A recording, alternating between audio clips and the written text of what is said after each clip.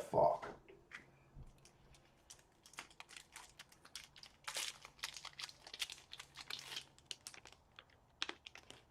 Oh shit, am I live?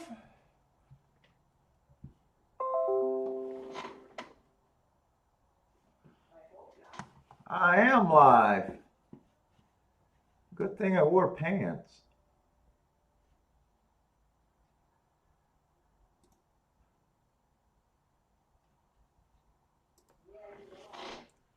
I'm live, right? Yeah, okay. All right, that's fine. I'm a little bit early. Hey, what's up, Parsons? What's up, Elliot? I jumped on a little bit earlier. I don't know what the fuck New York is, who New York thinks they are by starting so early today. I just wanted to see the first race at New York.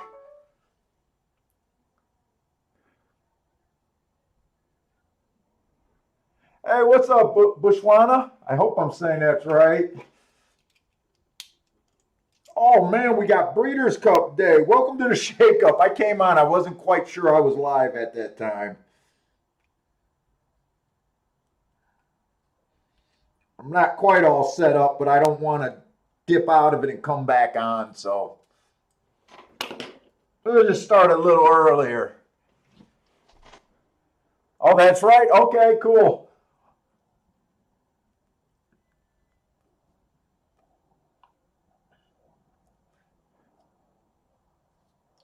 Yeah, I really wasn't expecting New York to start. I thought they were going to do their 1 o'clock start time.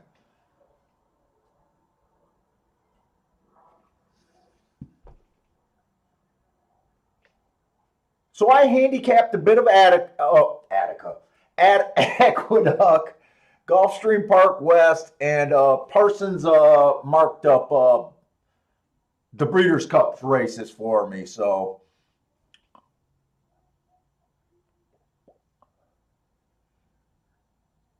hey, what's up, Bender?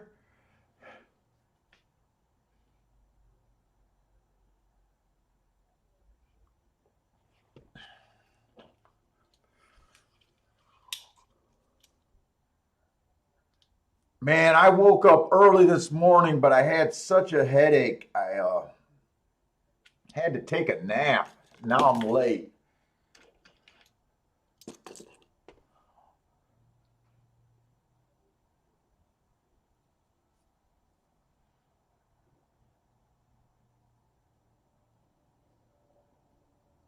The floor looks kind of gone. Well, maybe not.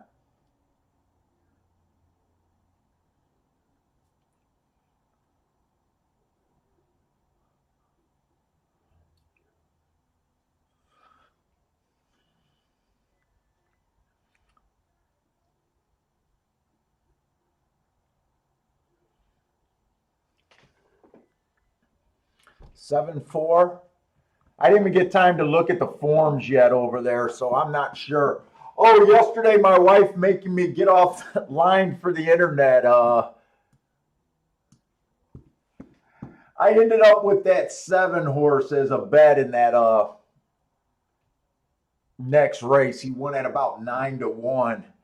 And he went wire to wire, and I think there was one other horse that went wire to wire in a race after that. I'm not sure if I'm right about that. But Parsons and I was on phone for that next race when that 7 horse won. And he went wire to wire. So I really like this call on the for speed at Churchill yesterday. I didn't chart anything because I got so busy marking shit up. I definitely think speed was pretty decent yesterday at Gulfstream Park West. Uh, I'm still leaning towards, other than that race where that 12 horse won it in the weak field, and that other race where the 6 won it as a first time starter in another weak kind of weak field where there was no horses to the inside. I think I'm kind of leaning towards, I think yesterday did favor the inside. I'm looking up something real quick. If I remember, there was 6 sprint races. I just want to make sure. Oh, there might have only been 5. One of those races I was thinking of was a dirt route race where the 3-horse won. Let me just see. The second race is the 4-to-1 horse that won from the 1 hole. That came in 1-4.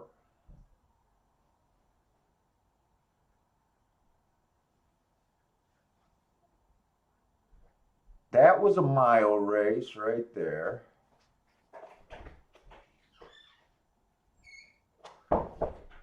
That was the 12 I was thinking of. So there was 2 sprints. I might walk when I'm thinking back a little bit. You know what? That 6 horse that won at 36-1, I wasn't paying to the scratches. You know what? He won from the 4 hole. So really, there was only one extreme outside horse that won. So we had a 1 horse, a post, I'm going to call it post position. Post position 1, a post position 4. There was a post position, 10 or 12, whatever he ended up being. I don't know if there was any scratches. I don't need to go look it up. Then there was a post position 2 that won.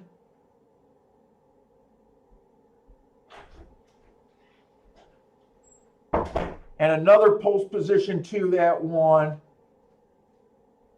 You know what? I really think it was kind of inside yesterday. It's going to be a soft call, but anyways.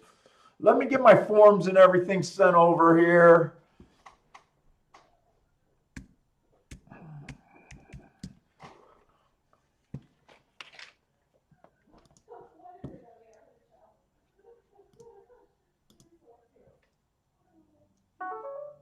And today, if I like something, I think I'm going to try to be aggressive today. I've been kind of, I think I'm going to try to make something special happen today. Well, yesterday I made a solid bet on that 1 horse that carried me through, but I'm going to try to look at some more doubles. Get back to those doubles that I love.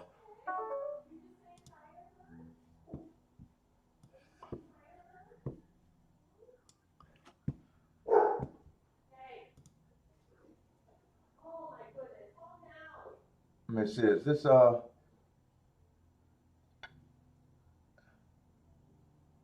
think that's my Keelan. Let me make sure. Oh, make sure it's marked up. Yep. All right, that should be all the forms.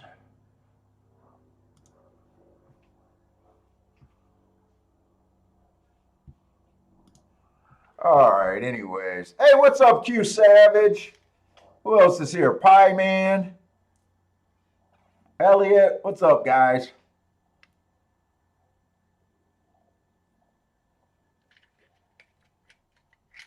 What we got going on here?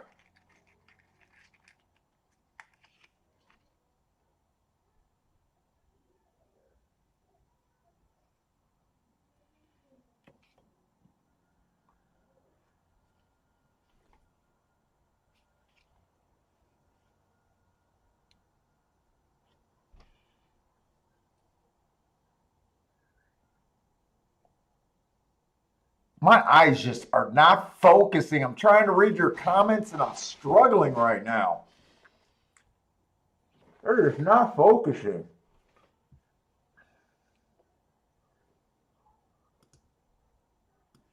Let me get all set up. That seems to be a little small.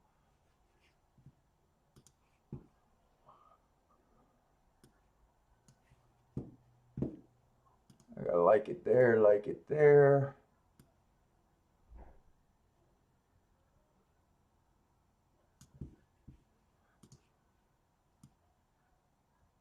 Somewhere right there. All right, let me see where the hell I am. Yeah, we do it. I think Parsons struggled through and did the whole Breeders' Cup card yesterday. I'm imagining that we got a lot of stuff on the Breeders' Cup.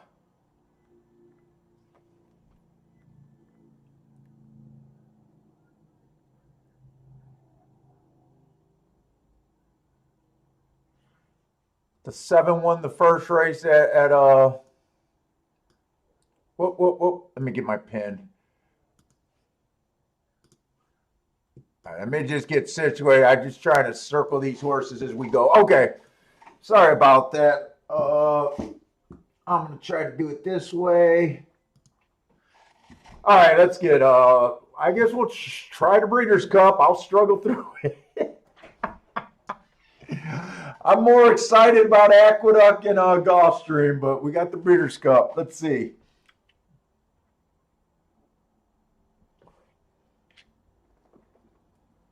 Yeah, when we mark up these big day of racing, they're a pain in the ass. You got to open up so many shippers and all that. It takes so long to mark up these damn cards. So we got 6.5 furlongs. This is the first race. We're here for the first race, right? This is the Nyquist. The one horse, fastest winner of the day last race he ran. 2 races back, he was just average. These are going to be, what? I think all 2-year-olds today, but these early races are definitely 2-year-olds. Lightly raced. Kind of tricky, but I kind of consider them almost a step up from maiden special weight. Not too big a deal. These are just horses trying to find out where they're at. The 2 horse, 1 race last race, can't figure that one out. 2 races ago, he was average, slow. 3 races ago, he popped fast for the first 2 calls, ended up being the slowest winner of the day. I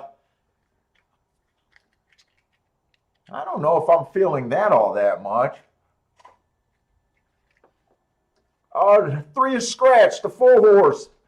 We got a bad rail last time he ran, so we gave him an asterisk for that. He earned a heart at the first call. He went too fast to win. I do like that race.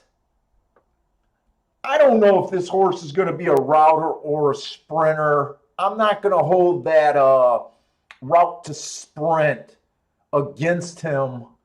I don't like that angle, but this horse only ran 2 races. He won a sprint, ran a route. I can't hold anything against him.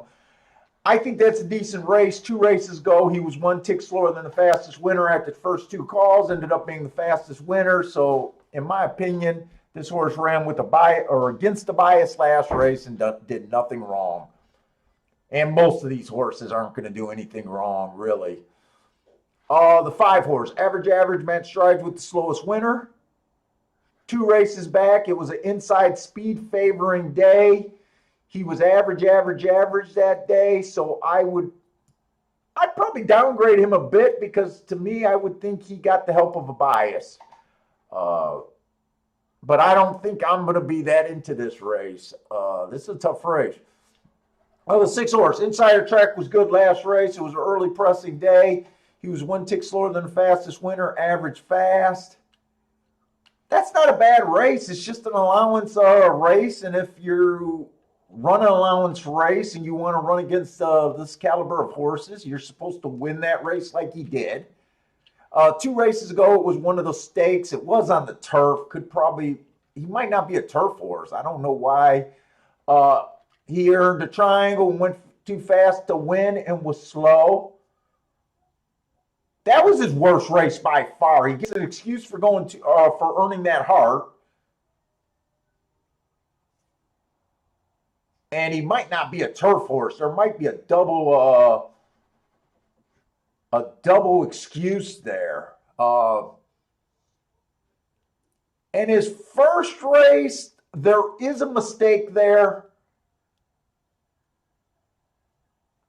My guess is that shouldn't be a heart, that should just be a triangle. That would be my guess, but that's definitely not a heart. He won that race. You can't win a race and earn a heart.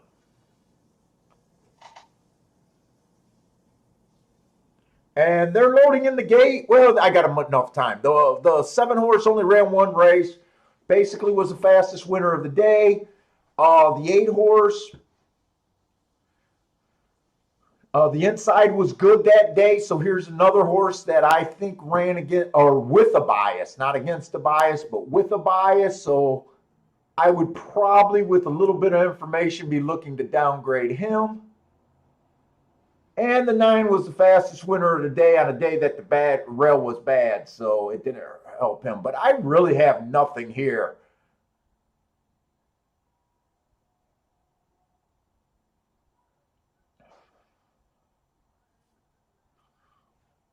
I didn't see what the odds of the 4 and 6 were, but they might be the two most interesting horses to me in a field that I can't make heads or tails of. Hey, what's up, Jorge? Who else is here? Zero Contrast. Steve B, yeah. Billy Dunn, what's up? Pie Man. Grows it well.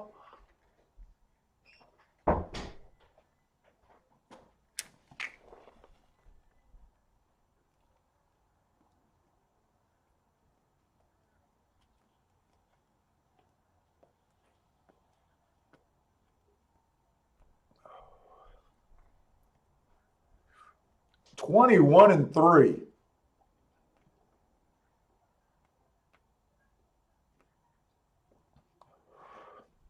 Who the hell is this 6? I don't even remember the 2 horses I mentioned. I think it was the 4 and another horse. Is the 2 horses I said I may be most interested in a race that I'm not betting for sure. I know it wasn't the 2 because I think they were in more of the middle of the track. And I know it wasn't the 1 either. I think 1's the favorite here.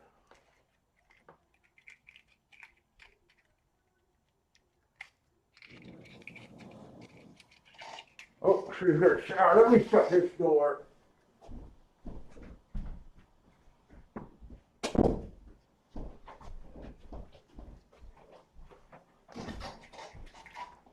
The 1 won that race.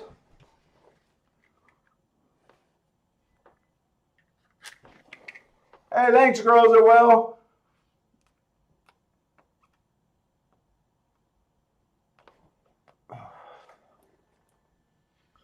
Hey, what's up, William Smith? I don't know if I've seen that name here before. Welcome to the show.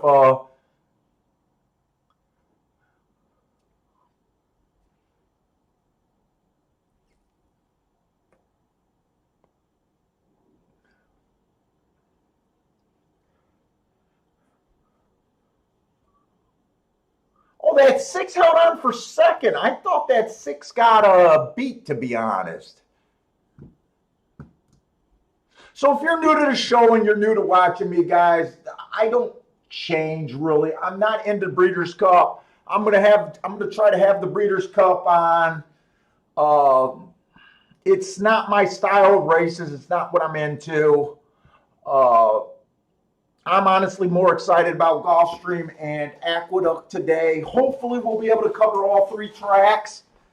But I will try to at least look at Breeders' Cup today. I know most people are probably more interested in Breeders' Cup than anything.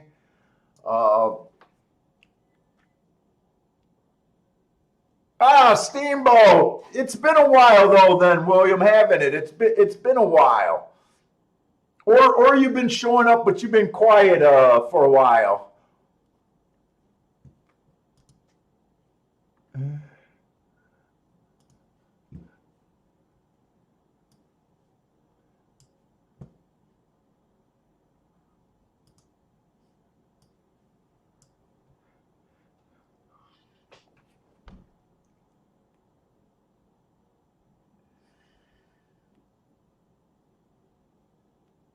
What's up, Randall Gordon? Let's see who won. The 1 horse won. It's very hard to review a race like this. Also, guys, they're super lightly raced horse. The 1 was stepping up, but you know, it's just so tough to handicap. That's why I'm not that interested in this. Who the 2 got second? Oh no, the 2 got third. 2 got third. 4 did not run a lick. He was one of the ones that I kind of in my head I thought should have been respected. He didn't really show up. I kind of just liked him just because we thought he ran on a bad rail last time.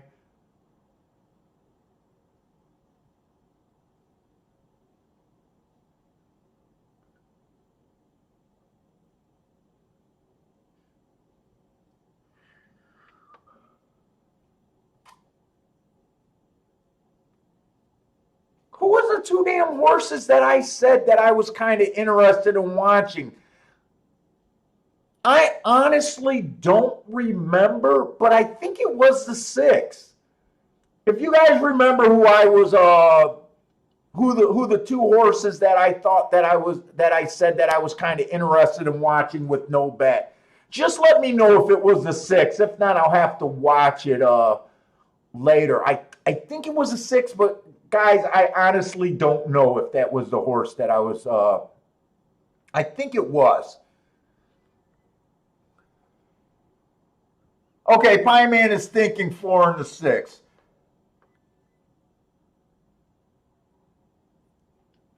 I think it was, because I think I looked at the hearts and I thought I seen this inside comments, and Parsons didn't give him an asterisk.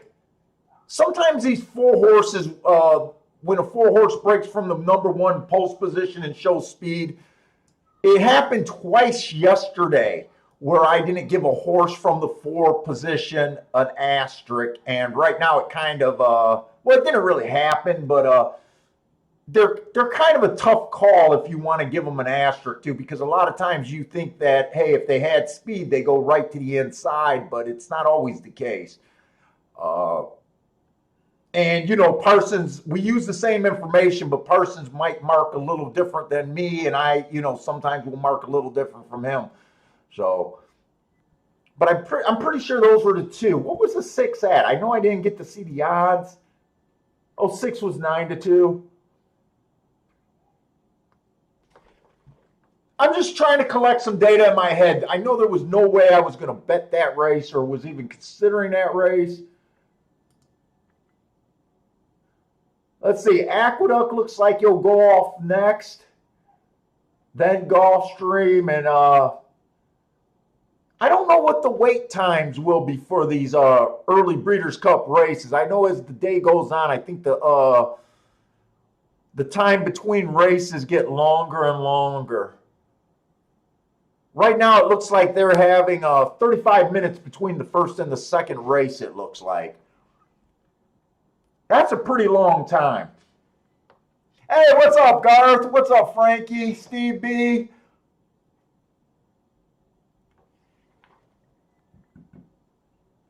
I think, by the way, I do think the 6 ran a really good race. I actually thought he got passed for a second. I was just looking at those times, and they were pretty blazing there. I don't know if that means anything right now, because they took a little break from the Keeneland surface, and now they're coming back.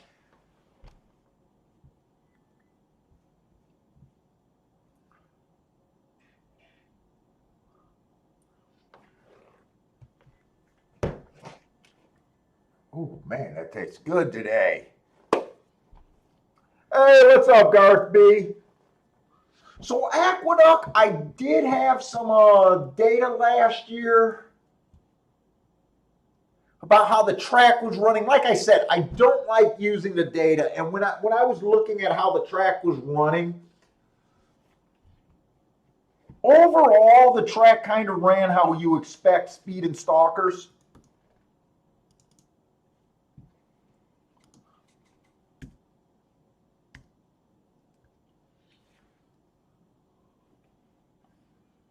Let me see.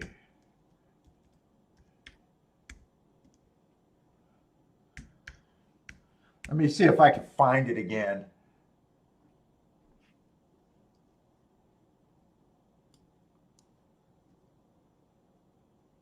The problem with the overall meet layout, the way they ran, so it ended up looking like a pretty average, dull, boring track where it was just kind of speed and stalkers winning the bulk of the races, wanting to fade closers. And the post positions were fairer than I remembered last year. When I looked at it a bit closer, because I really remember a good Aqueduct last year. I really remember a good Aqueduct. And whenever I have a really good meet, I always expect there to be biases, since that's the bulk of my handicapping and how I aim my bets. What it looks like it was doing, it was going long periods of time, or relatively long periods of time, like a week to 10 days. It'll be a big group of it favoring the inside of the track. Then there'll be another group, a big group of it favoring just the outside of the track. And it switched for the meet. Overall, for the meet, it ended up staying about fairly equal between speed and stalkers and inside and outside.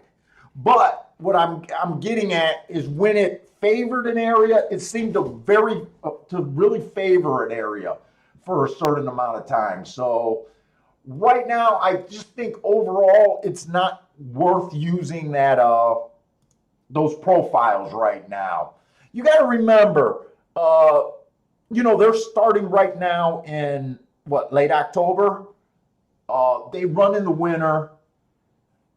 The winter gets that freeze and thaw and all crazy. The track's changing all the time. When it snows, when it thaws, when it's warm, when it's fucking bitter cold. That's what I always expect about Aqueduct, and I like winter racing. So overall, looking at the meets total, it's gonna be hard to know what we're looking for. We're gonna try to figure it out as we go. But right now, that's how I'm approaching Aqueduct. Like, I don't know. I'm not looking for anything particular. I'm just going to let my marks and what I feel dictate what I bet here. And I want to pop you guys out on this chat because it's a lot easier for me to read. So let me do this. And you know what? I don't have a betting window. Let me get my betting stuff up.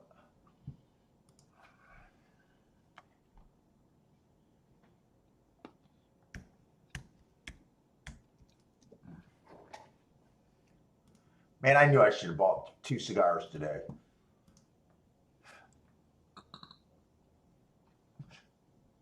Let's see, I got to add Aqueduct to my favorites. And here we go. All right, so we got the second race at Aqueduct, the first race at Aqueduct. It was won by the 7 horse. I want to say he stalked.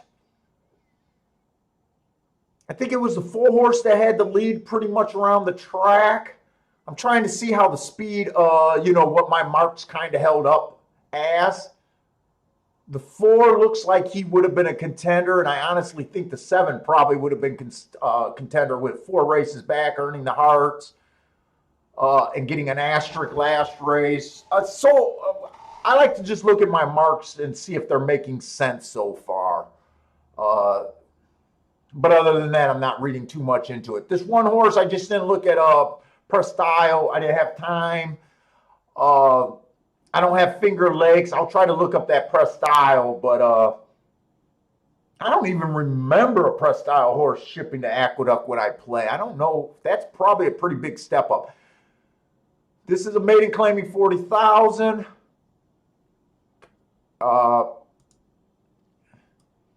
He ran a maiden claiming 17.5. That's probably a pretty big step up. His speed figures look on the low side. I don't like speed figures, but if I'm handicapping fast, I'm going to kind of rely on some things that I don't normally, always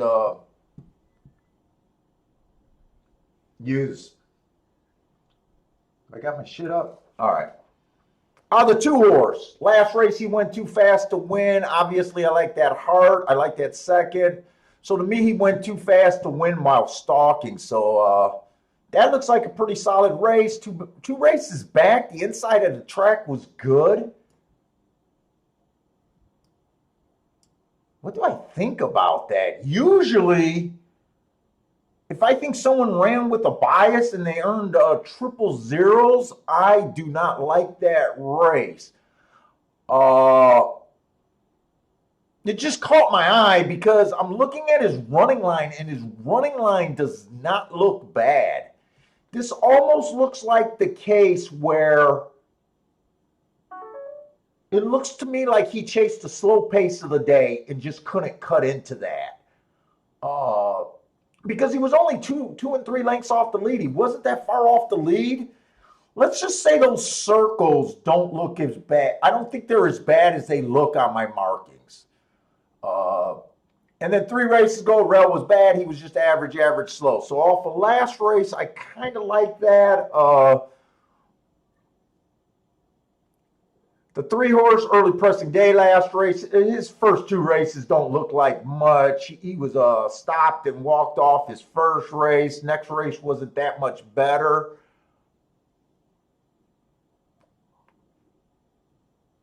Four-horse looks like he has just a stalker here, in my opinion.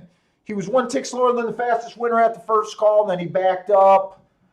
2 races ago, bad rail. He was well off the rail, average slow. It just doesn't look like much there. Wait, I don't need the video.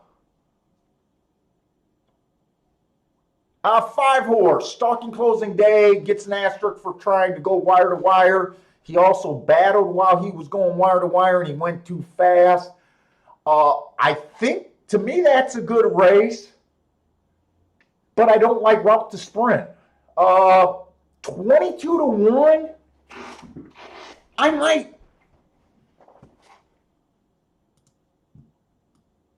might play route to sprint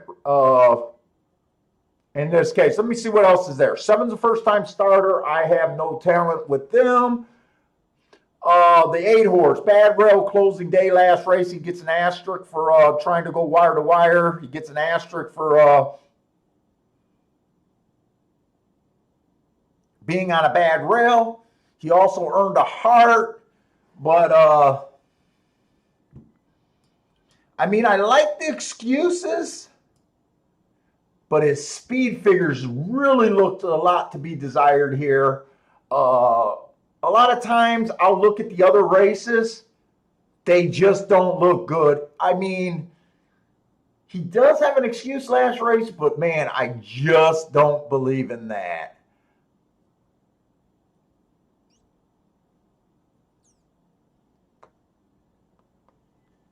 Nine and 10. I didn't want to go back to February. That's why I didn't look up the 9. So far, his races don't look great.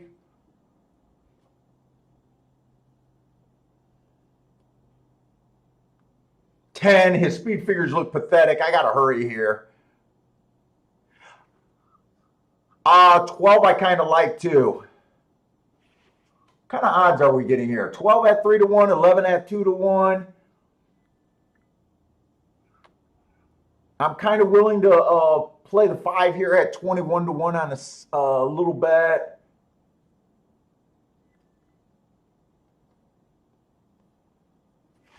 I'm jumping into this Aqueduct race.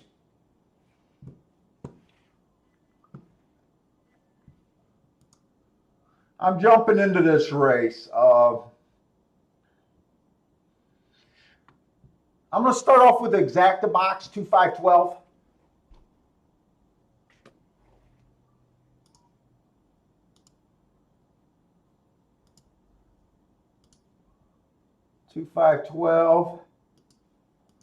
I'm going to kind of play my best marks here.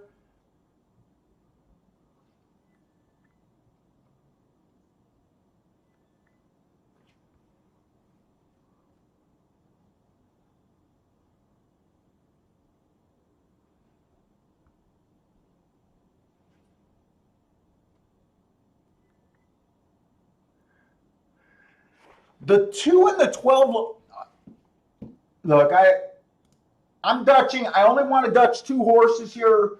I don't see much difference between the 12 and the 2. I'm going to let the odds dictate. I'm definitely betting the 5 to win, and I'm going to do the 2 in a Dutch.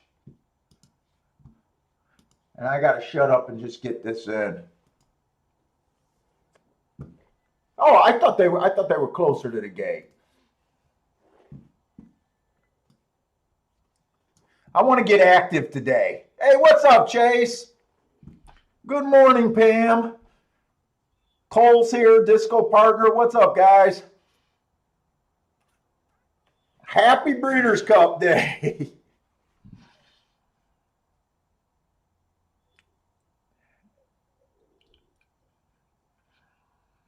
Hey, Chase, I tuned into all the wrong lead. But sorry, I did not finish it. I actually fell asleep because I had a freaking massive eye strain last night. Uh, so I just had it on as I was sitting in the dark trying to keep quiet, and I fell asleep. But it wasn't because of the show. But I was there for a bit until I nodded off. I had a crazy headache this last night and going into this morning. Hey, what's up, Boulder? Brian Reed.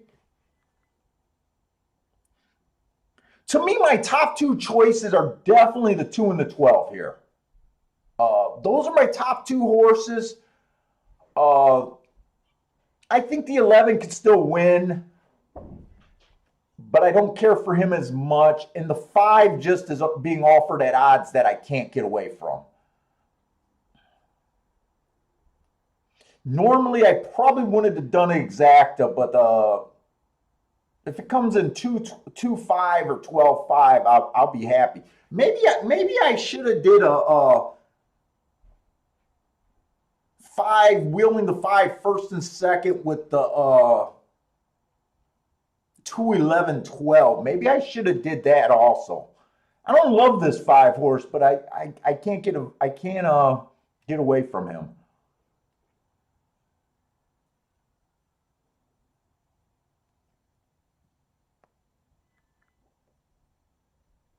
In Aqueduct,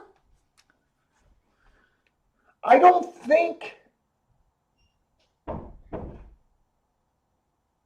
So last year on my notes, there was no turf racing in my files. I'm wondering if they had a colder November than before and they quit racing earlier than before, or I'm wondering if they just weren't running that many turf races. Uh, and I wasn't keeping track of them because of that. But oh,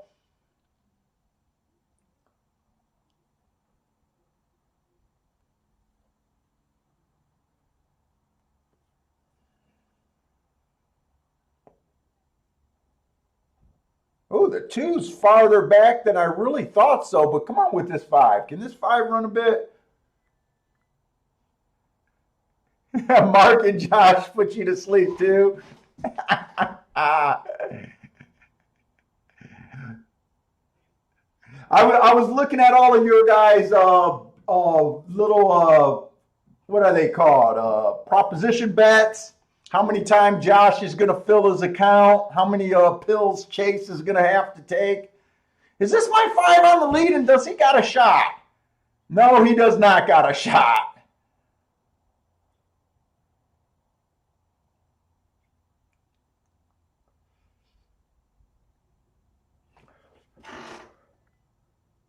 I think that's going to be a 4-2.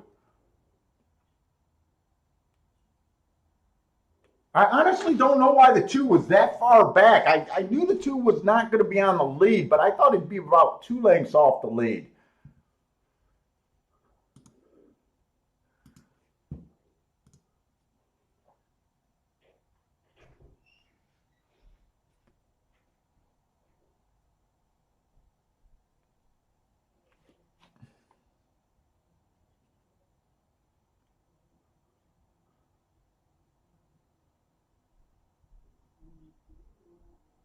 Yeah, I really don't know why this horse was that far back. I really don't see a race where he's. I don't know. I think he was like 5 lengths off the lead today. I did go down to 3-1. I don't know if I love that bet. I thought for a minute the 5 might have had a shot, but he was nowhere. And because I was in a hurry, I didn't realize that this is technically a race that I normally don't like. I'm just looking at the results, and it was all every horse. There was 4 horses between 2-1 and 3-1. Usually, I want nothing to do with a race like that.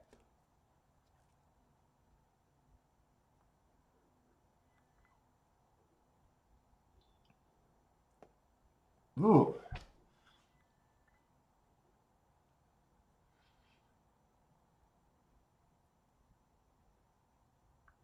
Man.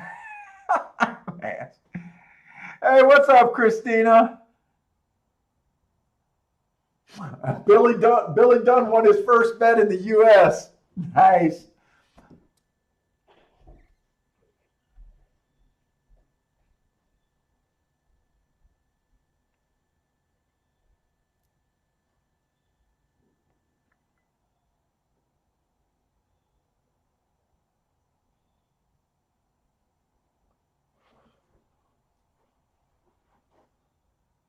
Oh, Disco, you're saying last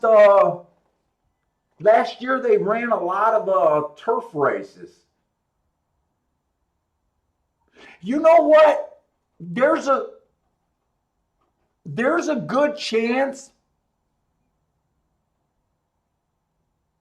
I'm trying to no, Parsons was helping me with my data. There's a good chance that I knew I wasn't I don't there's a good chance some tracks and sometimes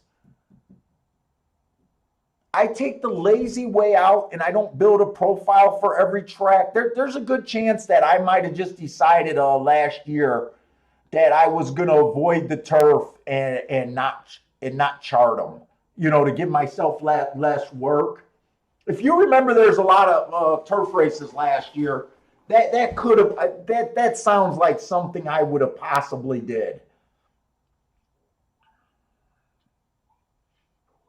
I know I stopped charting everything in March. I know I stopped charting everything in March because I got nervous if they were going to run or not. I know they stopped a little early. There's a good chance that I just shut down turf, which is funny because I'm going to play the first race of the meet on a turf course.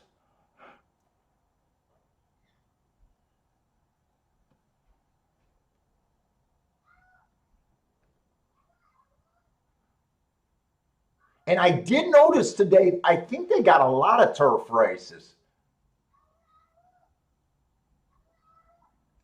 And wow, I'm not sure if I got as much done as I thought I did yesterday. Holy shit, I thought I got a lot of work done. You know what? I didn't get as much work as I thought I did. Finished last night. Wow, looking through the markings, it looks like I definitely didn't do as much work as I thought I did.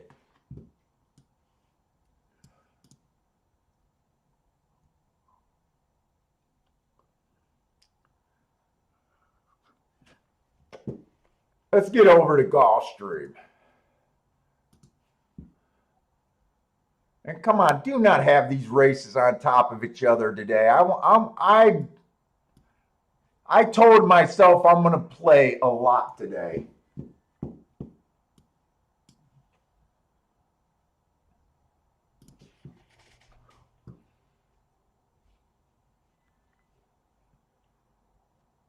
So yesterday, like I said, I kind of started the show thinking I kind of was leaning towards the inside was still good yesterday. I think there was actually five races. When I glanced back, I know the 12 was the only outside horse. I thought that 6 horse at 35-1 was another one that won from the outside. But the comments said he was too wide, and the comments also said he was in the four post, which is pretty close to the damn inside. So I think I'm going to start off today just, are they on the turf? I think they're on the turf today. Wait a minute. So far, we have not seen many turf sprints. This is a turf sprint. Uh, I have been liking speed. I've been thinking speed and stalker's been holding up. Uh, I'm I'm very surprised how much this Calder track is playing like Gulfstream did, because Calder usually plays a little bit different. Uh, I'm going to handicap this race thinking you got to be on the leader within 3 lengths of the lead at the first call. Because we haven't seen many races, but that seems to be the most important factor from what I have seen. This one horse, early pressing day last race, slow average. I don't think that was a terrible race. This horse is going back to the turf. When he was on the turf, didn't look like he had a ton of speed. He looked more to be a stalker on the turf to me. 2 races ago, inside the track was good. I gave him an asterisk for running on the outside. He was just averaging on the slow side. 3 races ago, inside of the track was good. How the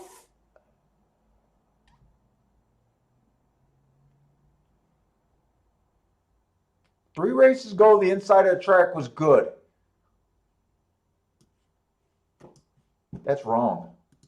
I know that's wrong.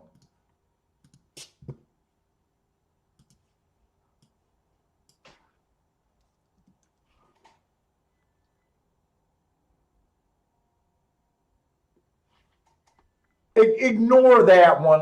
I'm just going to judge off the last 2. I can't. There's something wrong with that mark. It did not look right. He can't have the lead and be slow at the same time. You can't have the lead and be slower than the slowest horse. It's impossible. So I don't trust what I had marked there, and I'm not going to have time to look it up. The 2 horse, Bad Rail, closing day last race. This horse probably should have gave him an asterisk for running against that. Also earned a heart. I probably didn't give him an asterisk because the heart acts as an asterisk. 2 races ago, inside of the track was good. He was in the 4 hole. Yesterday, I mismarked some horses where that made a difference. I'm going to the side of caution. I don't know what I'm saying. Give him an asterisk on that race.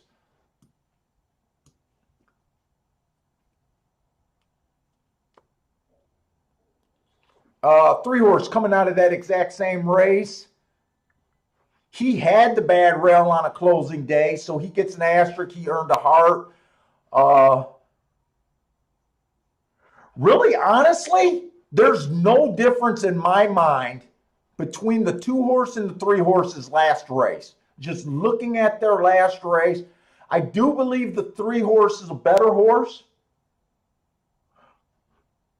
But I don't think there's much difference between those 2 horses, what they did last race. I don't care about a horse finishing 6 by 10 and saying that a horse that finished 10 by 27, they both weren't there. I'm kind of looking at the first 2 calls where this horse actually had the lead over him. I might be willing to take a little bit of a shot on a 70-1.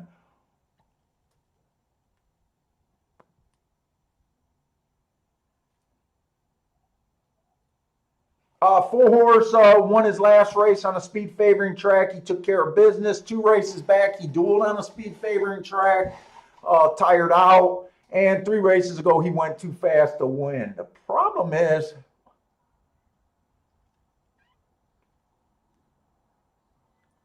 I like a bunch of horses this race. I almost like too many horses this race.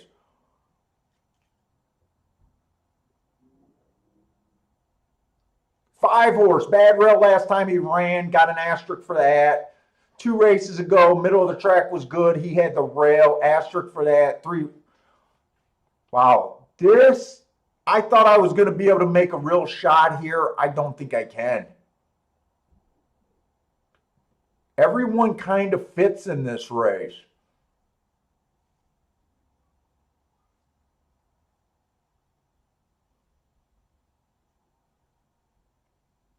We got 4 horses at 5-2 and 3-1.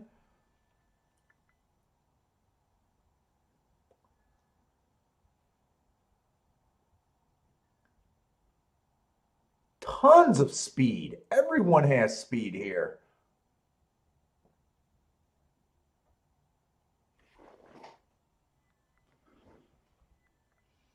The 8 wants the lead.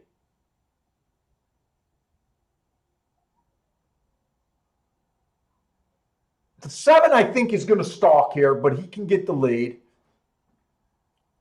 The 6 wants the lead.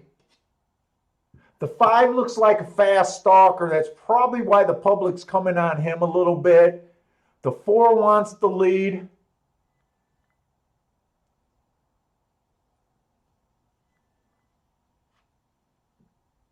This 3-horse looks like a fast stalker.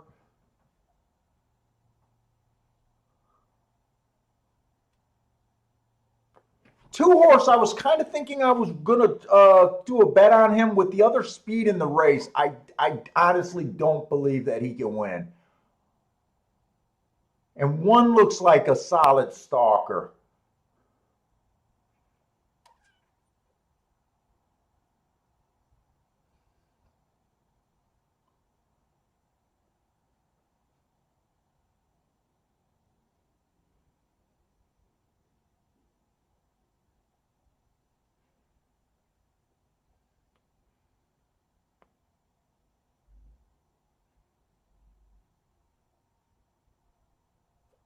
I think I'm sitting out this race.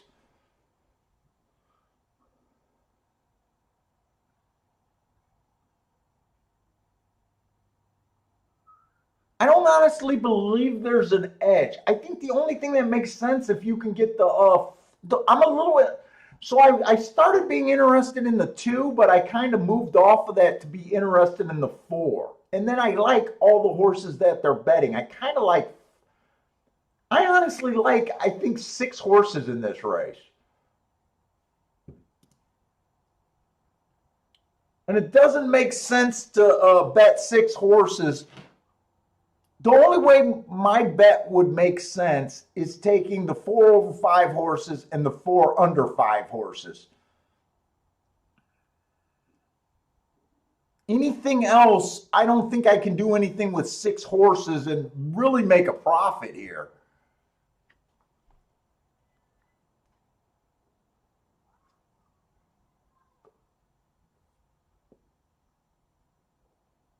I gotta imagine this is going to be 21 and change. 4 and the 2. Oh no, the 4 is up there. I didn't see the 4 there. Oh, 22 and 1. This was actually slower than I thought it was going to be.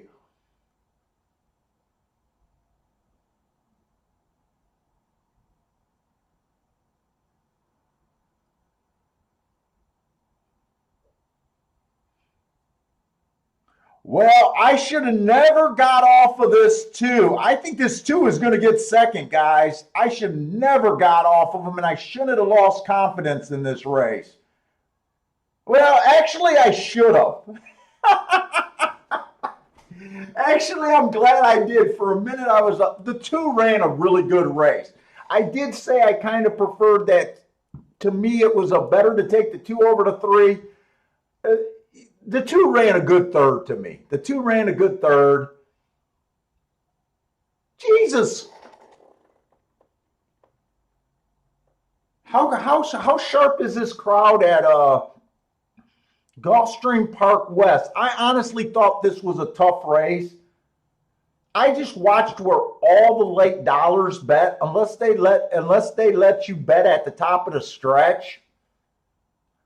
I honestly can't believe that the 1 took all that money and was ended up being the favorite. So here's another race that I thought was impossible, and the public freaking nails it.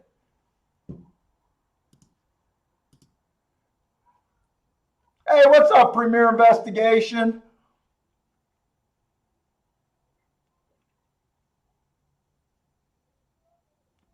Steve B is saying boom. I don't know where he's at. Did we miss Keeneland? Are they just going to put all these races on top of each other?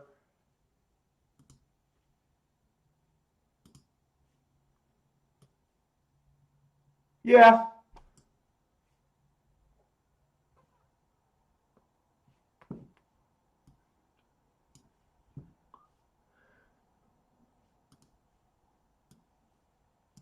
Racing hates me. They just want to put everything. They got a showcase day.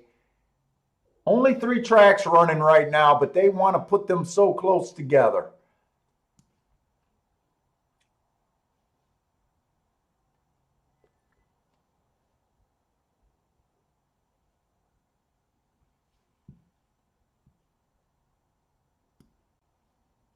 They're just going to make it impossible.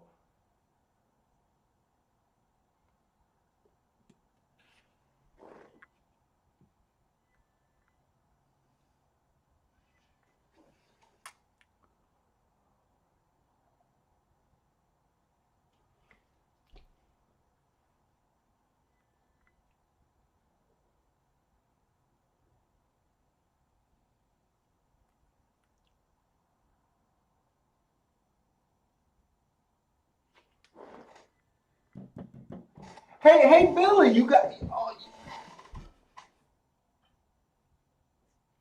guys don't do daily doubles over there and across the pond? A daily double is when you bet two races in a row and have the winner in two races in a row. It's a bet that you got to bet before the first leg. So you can go as many horses as you want. You just pay for each combination. So the simplest way to say it, who won the first race at Keeneland? So the daily double at Keeneland right now, the winning combination is the 1 in the first leg and the 6 in the second leg. So you would have to bet that combination before the first race. That's a daily double. And obviously, because you got two winners put together, usually it'll pay more than just betting each winner by themselves in a parlay.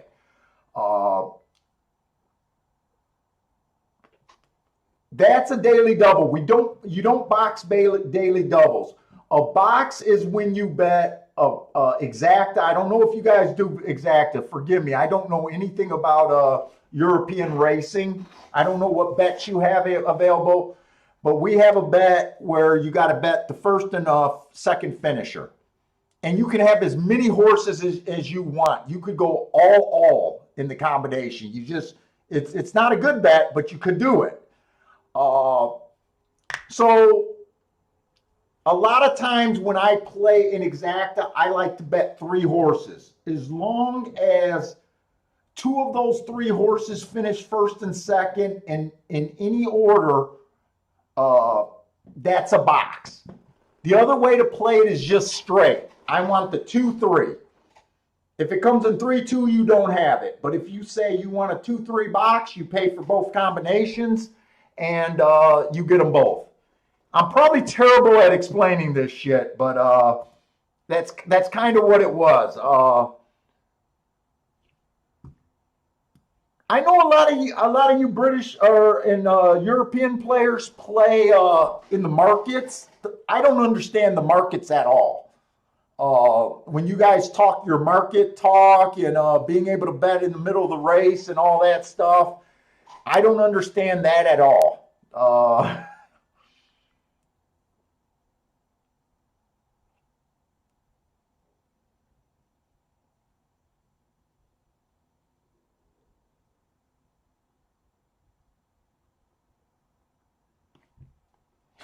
Oh, so you guys call your exactas is a try?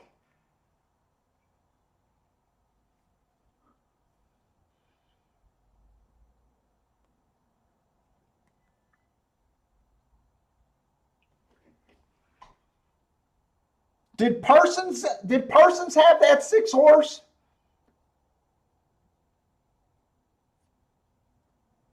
Looks like Steve hit the 6 horse. I'm sorry, if they're going to keep these races on top of each other, it's going to be impossible for me to jump around fast enough, and I'll have to slow it down. I'll try to get in as much as I can.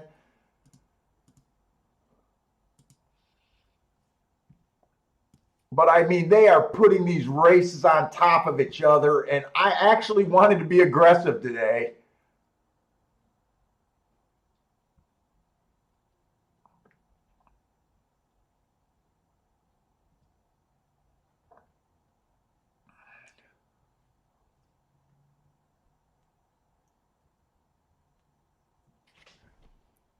We got another turf race at Aqueduct. We only got 2 minutes, and I don't have enough time to what I'm probably going to end up doing is just having to play Gulfstream Serious, and I'll share whatever I got, but hopefully I'll get some insights as the day goes on. One looks like he's scratched here. I know I didn't get the scratches for Aqueduct because when I went to Equine Base, they were going, this horse is scratched. Oh no, he's running. Then he was scratched again. Then they said he was running. Then he was scratched again. So up until the last minute, I didn't know what the freak they were doing. So I wasn't able to get these scratches at Aqueduct. I think they were questioning if they were going to run on the turf. It was on a lot of these main track onlys. They were going back and forth on if the horse was going to be scratched enough or not. Yeah, Bender, I think I'm going to do that. I'm going to try to show the other races, but I think we're going to do this real serious, trying to do the serious playing at Gulfstream today. I kind of agree. It's impossible for you to handicap all these races and play to any kind of a level unless you have your shit together. And me trying to do the cast and everything, I obviously don't have my shit together.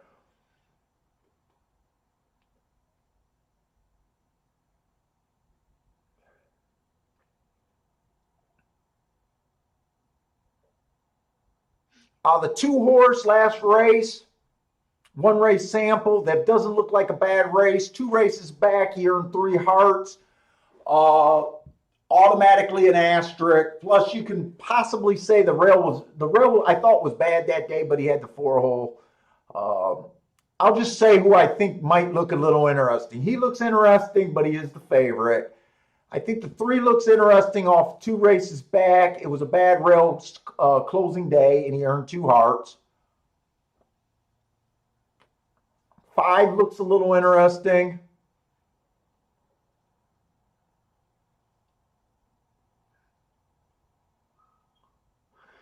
Seven looks interesting. There's a lot of horses here.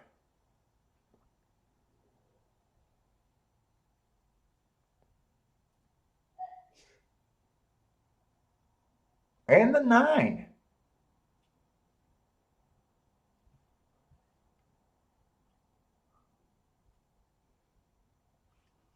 Two looks like he got the speed. Let's see how this race pans out. I'm going to let you guys, I'm going to just read your guys' bets. You guys are able to handicap what you guys like. Cole likes the 2-5-8 at the Duck. I don't know if that's a perfect or a double, but good luck with that. Steve B likes the 11. Oh, he likes the 11, but not at the price. So I guess right now I'm rooting for Cole's bet.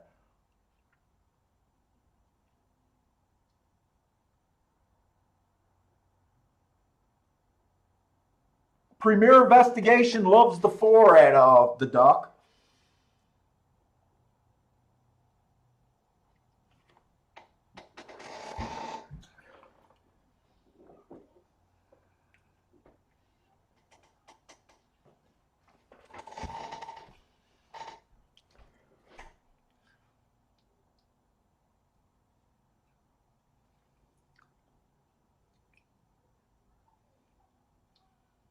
Man, that turf course looks pretty nice over there in New York. I guess it should. The grass has been just growing and everything. I guess there's no reason for it to look like trash, but that looks like a nice turf course. Okay, so 2 did get the lead.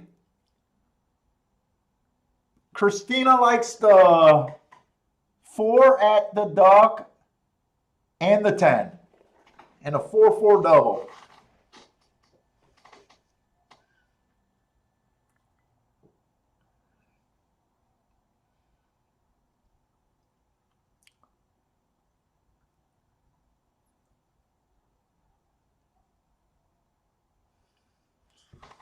Uh, 24 flat, 48-4 without seeing a turf race this year. I don't know what to make of those fractions. I don't know if those are fractions that should help the front runner or are on the slow side? I honestly don't know.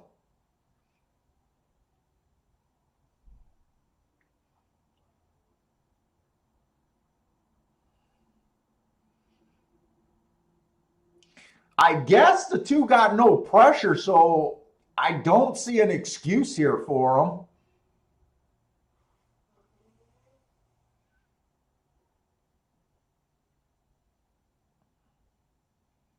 them. And it looks like he's going to take care of business. 254. I think that's the 5. That might be the 9. I It's hard for me to tell. I can't tell if that's that teal color or that green color right now. No, it is definitely the 5. 254. So that means Cole started off with an exacta there. Nice hit, Cole.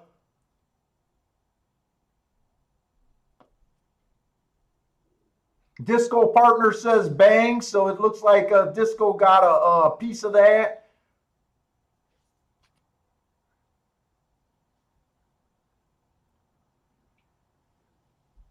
It looks like Chase was thinking along the right lines. 2 should be the lone speed.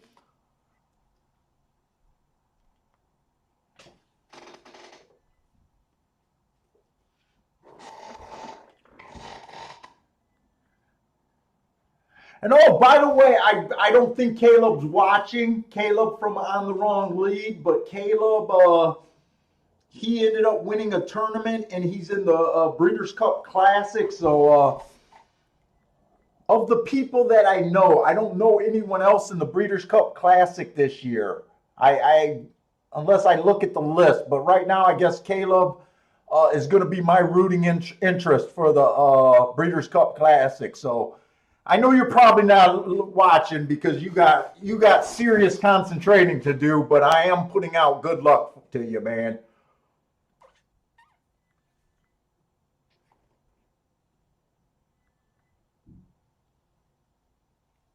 Yeah. Let him know, Chase, because I know he definitely is not going to be paying attention. He probably doesn't want to hear. I doubt it if he'll be on Discord unless he's making big moves.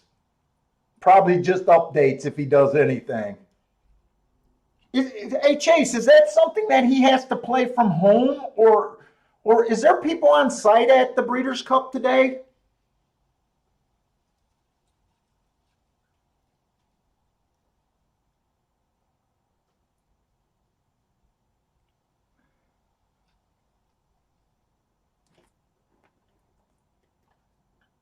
I don't know if they're on site for that tournament. I'm betting that they're off site.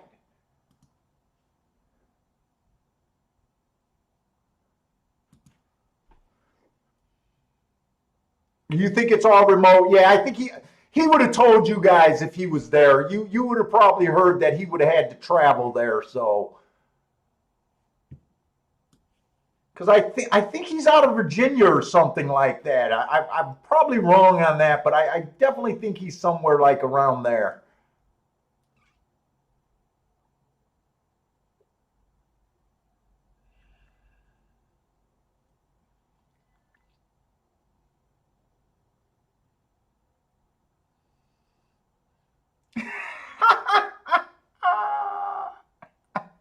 Ah, nice, Chase. Don't tell anybody.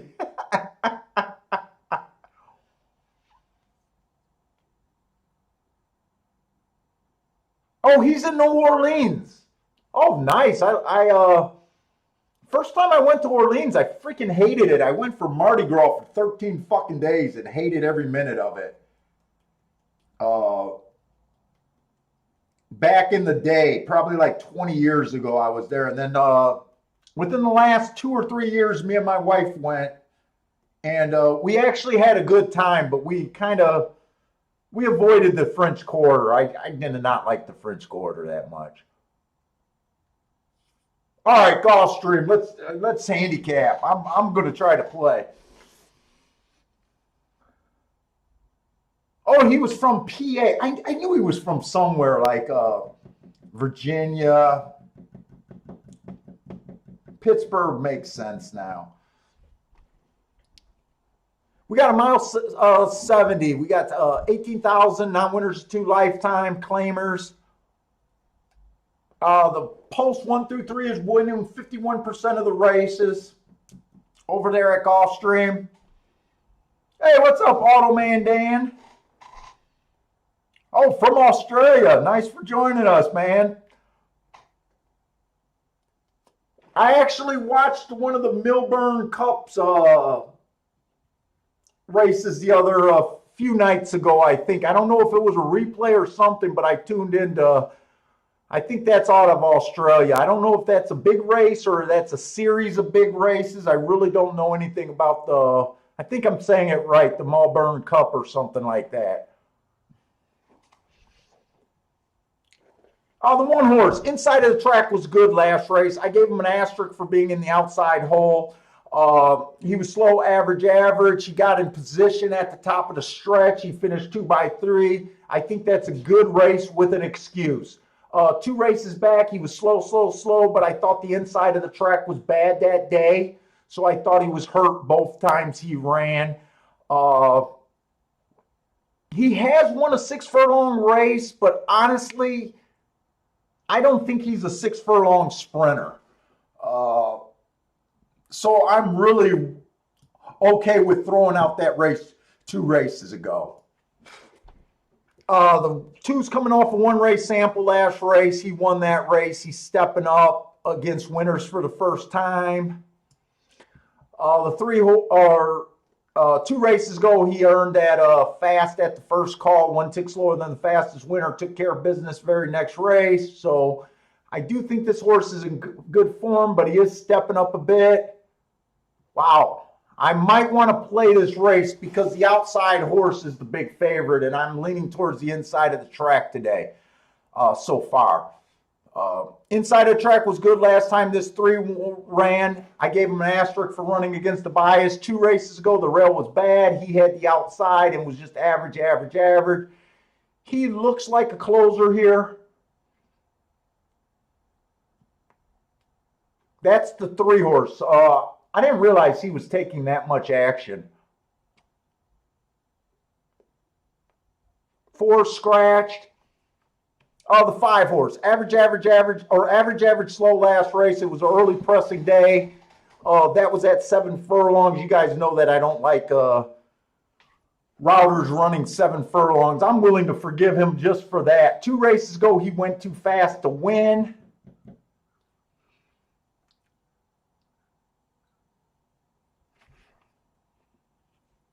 Six horse is an interesting long shot. I got him running against the bias 3 races in a row.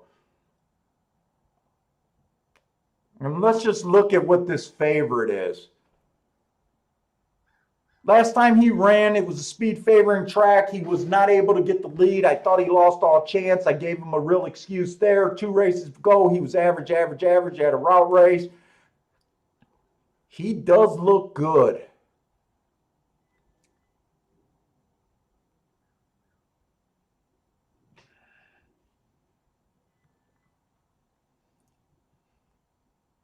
Shit. Next race is a first-time starter race. I was hoping to look ahead to try to find a double.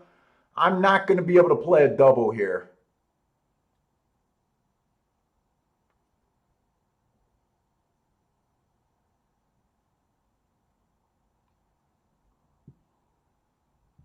Let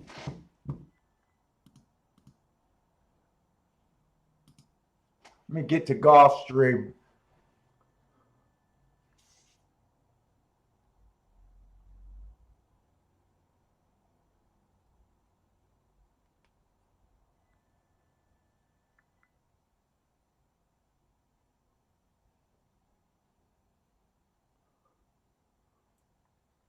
I think the 1's worth a play here at 9-1. I do like the 1 here. I'm trying to decide what I want to do with them.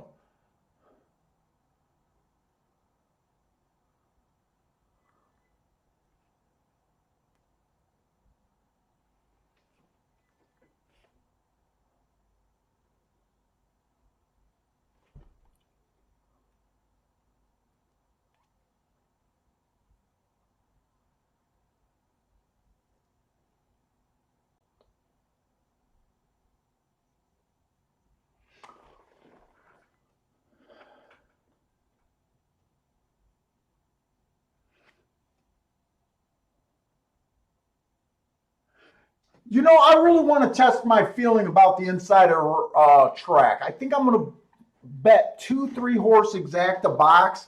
I think I'm going to do a 1-2-3 exacta box and a 1-3-5 exacta box. And I think I'm going to come and just bet the 1 to win.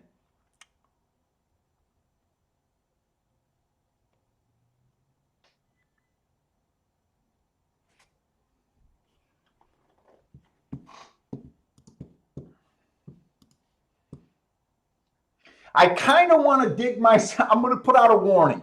I really want to play today. Last few shows I've been on the not so aggressive side.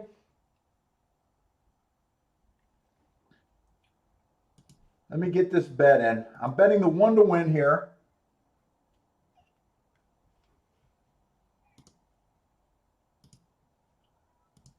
I'm boxing the 1-2-3 exacta box.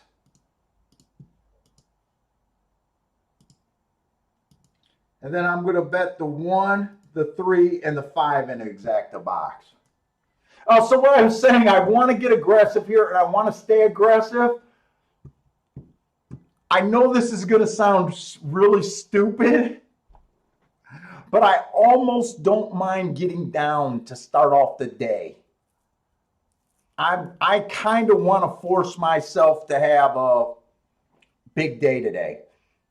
A big day today or loss today. I don't want to just win $300-400. I want to take today. I don't know why I got caught up, but I really feel like doing something today.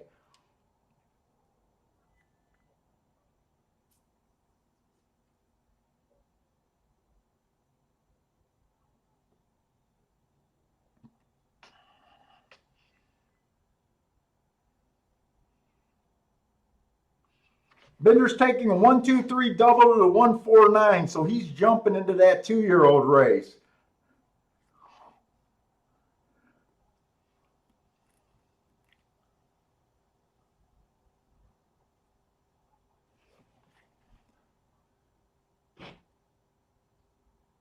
Oh, the horseshoe bet died in that race. I didn't see who broke down there. Is that just a single race, or is the Malvern Cup a series of races, or is the Malvern Cup a single race?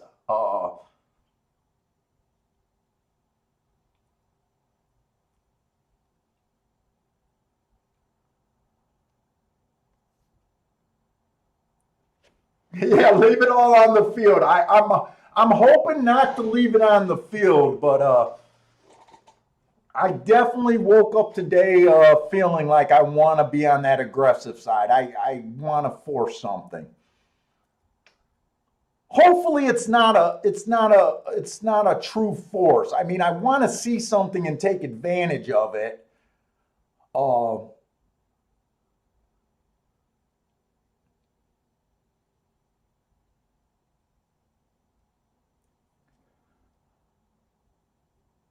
Hey, what's up, Tony Perez? Tony is taking his 625, his birthday numbers. Parsons taking a grenade at Keelan. I think that's going to be a. Oh yeah, that is a double. 125 to 347. Brian Reed's taking a 137 box. Well, good luck, Brian Reed, because I think we both can hit with a 1-3 exacta. In fact, the 1-3 exacta would be my best outcome with the win money and the 1 and 3 being on in both of my exacta bets. That would be a really nice hit to start off the day.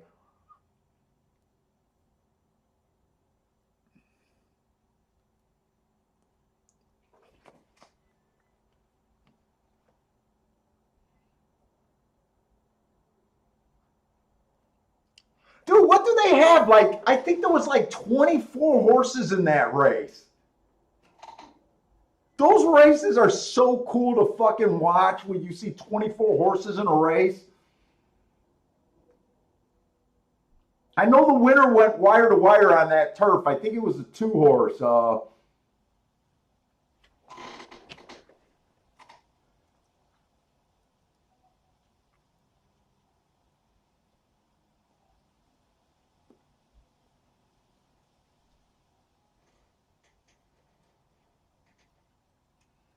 Oh, shit. I do not like the start of this race here.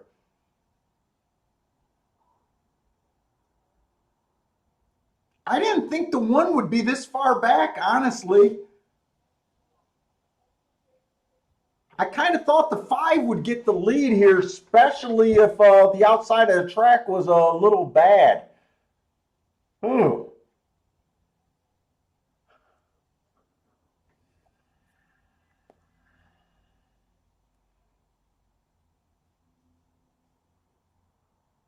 I don't know about this race. I am not.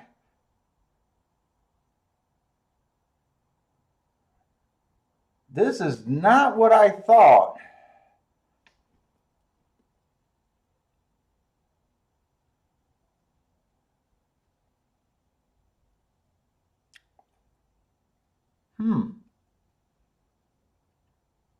All right. I guess I'm going to start in the hole.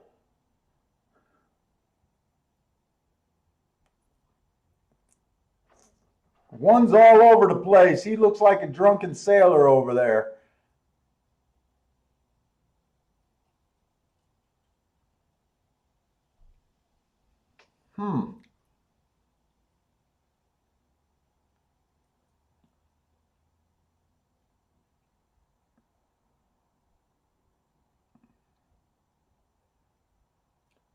Wow, the cameraman's calling the 7. I thought there was a head bob. I don't know how good our angle is on that camera. Yep, time to dig out.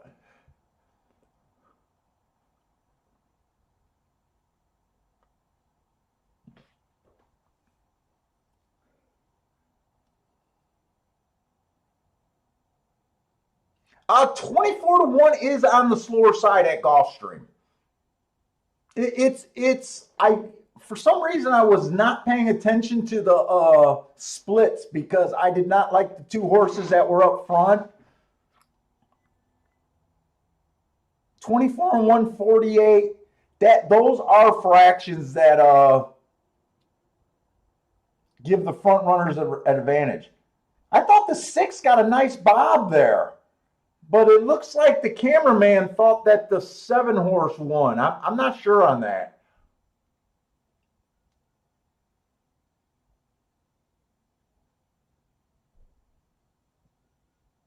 Seven got him now. Then the 6. Nope, 7. From that angle, it definitely looks like the 7.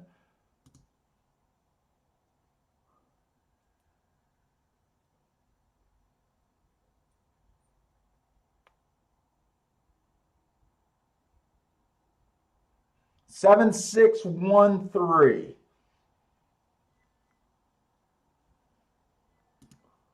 I know who the 7 is. I knew the 7 should be respected there.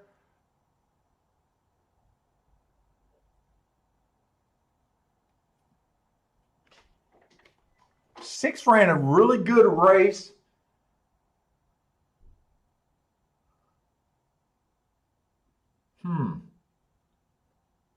Six ran a really good race, and I had 3 excuses for him.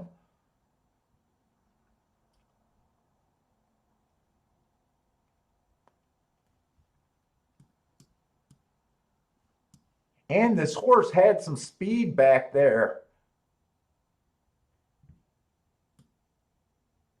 I did not notice those 2 sprint races. No, you're not bothering. I'm not getting bothered on the phone today.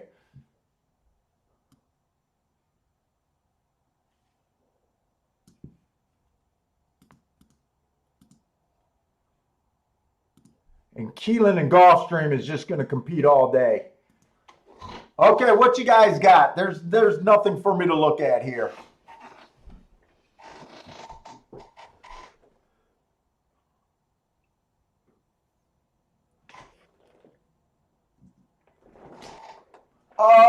Gregory's saying, you know what? I should take what I said about the splits. 24 and 148 is not fast. It's not the slowest splits they get either there. but they're definitely splits that help the front runner. They're not like so slow that it's like uh impossible to close off of, but they do benefit. It's closer to slow than it is on being fast.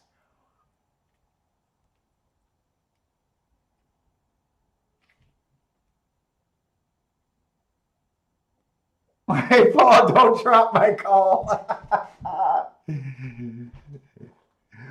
Hey Billy, I will take your call if you call in.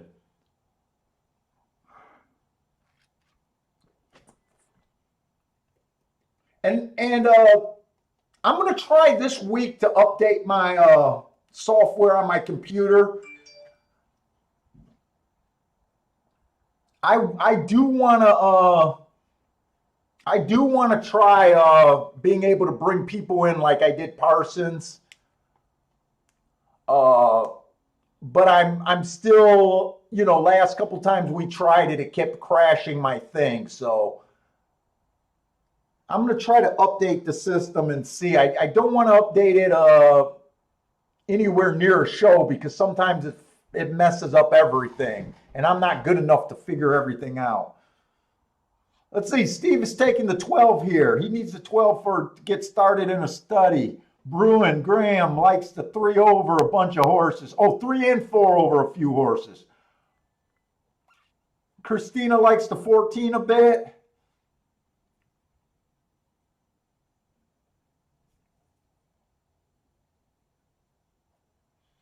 Steve B is 2-7-12. We're all over the place there.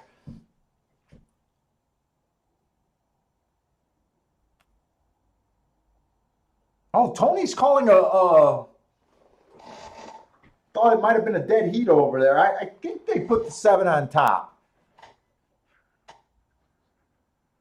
Steve B needs a 12 to close out a double two.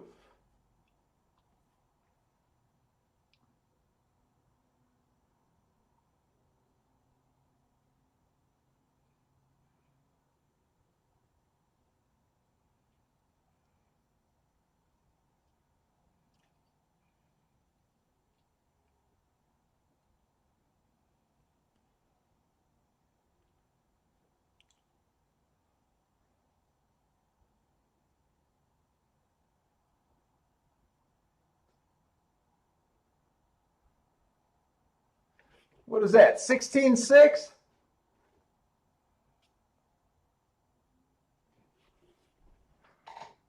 $16.6.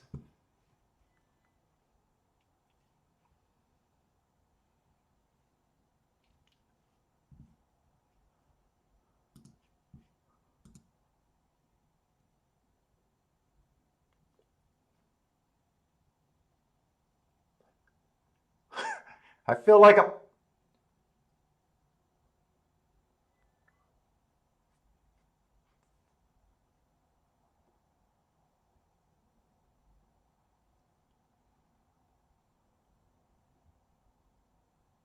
I'm not going to say shit. Sorry.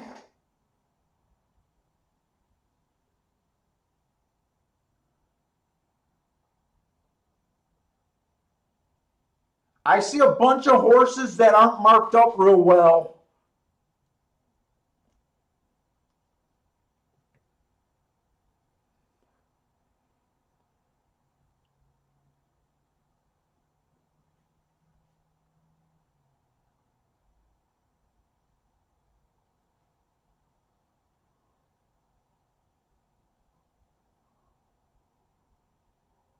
Parsons, did you hit that horse?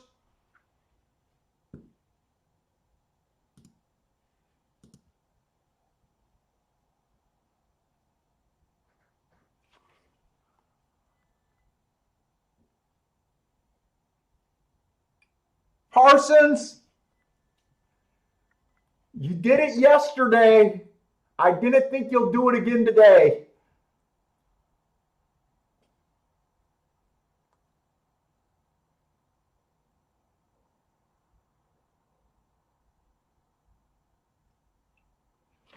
Okay, so we went off the show on that right before that 6 furlong race, that allowance 1X 6 furlong race.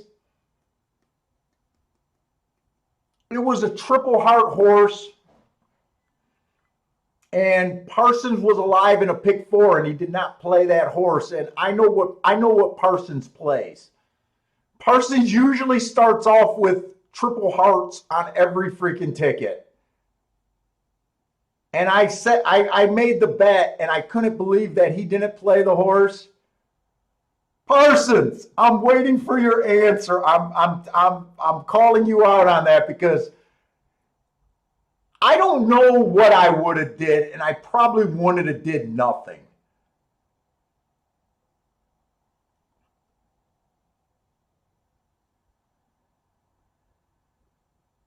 But to me, it looks like there was 3 horses in this race. The 6, the 7,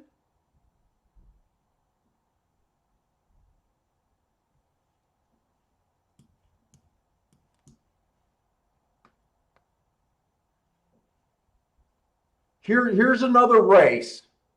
For you guys that mark up your own programs with the bias remarks,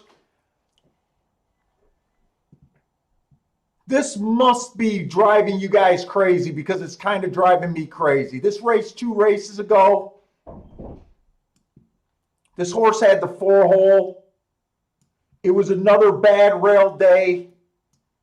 I made the mistake a couple times. That came up twice today.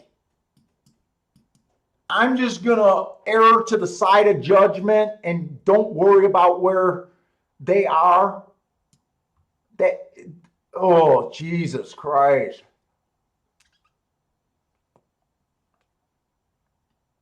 Oh, my God. 70-1. I'm not saying it's an easy call, guys, but I'm definitely not saying it's an easy call. But you want to talk about a horse that has enough there that at 70-1 that I know I didn't show these, and I'm wondering if this would have helped someone that might have been interested in the race. I'll try to get to these faster. I know some of you guys like looking at the marks.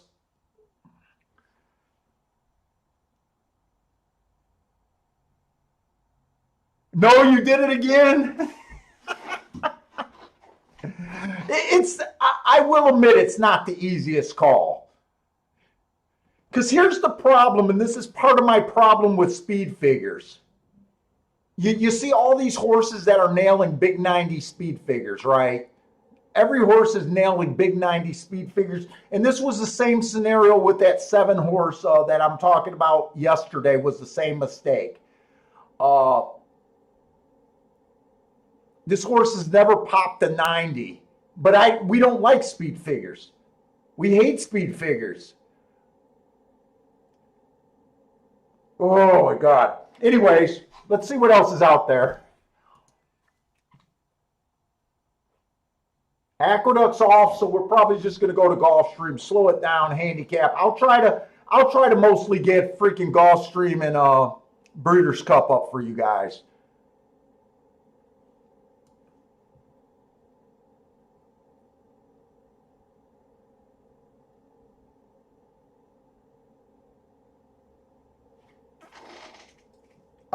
Parsons, yes, I do.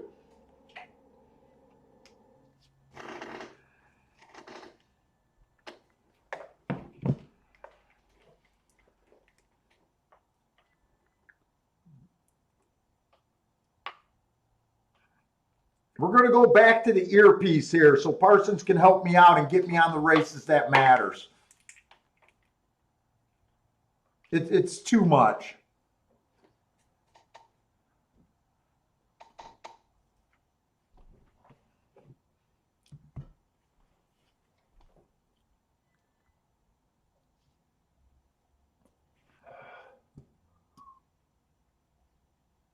I'm probably just going to dump Aqueduct, guys. I'm probably just going to dump Aqueduct. I'm just going to share the notes that I got. I don't know if I'm going to jump in any race. You there? All right, cool. I'll bring you on. I'm just worried about. I would bring you on on the stream, but I'm worried about it crashing. Okay, gotcha. Let me turn you up a little bit. I can't hear. I thought you might have played that horse. Oh, it was the last ticket. Say anything about you were thinking about him because I see someone.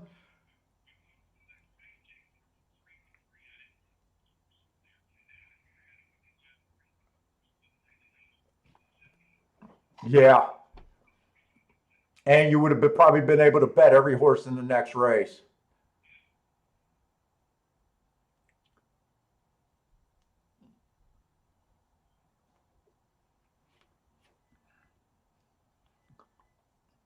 Okay, well, Gulfstream, I'm not interested in this race. The third race at Gulfstream, we got 5 furlongs on the turf, but I say at least 80% of the field is first-time starters.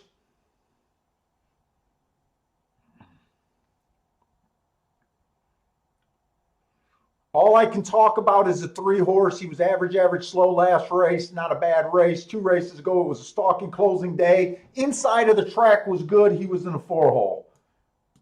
I'm not fucking around anymore on these horses. It already popped twice today. It popped at least once yesterday. Just give them asterisks for that race, which I think is a good race in its own, even without the asterisk. And that first race out was a solid race. He ran 3/11. This horse hasn't done anything wrong. The 9-horse went fast for the first call in his last race, average, and then slow at the finish. 2 races ago, inside of the track was good. This horse was on the outside. So I gave him an asterisk for running against the bias. But other than that, I got nothing here. There's nothing I can do here. So is it Breeders' Cup we want to go to? What you thinking over there? You.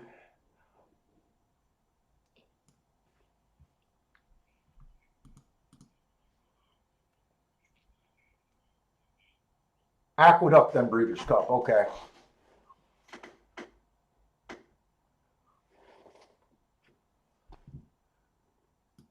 So I think this horse won. No. Who won at Aqueduct? I think it was the 1-horse that won at Aqueduct.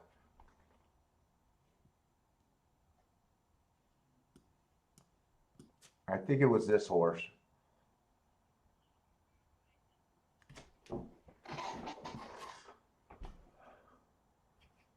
Was it the 1 or the 1A? Okay, it was a 1A. I want to mark the right horse that won the race. So he was wide.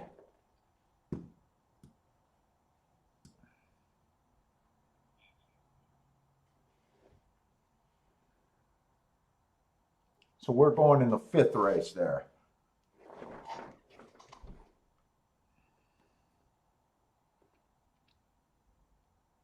I honestly don't know how the pick 5s work over there in New York. Elliot's asking if nobody hits the pick 5 in the first race, does it carry to the late pick 5? I honestly. Parsons is saying it carries to the pick 5 tomorrow, the early pick 5 tomorrow.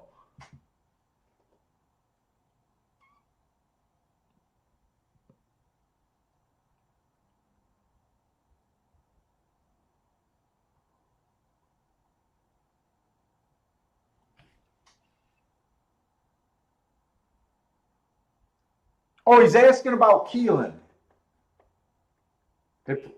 Yeah, does it carry to early pick 5 tomorrow, or is it a carry over to the?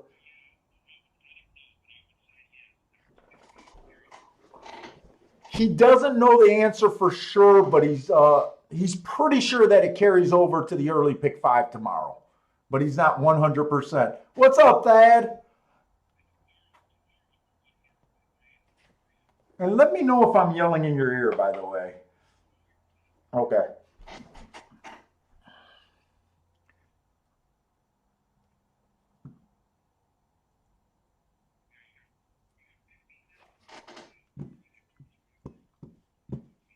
All right. I just don't have enough work on this race, so I'm actually going to try to do some work at Aqueduct.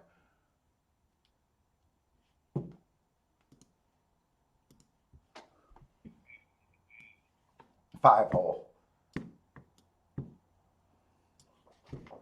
Whoop. Ah, shit.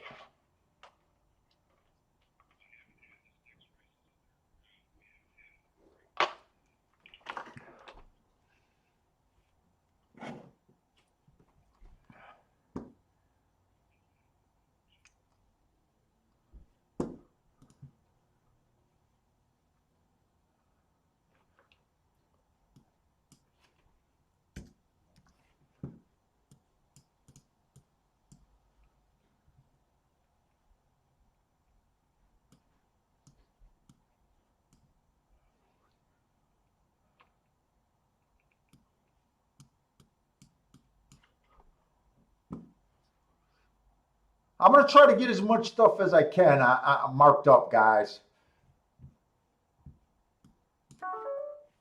I thought I had more stuff done.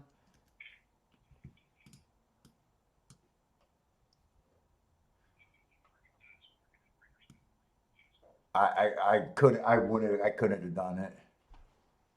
Well, I had such a headache last night. It was, I just sat there in the dark.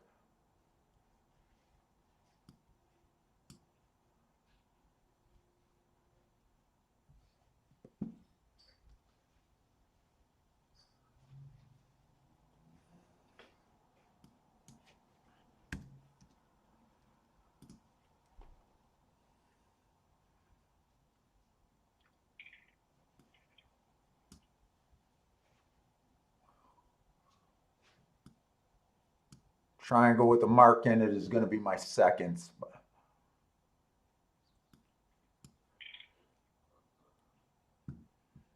Finger legs, we don't have finger legs.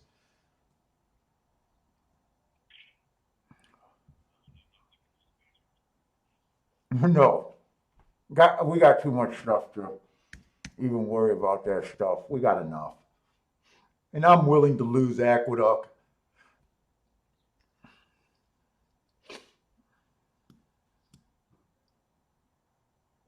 And Aqueduct seems to have a lot of classy races today. I like Aqueduct's cheap stuff.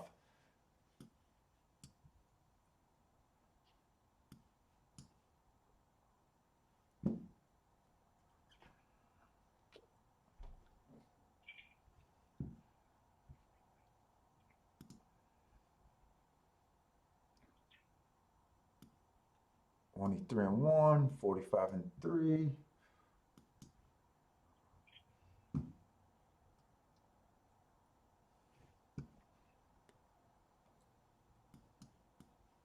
One race.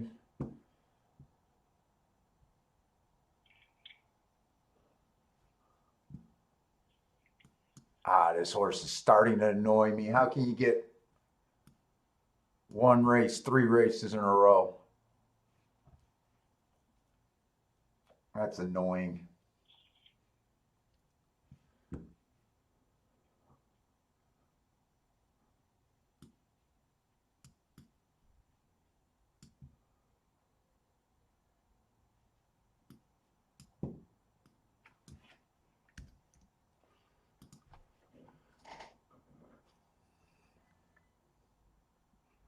Still got a lot of time. They're making the 6th the favorite.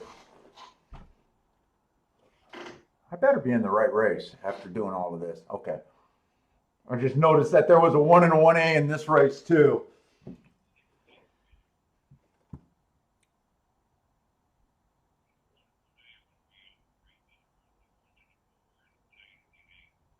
Yeah.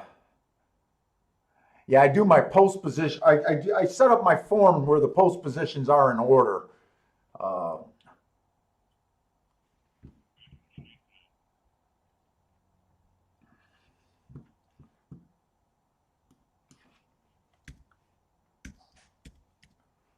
Oh my God, this cigar is already making me loopy. You smoking cigars, Parsons? I should have bought 2 today. Oh my God. A person said he's prepared to smoke 4 cigars today.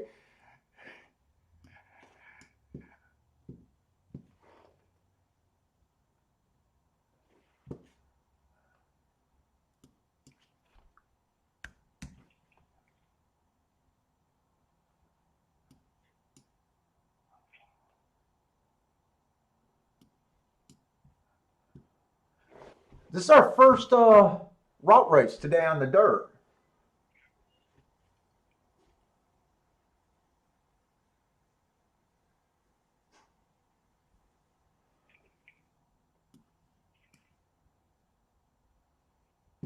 There's a lot of annoying horses in this race.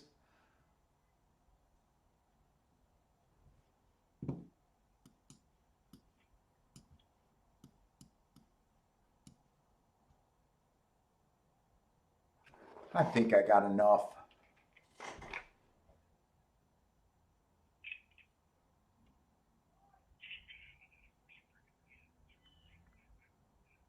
Would you still talk? You still bitching about that 16? He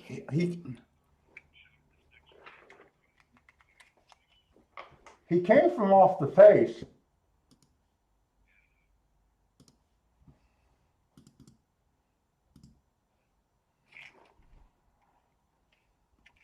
Hey, what's up, Damien? Ben Taylor's getting ready to light up a nice cigar.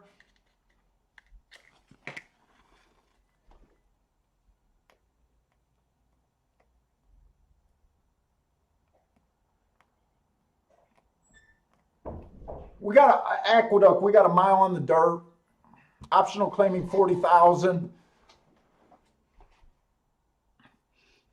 This 2 horse, 1 race sample last race, doesn't look bad. He just missed by very little. 2 races back, stalking closing day. He was a deep stalker.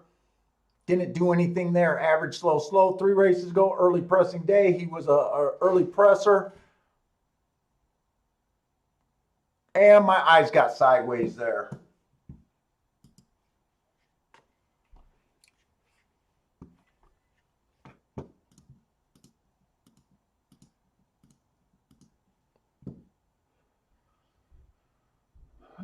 This might be too difficult. 7-17.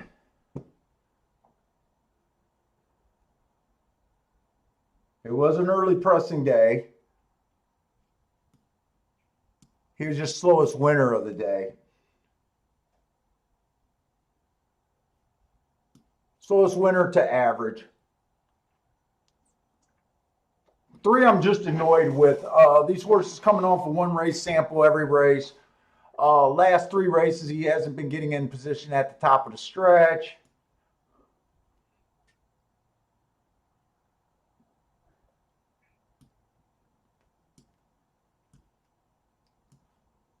Four had a bad rail last race, stalking closing day. He was in the 7 hole. He was a closer that day.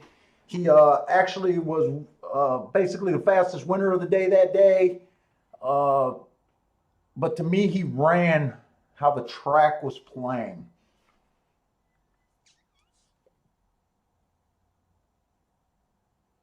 The 1's an annoying horse. 5 horse, I definitely don't like his last race, but 2 races ago, he was going good until he got eased. It was a stalking closing day. I gave him an asterisk for that. It was also inside of the track. He earned 2 hearts before getting pulled up.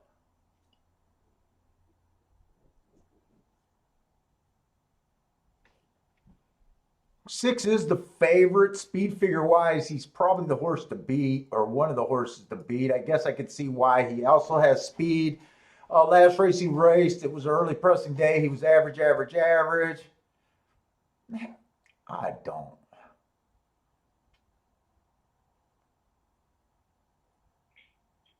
I don't really care for this race. No one would irritate me other than the 5. 5's the only horse that I could bet on here that I would even care about. I'm not interested in this race. I'm gonna go to Gulfstream.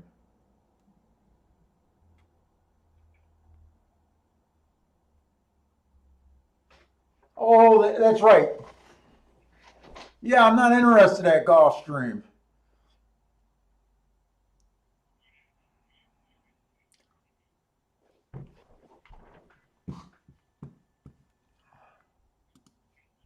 Okay, we got 14 minutes at Greek Breeders' Cup. I do want to watch the Gulfstream race though.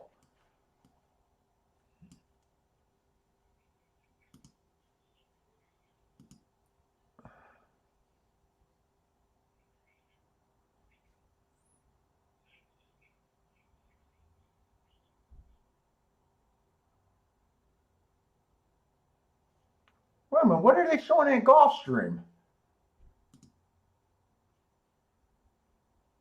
Oh, that's the race that I wasn't interested in.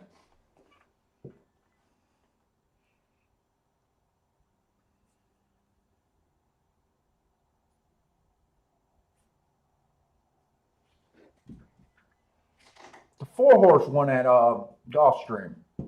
So it's just Breeders' Cup and Aqueduct right now.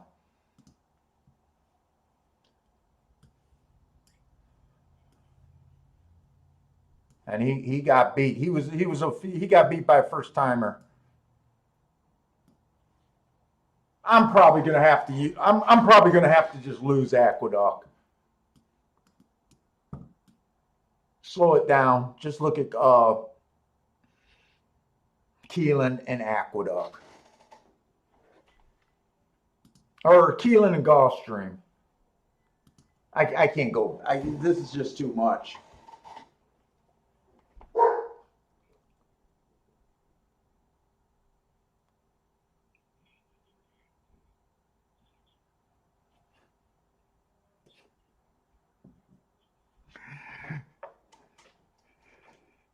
Christina agrees with me. First time starters are killing the game. That's my rant.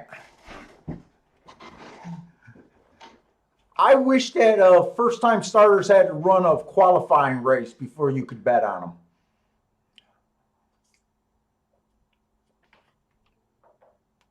Let's see, we got 6 furlongs at Keelan. We got I'm not even going to try to. Oh, Mitch Connell Springs handicap.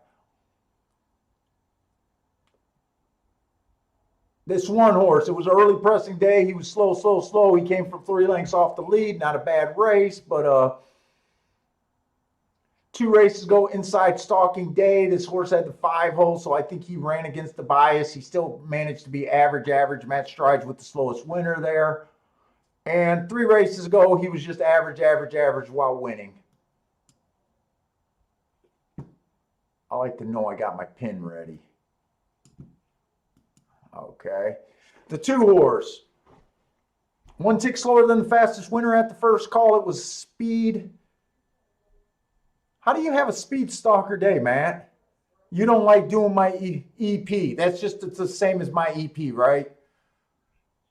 Okay, so it was a Speed Stalker day, not different from a Speed. But Matt Marks is a little different. His Speed STs are the same as my EPs. They're the exact same.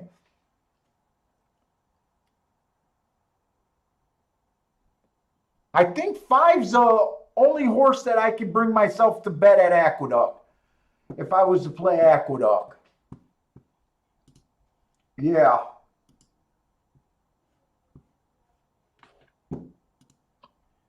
That I do want to watch that Aqueduct race. I want to give up on Aqueduct, but in a way I can't.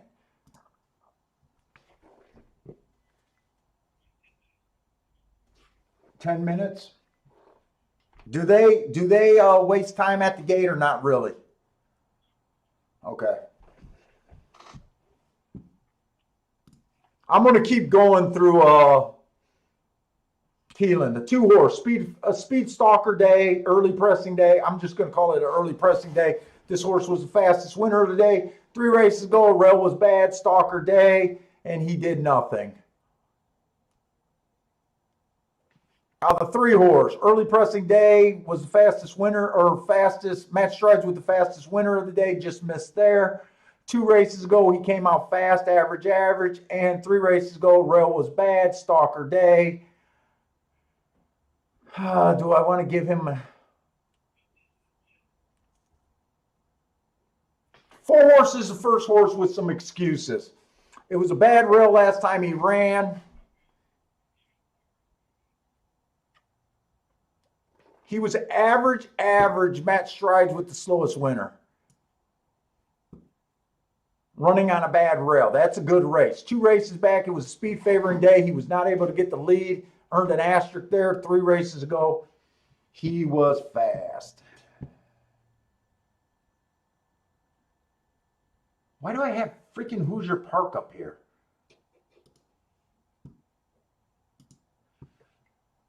I'm on Aqueduct. Okay, 4 is 7-2 right now. He looks interesting to me. I'm looking for horses with excuses and odds. The 5 horse earned a heart in a second last race. He went too fast to win. That was at a mile. 2 races ago, it was a bad rail, early press or stalking closing day. Matt gives 2 asterisks for each. I see how you're doing this. But he looks like a router to me. I hate route to sprint. The 6 horse, speed favoring track last race. I would have gave him an asterisk there. 2 races ago, it was a bad rail, early pressing day. And 3 races ago, so he looks like he comes off the pace. 7 is the best marked horse to me so far. Inside of the track was good last race. He had the 4-hole. He went too fast to win. 2 races ago, he was 1 tick slower than the fastest winner. Man, it's getting hard to get used to your writing here. Average, slow on the 8. I used to live on Wildwood Beauty. 2. Is it early? 2 races ago, bad rail, stalking closing day. This horse ran on a bad rail. I think that's a good race. He earned a heart. I'm a little interested in this race. I might actually play a Breeders' Cup race today. Well, these are still above my pay grade. I call them all Breeders' Cup races today. And the 9 horse, average, early pressing day. 2 and 3 races ago, he earned an asterisk. One from running against speed bias, the other from running against on a bad rail.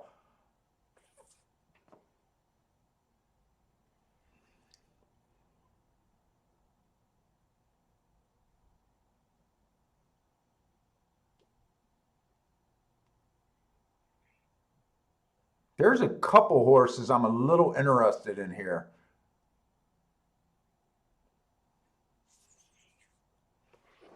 I'm interested in the 6, 7. I'm interested in kind of the outside of the track here. Not that I think the outside of the track is good. I honestly don't know what I feel about the track. Let me see something. Let me look up Keelan's bias reports.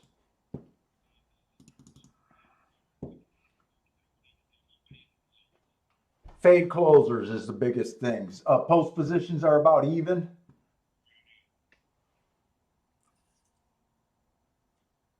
Five could not get the lead at Aqueduct. I was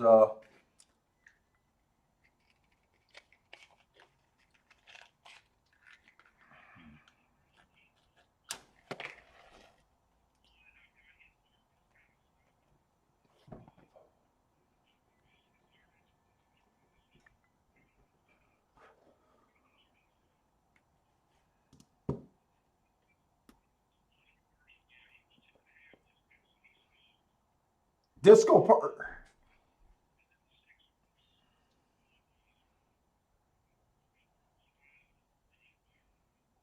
Okay.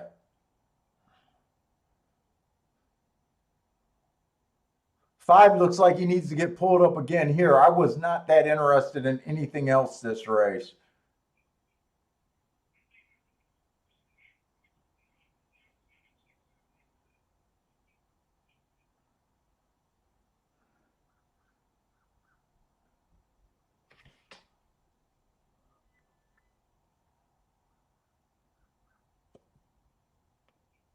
This race looks like it's going to be 2-4 or 4-2.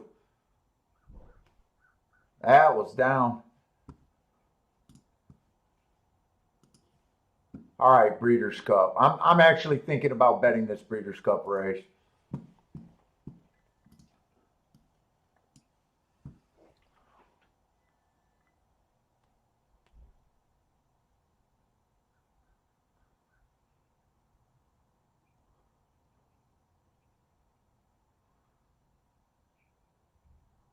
Dude, I almost think I should have. Let me see if I could do this real quick. That's a 2.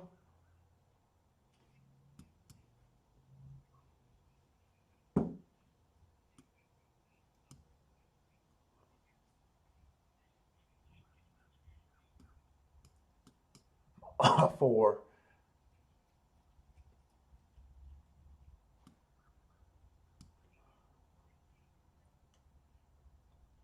I think 6 is coming off the pace. Jesus, I can't draw these numbers.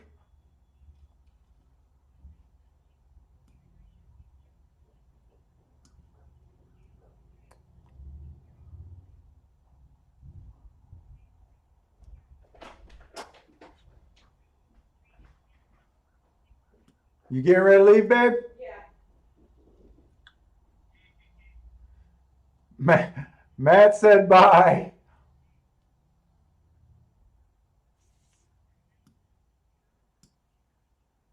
It's either the 2 or the 3 that I think gets the lead there. Who was it? The 2?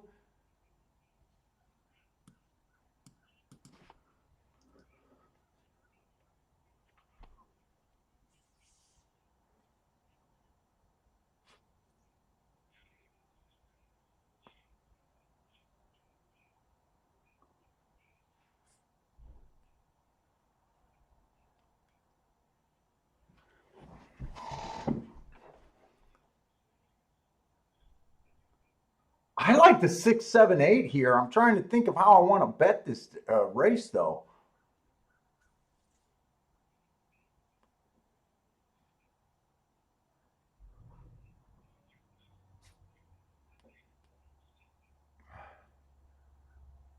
Well, actually, I like 6, 7, 8, 9. I think I like the 6 and the 7 the best. I'm gonna wheel that. Shit, I'm running out of time. I'm gonna take a shot on the exacta here.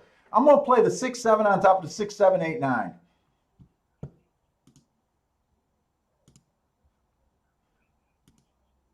6, 7 on the 6, 7, 8, 9.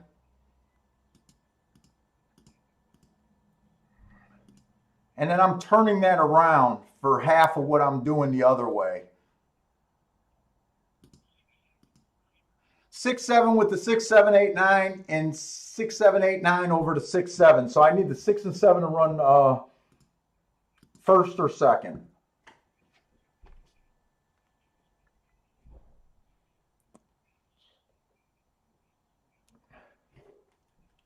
I gotta go say bye to her. Let me go. I'll be right back.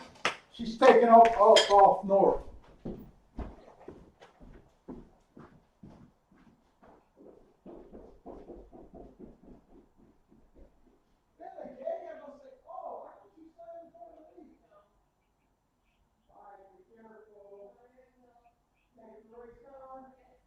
Don't get a ticket.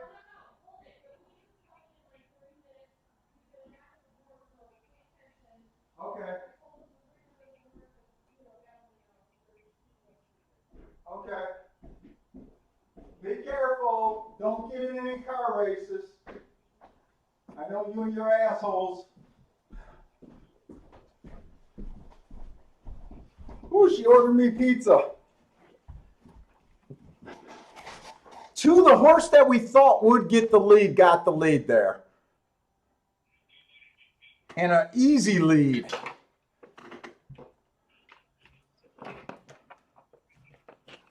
Oh, I got nothing going here.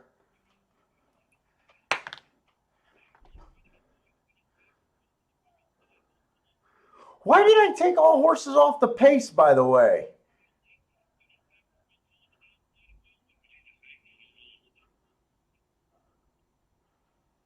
2-6. 2 was the.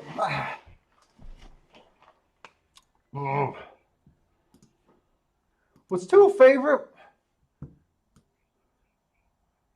2 was the favorite.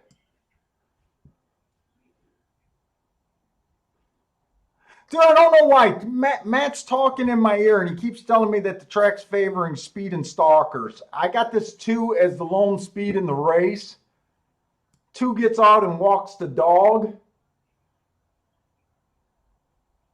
I'm a little irritated with myself. I'm missing that race.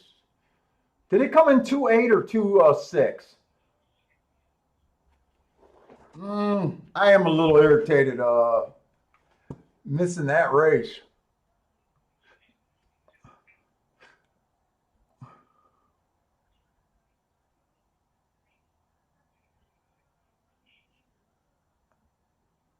No.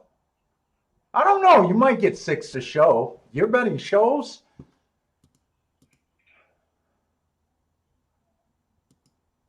All right, I gotta have to focus on Gulfstream.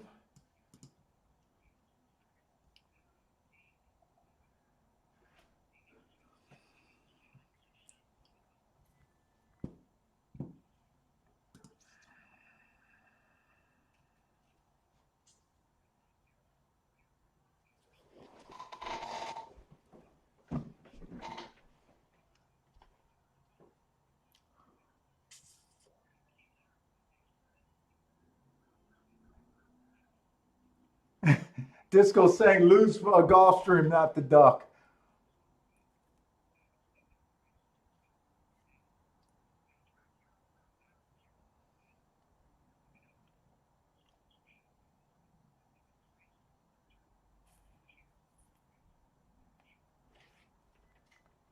It looks like Disco Parker was on that 2 all the way. I'm mad that I missed that 2 there, to be honest.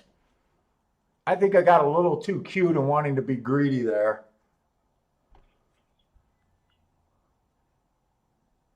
I'm really going to have to focus on Gulfstream. We got maiden claiming 16,000. The inside of the track was good last time he ran. I gave this horse an asterisk for being in the 4 hole. 2 races ago, middle of the track was good. That's what he had. 3 races ago, it was a bad rail stalking closing day. To me, this horse is sitting on a win. 6-5 though. The 2 horse inside of the track was good last race. This horse had a 6 hole. I'm interested in him a bit. What are these? These are just maiden claiming 25,000 here, 16,000.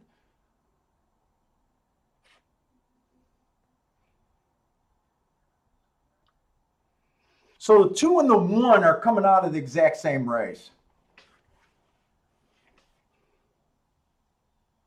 3's a first-time starter. I got nothing on him. The 4 horse had a bad rail last race. Wow, everyone has an excuse last race too. Who is that, the 4? I'm interested in this race. I think I'm going to bet this race. 5's another first-time starter. 6 is scratched. 7 horse. It was an inside stalking closing day. I gave this horse an asterisk. Only ran 1 race. I can't get to this horse. If this horse improves, I won't be surprised, but I can't get to him.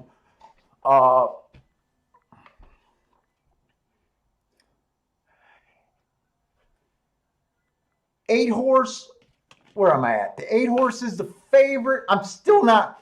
We did have a 7 horse win that mile race.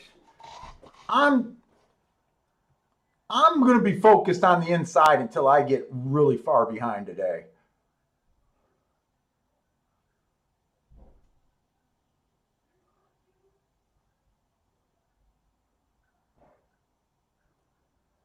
I'm dutching the 1 or the 2 and the 4, the 2 and the 4 here, and I'm playing a 2, 1, 4 exacta box.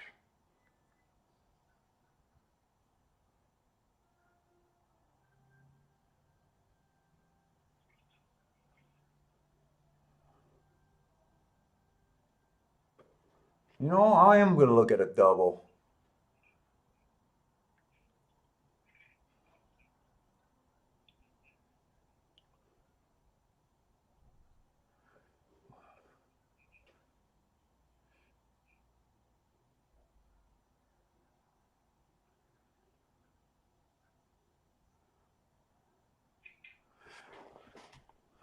Just glancing at this, I'm looking ahead to the 5th race at Gulfstream. I'm going to play that exacta, but I also think I'm going to do some doubles here.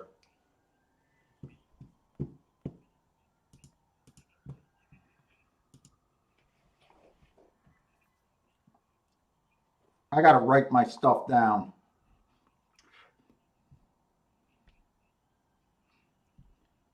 Boxing a 1, 2, 4 here in the Perfecta. Dutching the 2 and the 4 to win. I'm playing doubles, probably starting with the 1, 2, 4 as long as they're paying good. This next race, this 5th race, is 8,000 claiming, 7 furlongs on the dirt. I don't like route to sprint, but this race is a little different. All of these horses are routers, pretty much, except for the 4 horse.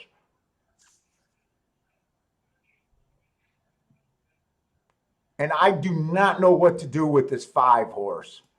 I'm going to ignore him.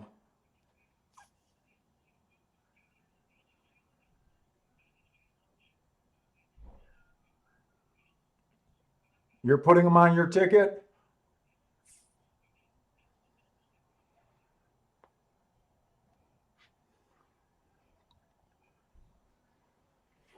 Oh, I'm doing a double 1, 2, 4 to the 1, 2, 4 unless they're not paying. Let me see.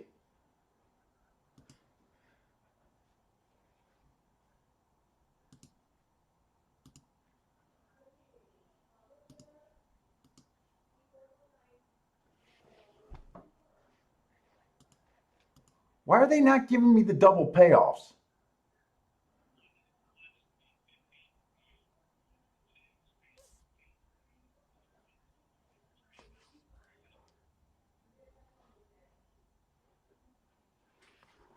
Those aren't great doubles for a 3x3.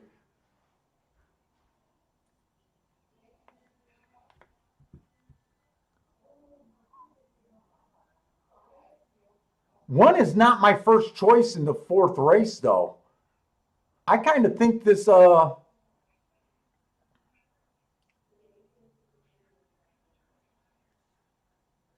going to do that. I feel overwhelmed right now.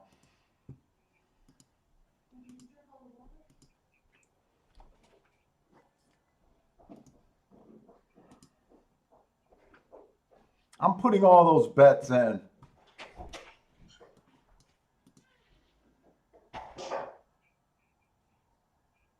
Ben thinks the rail is good at Keeneland. I think I'm going to bet more on the exacta than I am on the double here.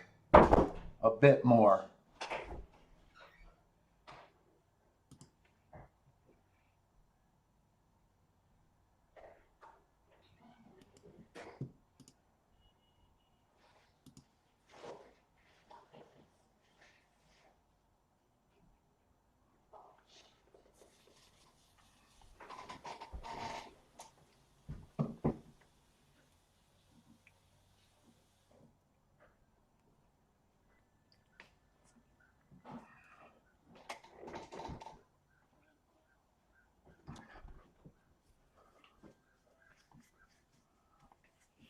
I'm feeling so much is going on right now.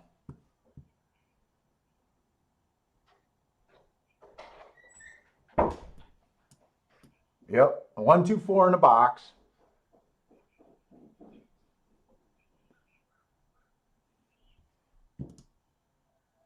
Hey Joshua, it's a 1, 2, 4 exacta box, and then I did a double 1, 2, 4 to the 1, 2, 4. I don't know if that's a great exacta or a great double. The 1, 2, 4 to the 1, 2, 4.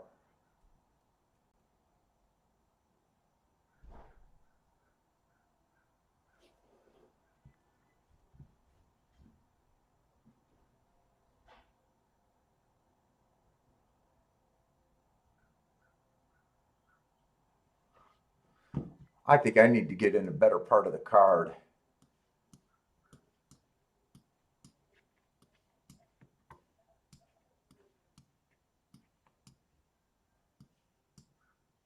I'm bringing out all the stops today too.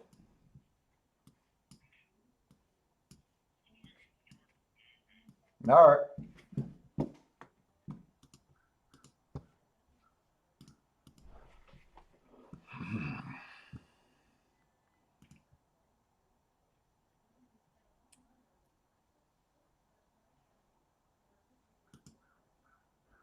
I really need the 2 or the 4 to get the lead here.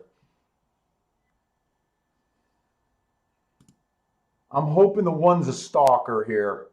Now, as the 1's price is going up, I'm getting a little.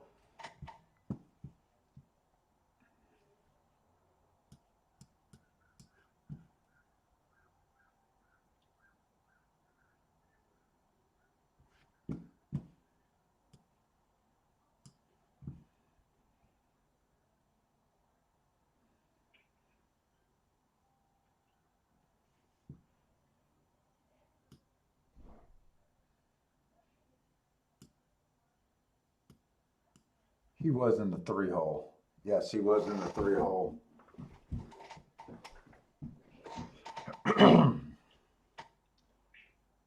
This is our first sprint race of the day. I'm guessing that the inside is going to be good. I can be completely wrong about this.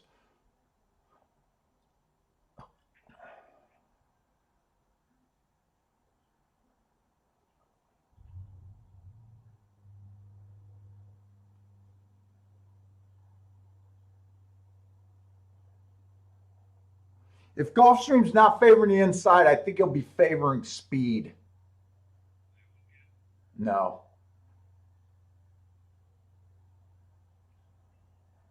Nope.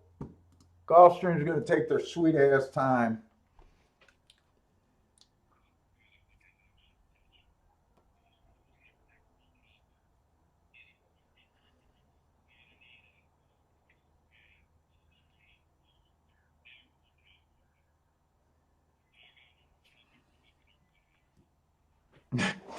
They're gonna try to wait this race out to the next Breeders' Cup race. I don't think they can. Yeah, I'm not gonna keep looking at Aqueduct. I can't. I already feel a bit overwhelmed right now.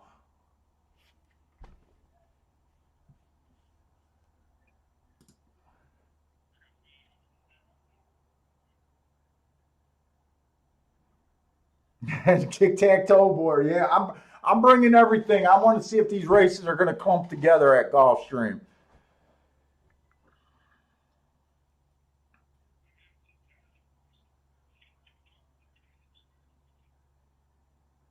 And shit, I'm leaning towards canceling that win bet on the on the 2 horse and putting it on the 1. I like both of those 2 horses the exact same. I thought I was betting the horse that gave me more value.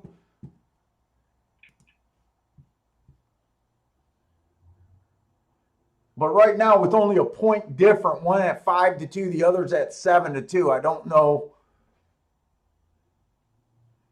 This could swap both ways. I don't know if I like this bet right now, to be honest.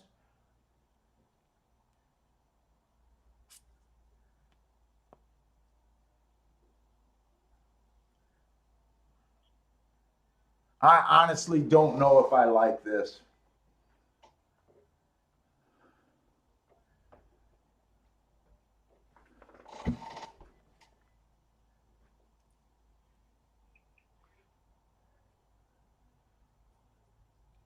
You know what I'm going to do? I'm definitely going to cancel that bet on the 2 horse. The win bet only.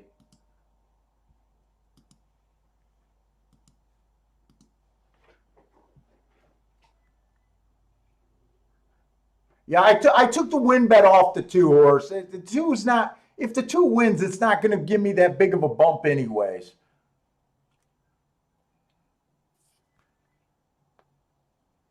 Four, I still think is worth the win bet. 2 about the same. I give a little bit edge to the 2, but not much.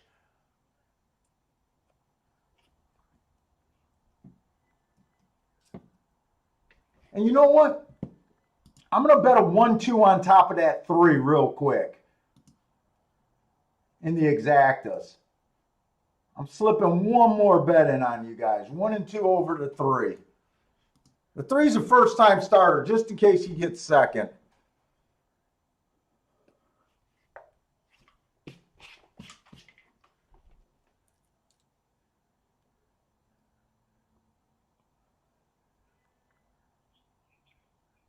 Yeah, just the 1 and 2. If the 4 wins, I'm happy with 11-1 on the win. My first two scenarios is the 1 and the 2 just winning. 4 is kind of my third scenario for a winner, but I can't get away from that price. Betting $60 on a 3-1 isn't gonna help, and I still got a chance to hit the per and the double, so I'm okay with getting rid of that bet.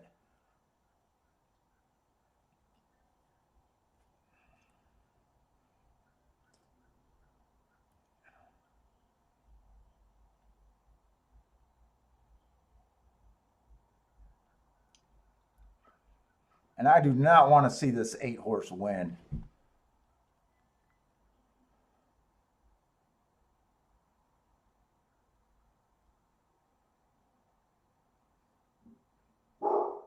I think that's going to be the door. I got pizza coming. Come on, 1, 2, 4.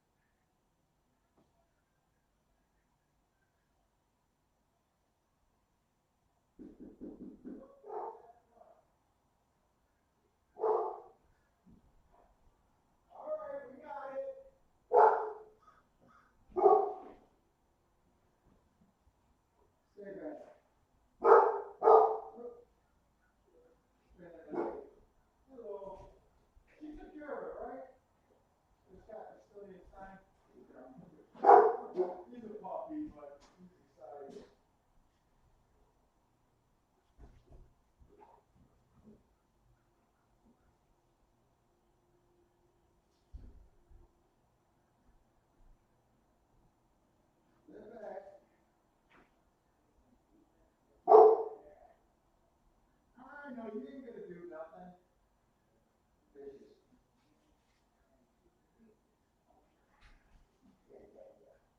All right, that's for you. All right, thank you. You have a good one. Good boy. Good boy, Natalie.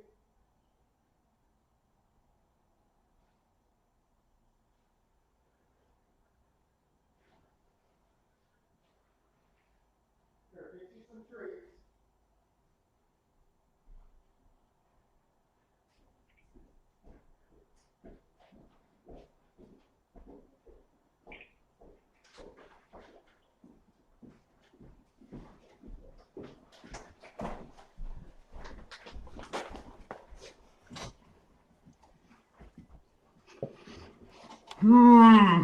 I don't know what happened there.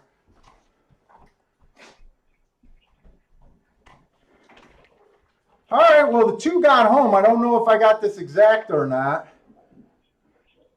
2-1? All right.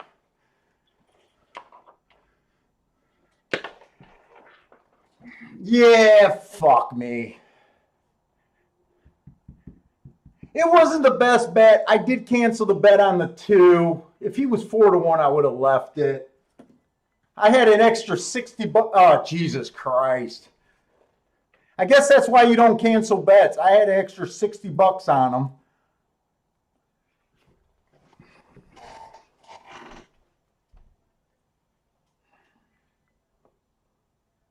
All right. Well, we'll take that as a start. We're still live in the doubles to 3 horses.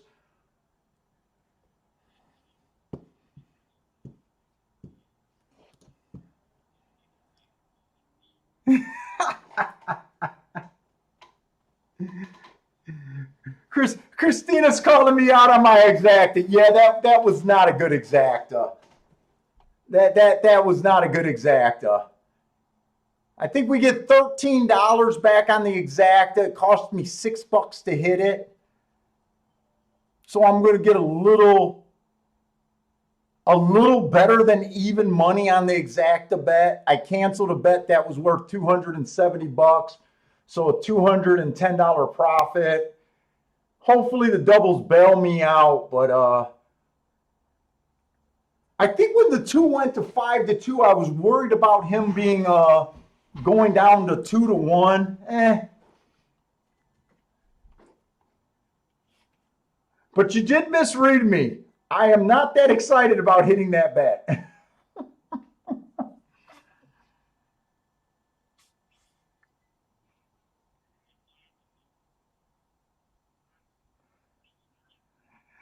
Yeah, I'm with you on calling me out on that, Christina. It's a good call out.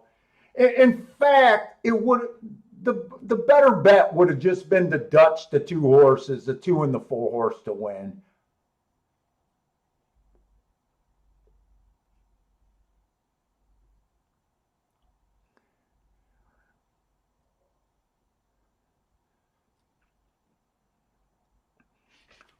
And I don't even know how good my outs are in the next race. I'm alive to the same 3 horses, the 1, the 2, and the 4, I think.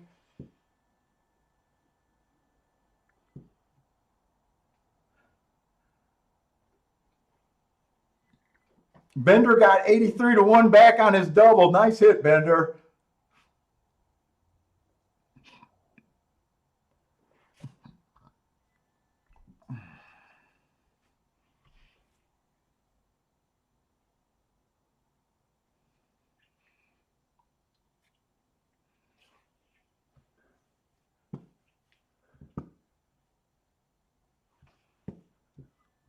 Let's see. Do they got the wheel pays up yet?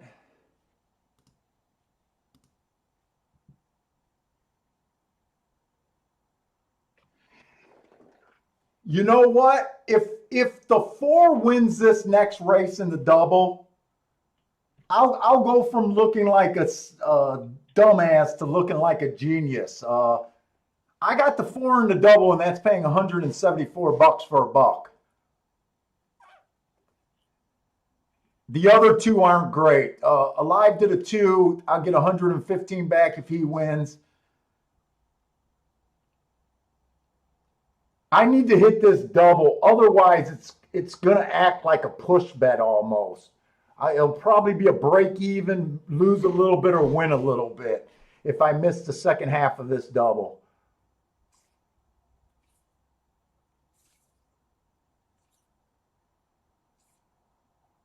Although if I take it down, wait a minute, what did I put in that race? I had 60-1 on the 4, so that's done. Oh. 120 on the exacta. So I pick up 264 on the exacta.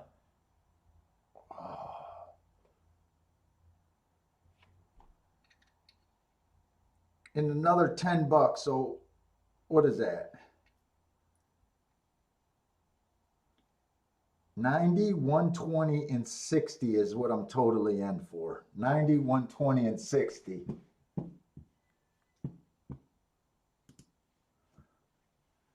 I can't even do the math right now. I feel flustered in my head right now. 120 plus 90 plus $60 for that win ticket. I'm in for 270. Oh, okay. So it'll be a bit of a loss. If I miss the exacta, it will be a bit of a loss. Oh, wait a minute. It's a $10 loss. I got 260 back, 264 back. It'll be a $6 loss. Yeah, I'm not in a great situation.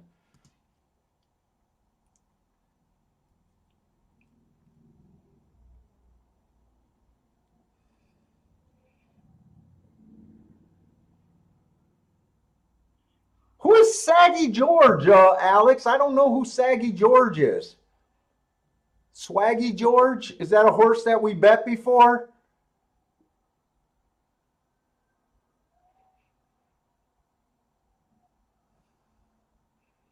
He doesn't look like a horse that I might have bet before. Maybe he is. I don't know. 2-1? Doesn't look like a horse that I liked. Well, maybe. He won at 1-1. I know I didn't bet him when he won at 9-1 because he was a first-time starter.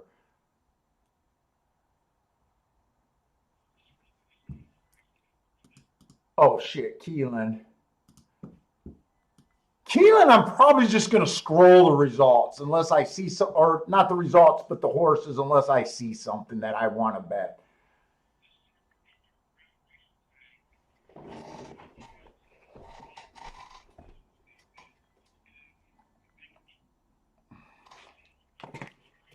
Okay, Matt's saying that we should fade the closers here. This is our first dirt route. And you said fade the inside? Oh, fade the outside.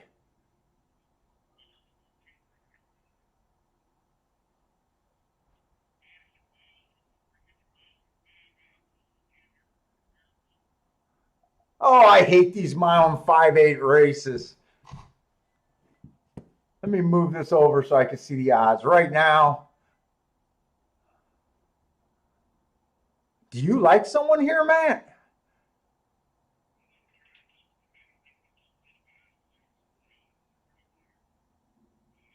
Boy, it's a real nice betting board.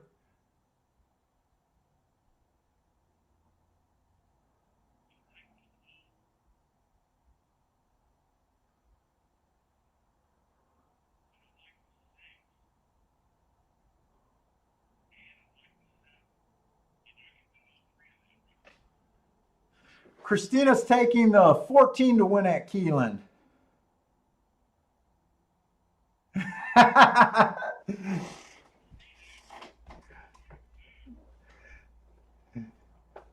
Yeah, Matt said you can see the 14, but he wants to fade the outside according to what we think. But this is the first dirt race of the day. Let me get rid of this shit. Dude, I really feel overwhelmed today. I feel flustered today, honestly.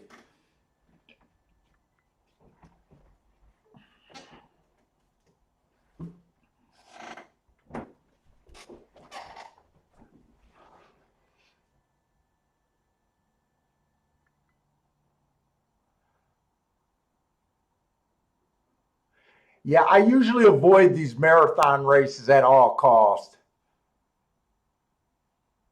I'm trying to see if anyone has any real excuses that I like or any marks.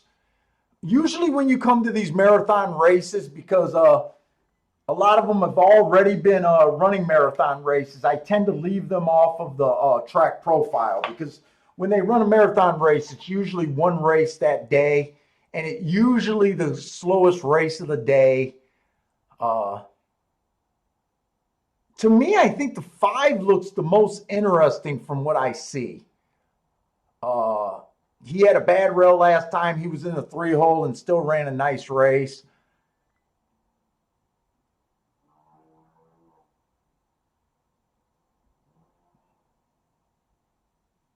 The 2-horse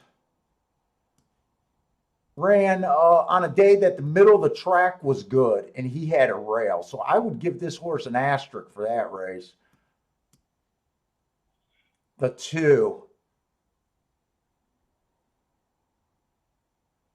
And then the 1, 2 races ago, ran on a bad rail and a speed stalking day.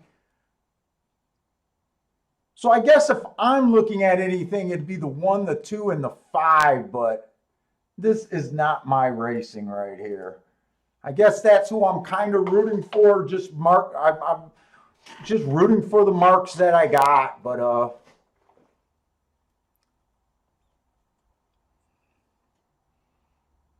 Joshua, pull yourself together. We're going to try to pull ourselves together, but right now I don't feel like I did any sharp plays.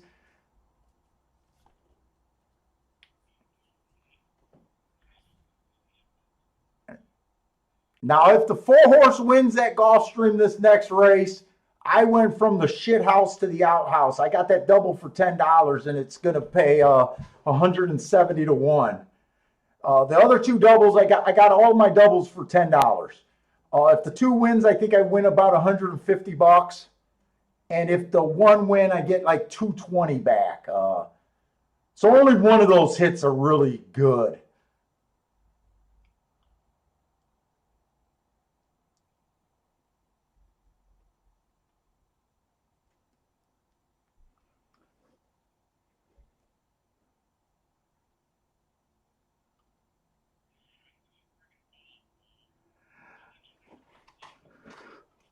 Boulder, I probably won't be playing live tomorrow.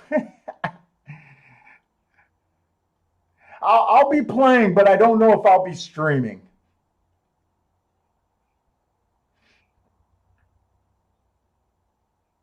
I got a feeling I'm going to be exhausted and don't want to pre-handicap tomorrow.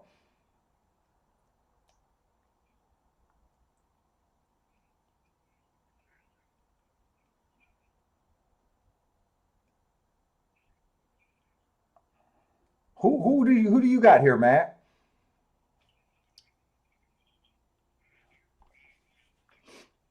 Oh, in a double? Matt just told me he got a double ticket. That's a pure grenade. He's 4x5. I don't know what horses, but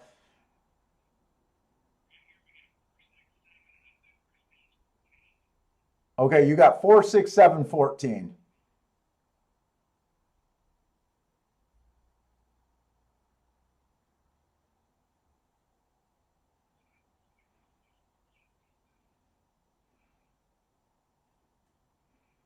I mean, this race got 14 horses and it's nothing compared to Australia racing. The last race I seen there had 24 horses.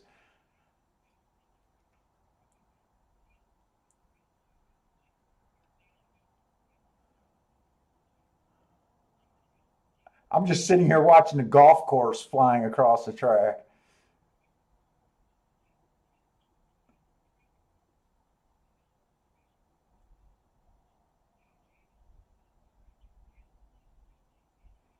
I'm watching this five still. He's one of the horses that I'm rooting for. He looks full of run, but I got a feeling this race is over and he got nothing.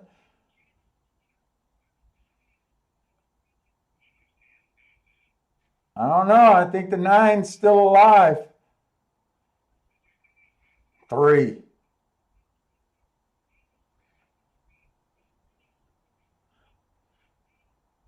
Look at him.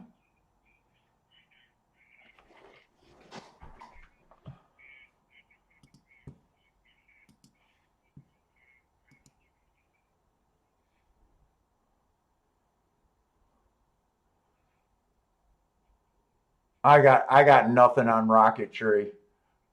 12-1 morning line.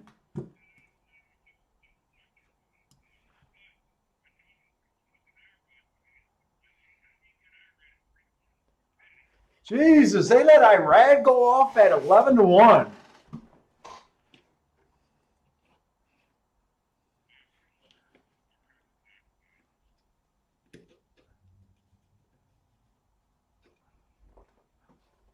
What was that? 3, 9, 10.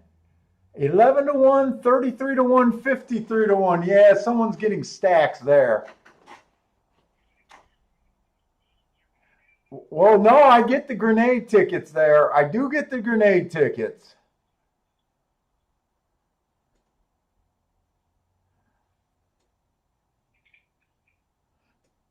The problem with the grenade tickets is they cost so much. You got to put yourself in position.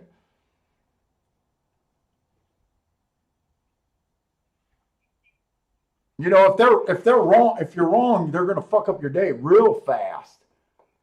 But if you're right,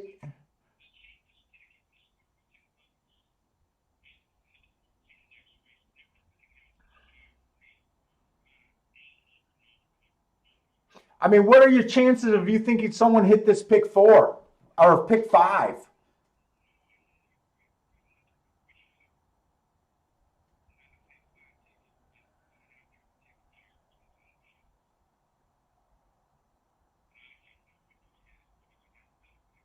No, it'd be a super expensive ticket, but I'm just saying, I'm not saying for we, I'm just saying for whoever hit this ticket deserves every penny they're going to get.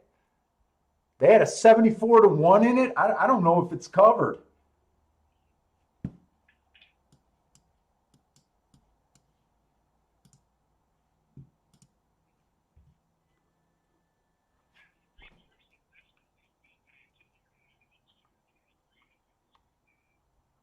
Yeah, no, this ticket's covered. This ticket is covered. 200 and almost 20,000, just shy of 220,000. I'd say that's a fairly good day at the racetrack.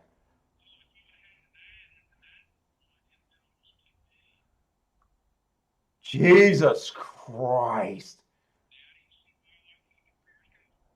How bad is the guy that played the 9 in the pick 5 crying right now? It's he's probably the same person. You know, these are probably groups, right? You don't know. But if the 9 would have won, that ticket was 1,900,000. Oh my God. You want to talk about a crying your beer story? That's insane.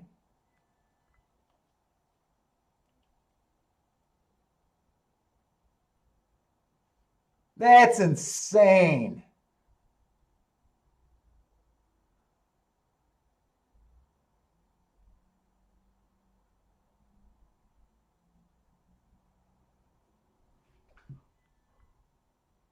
Who was that 9 horse there?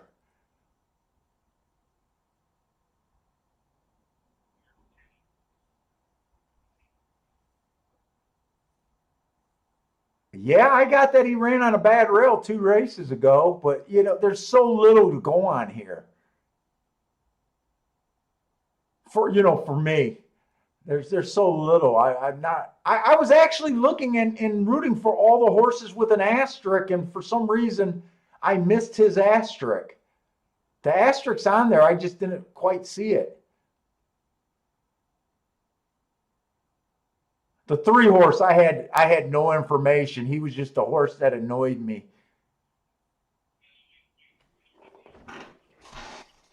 Yeah, yeah, yeah. No, no. I know why we don't have information. Oh my God, I almost feel bad for the that dude. Almost 1.9 million if the 9 would have won, and it's covered. That is for a dollar pick. That is for a dollar pick 5. Are they letting you play 50-cent pick fives, or are they dollars there? They are letting you. So that could have been 2 people. That could have been 2 people alive.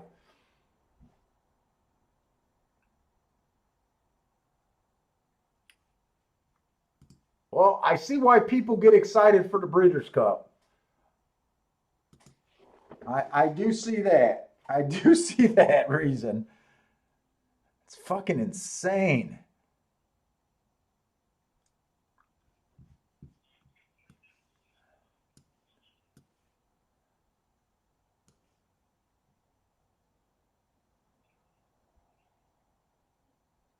I'm not doing anything at Gulfstream. I'm going to let my double ride. I'm not doubling down here. I'm just going to let it ride.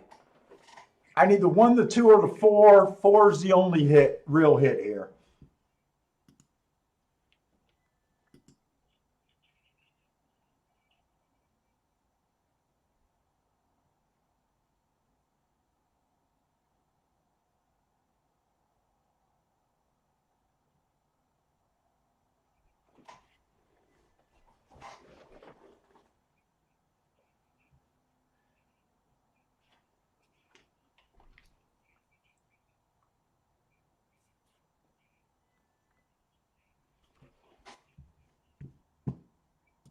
What was that sequence other than the 74 to 1 and the 11 to 1 winning?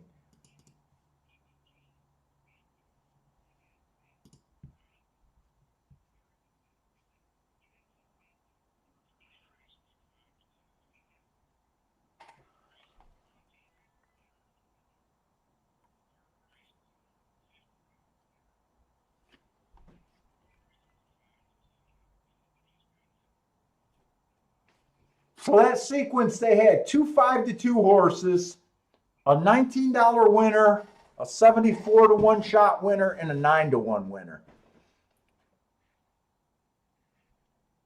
I would love to see the ticket structure on those tickets. Not that I know anything about ticket structure.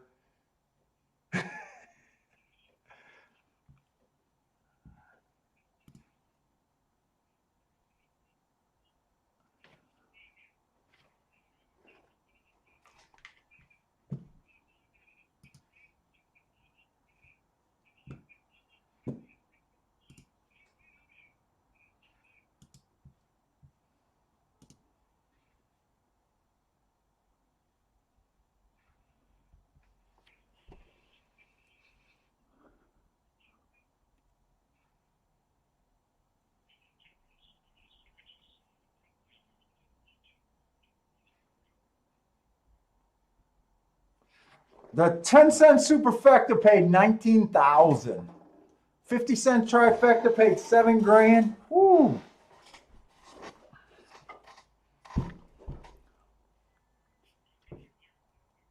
No, you won't. I feel overwhelmed already looking at them.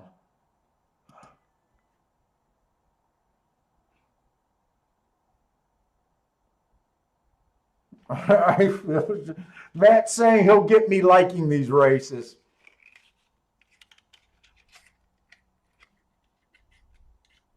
I mean, I like the payoffs. I like what I see.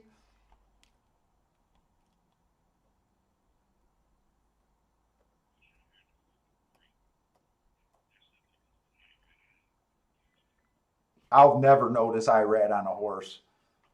It'll be an accident if I spotted that Irad was on the horse before.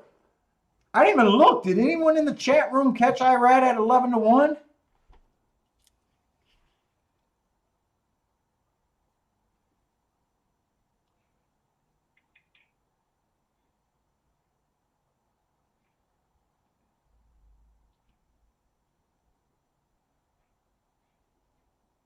Oh, Javon had the 9. Javon had the 9 over there at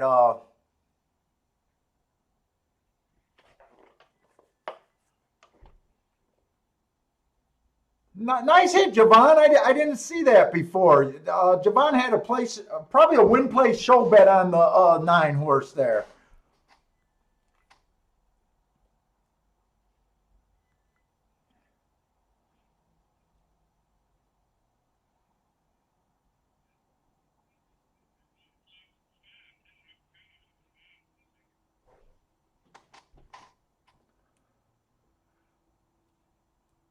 Oh, who are you live to here at Gulfstream?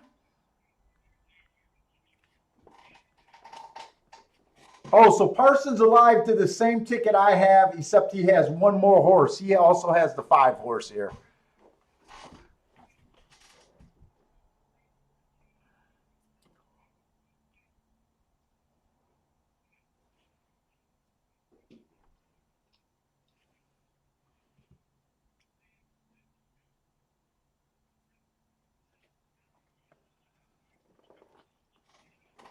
Javon, you've been hot the last week or so, man.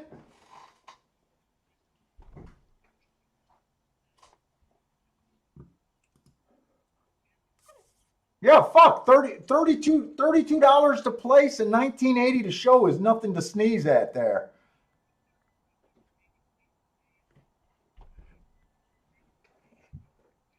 And you even got for about 5 steps, he looked like he was going to win until the 3 started heading with that head of steam. What was he at? Like 50 to 1, something like that?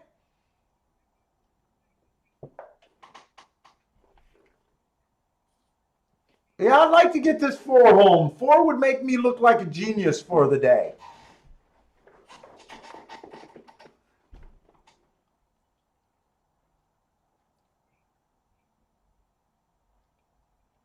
The 1 and 2 will both put, well, I don't know if they'll even put me up for profit for today. They'll probably put me in a little bit of profit for today if the 2 wins.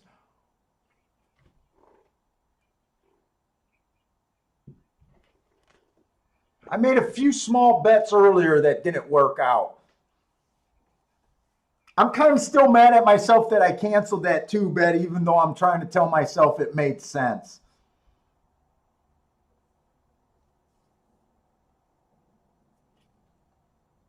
I'm trying to act like it was the right play in my head just to keep my head in check right now. We know it probably wasn't the right play. 4 wins will make everything okay right now.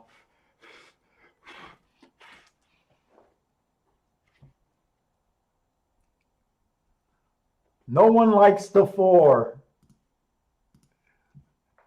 Isn't that a quote from Let It Ride? No one likes the four. You got to be out of your right mind to bet the four. I think that's actually a quote from Let It Ride, if I remember right. Matt, you watch that movie all the time. Isn't that what that guy said to Trotter?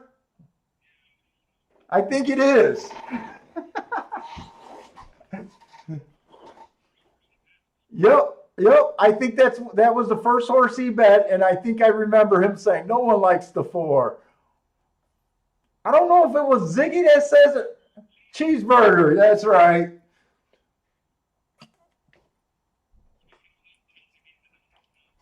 Yeah. Did someone die?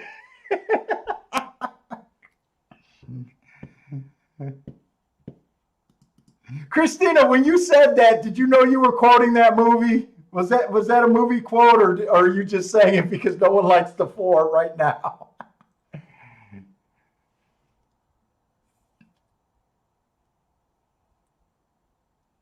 Come on, I need some Trotter luck with this four horse.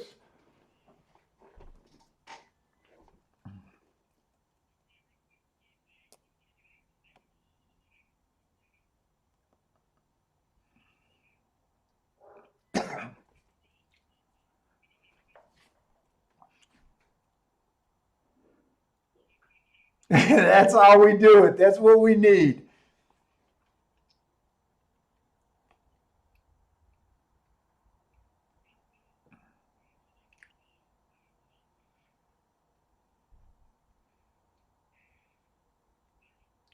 I'm walking because I got a good break. I got to walk. I got what I wanted on the four.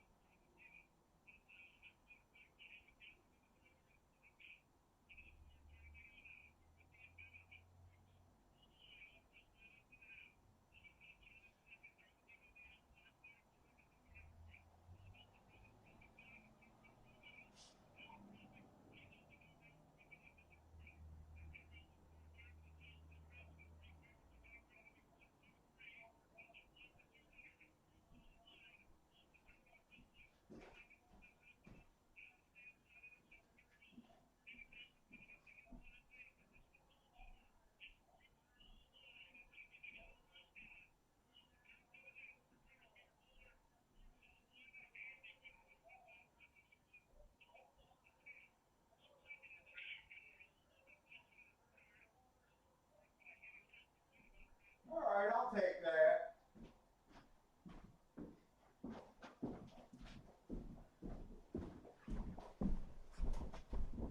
Okay, I'll take that. It's not exactly a that's how we do it bet, but that was my second best double there. I think it's paying 22 to 1 for well, yeah, 22 to 1 is for $1.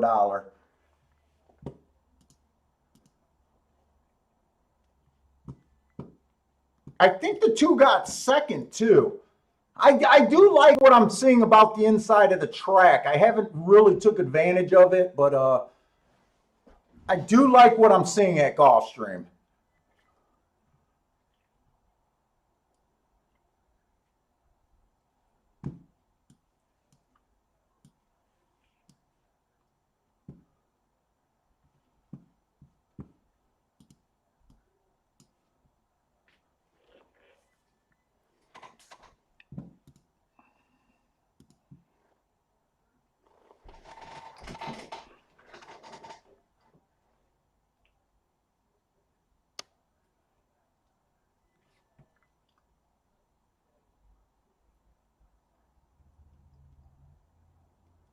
I think the 2 got second. I'm not sure on that, but I think he did.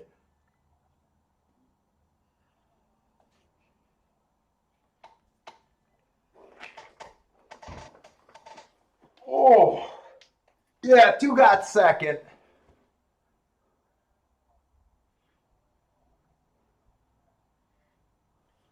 Nothing special there. But I will take it.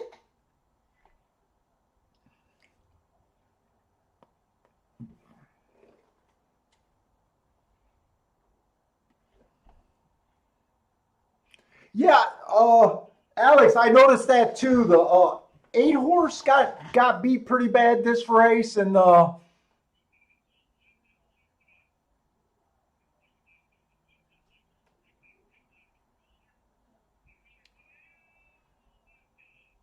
we seen 2 big favorites get destroyed on the outside back to back.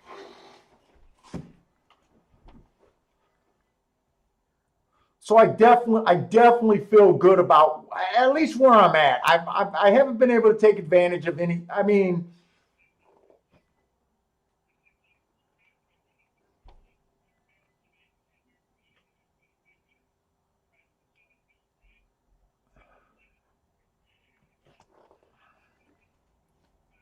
but we'll take it as long as we know how Gulfstream's running and they got enough races today. I'm keeping hope that we'll be able to find something to really take advantage of.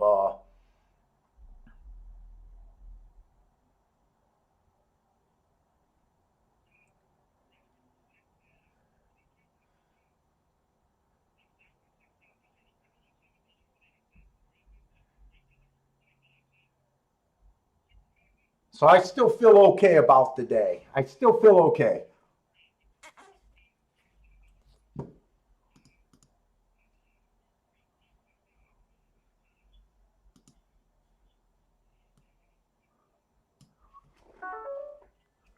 I'm going to run downstairs. I really want to check on Bentley. He's down there with my pizza. I'll be right back. Okay,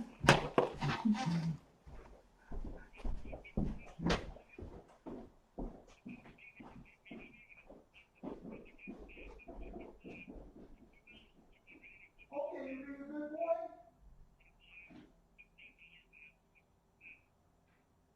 Yeah, I'm just checking on you.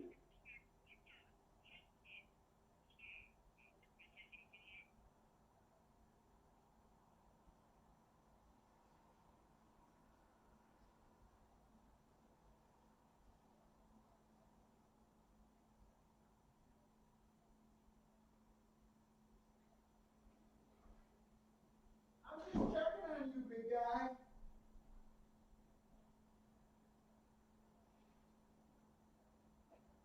All right, just making sure you're not getting my pizza. Let me grab the water while I'm down there.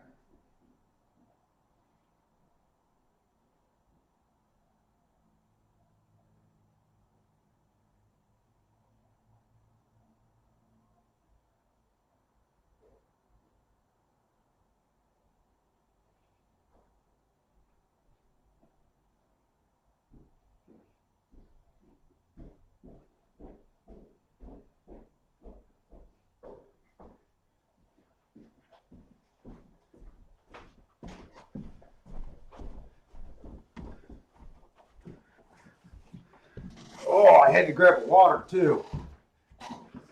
I gave up pop since since coming back from Vegas. I decided I had to lose some more weight. So I haven't had pop in almost a month now. Got to drink these sparkling waters, and they're terrible.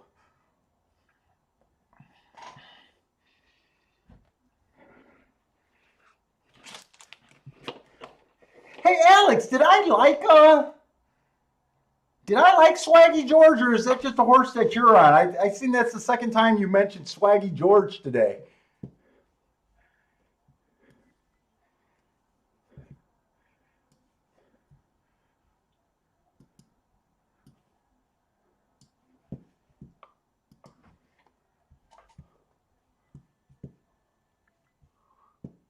I'm going to glance at Aqueduct. I just want to watch this race, but I think I'm going right over to Keeneland. I just wanted to see if I had any good marks and want to root for something.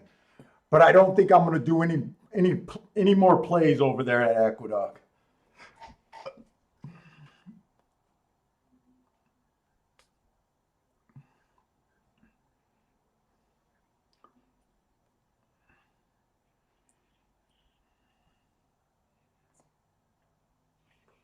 Really, we had a huge score on him, and he was even money. He must have been completing a double for us then, I imagine. Yeah, I try not to look at their names, so it's always funny. I always think it's funny when you guys remember what we bet. I try to never look at their names.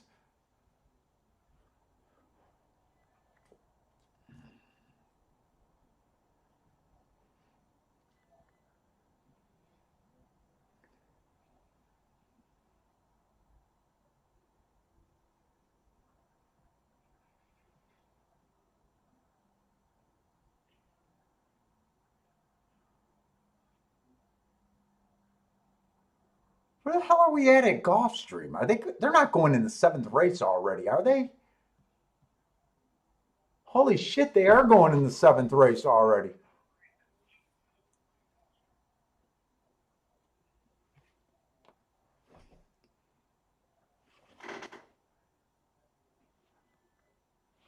Yeah, they're going to the sixth race. Okay.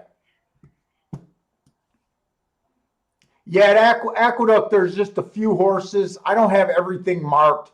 I really thought I had a lot more stuff done at Aqueduct.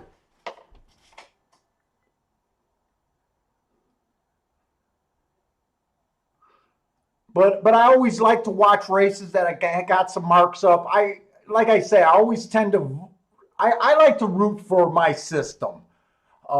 This is a fucked up, not a fucked up race, but this is a tougher race anyways because you got a lot of horses. Some of them have excuses like this one horse. You got a couple horses that have really nice hearts.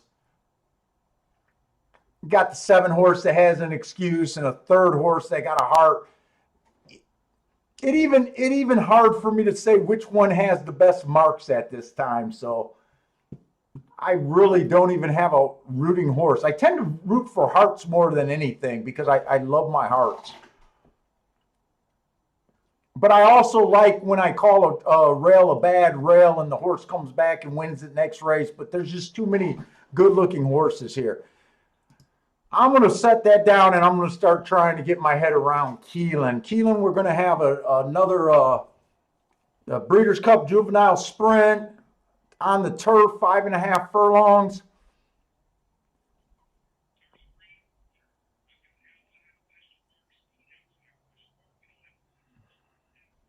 And right now, at Keeneland, we just don't have a lot of turf data for me to even say what I think this track was doing last time they ran there.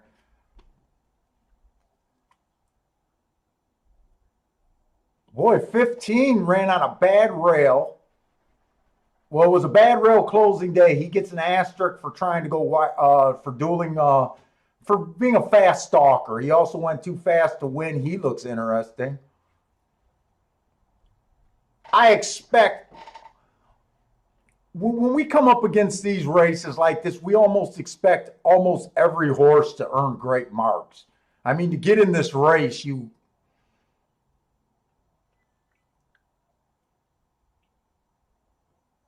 had to accomplish something.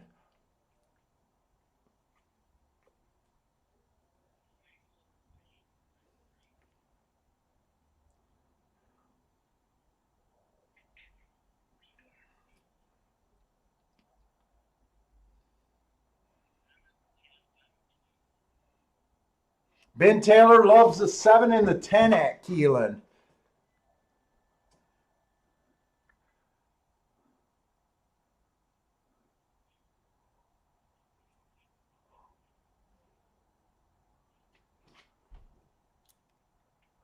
14 is 3-5, huh?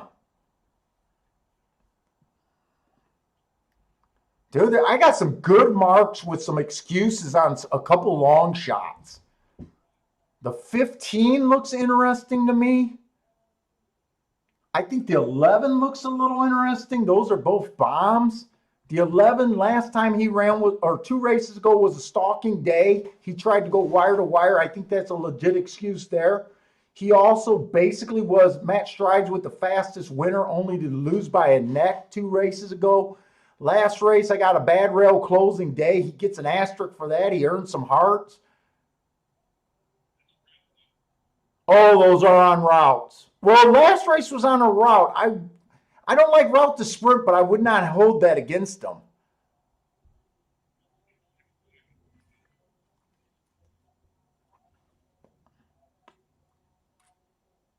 I still think he's an interesting long shot.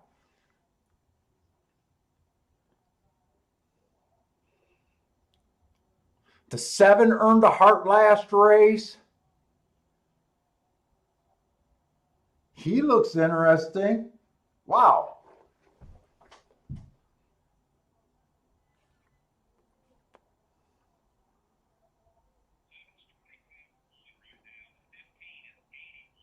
Yeah, the 3 horses I just mentioned that are all interesting long shots they're all 20-1 to 80-1. Fuck, I might do a little bet right there.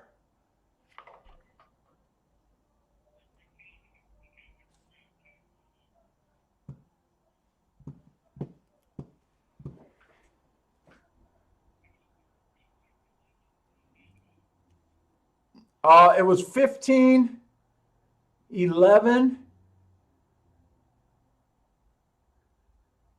and 7.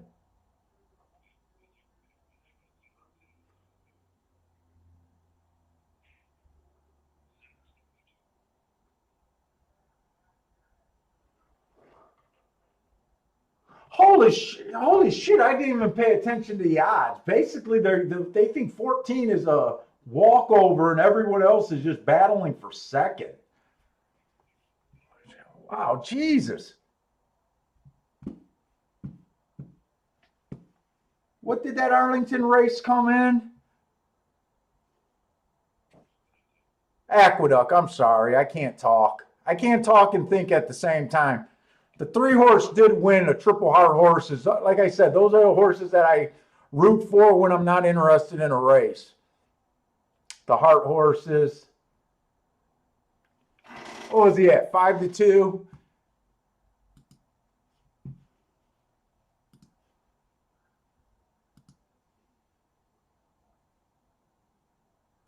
Let's see. We should just. I should be able to relax and just watch this Keeneland race, and I think I'll have plenty of time to look at Gulfstream.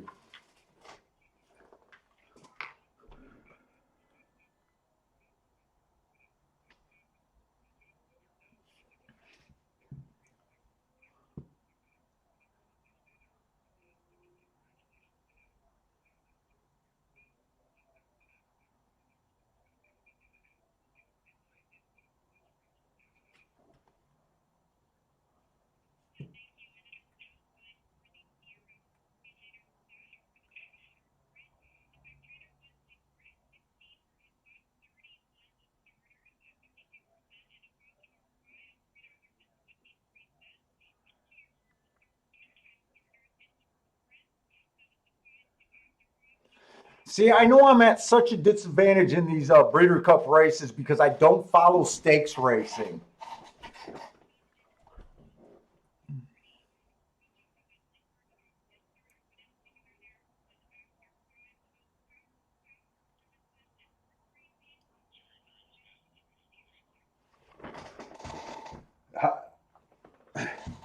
How's he? Ask him how he's doing in his prop. Has he rebought in yet?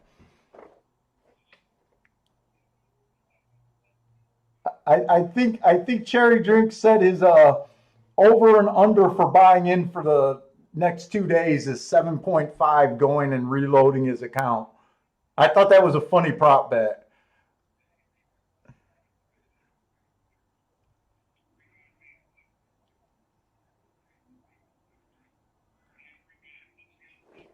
I think 7.5 if I remember right.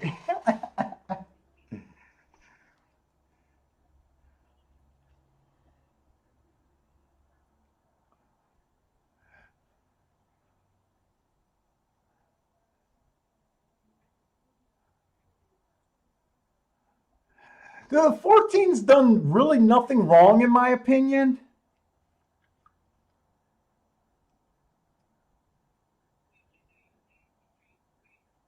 These are above my pay grade. What do you say?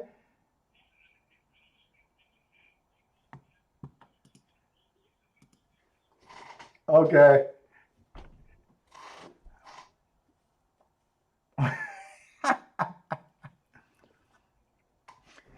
I think the other one of the other prop bets that I thought was funny is how many painkillers Chase would, or not Chase, yeah, Chase would take.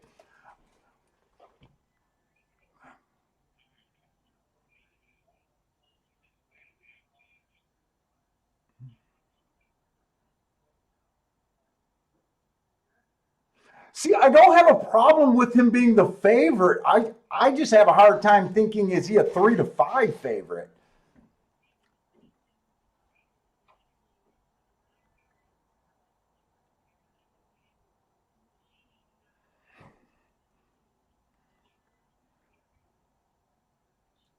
Christina's taking the favorite with a bunch of long shots underneath.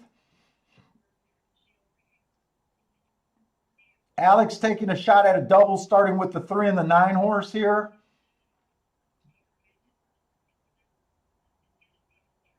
Elliott is just calling the 14 will romp.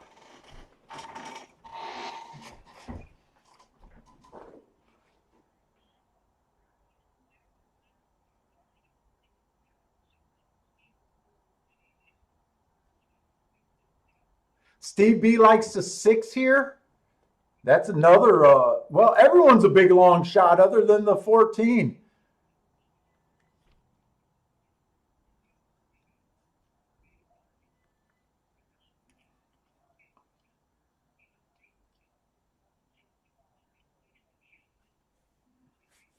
How many pick fives are they doing over there at Keelan today? Are they doing like 3 or 4 pick fives today?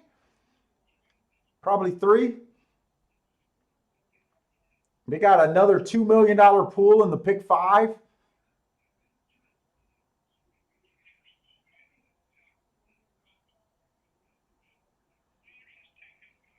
Oh, there's just 2 pick fives. Okay. I thought they always tried to squeak out one more.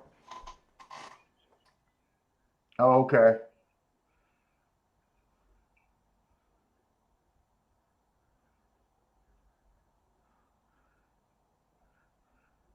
Elliott says the 14 will romp here, but he is taking a bet with starting.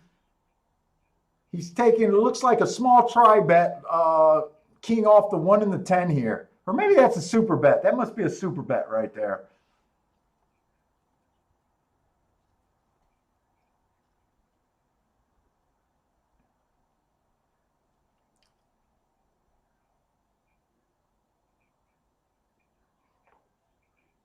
I'm rooting for those 3 horses that I said I thought were interesting. The 7, the 15. I honestly don't remember who the third horse was. 11.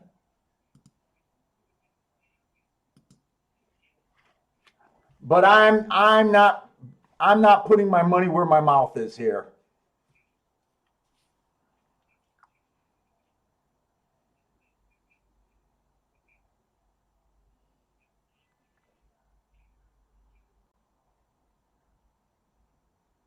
Oh, Elliott's taking the 14, not the 1. He did a miss punch there.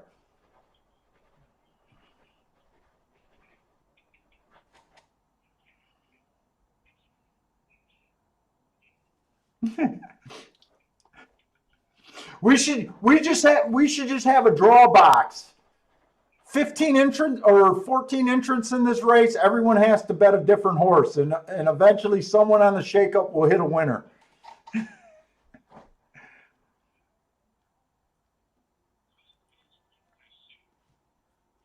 Yeah, Grows It Well got a super.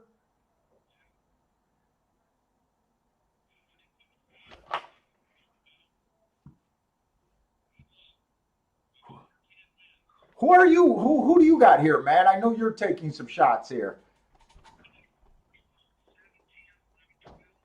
7. Okay. Okay, so Matt got a 4-horse exacta box, 7, 10, 11, 12. Then he put 14 on those same 4 horses. And then he put those same 4 horses on top of the 14. Okay, so I got some stuff to root for you guys. Good luck, everyone that's in this race. 14 went right to the lead.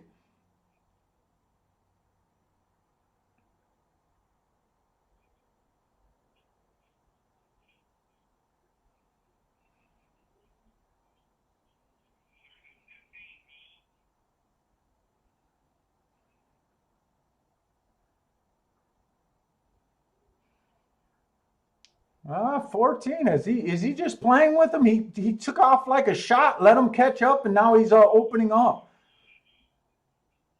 21 and 3.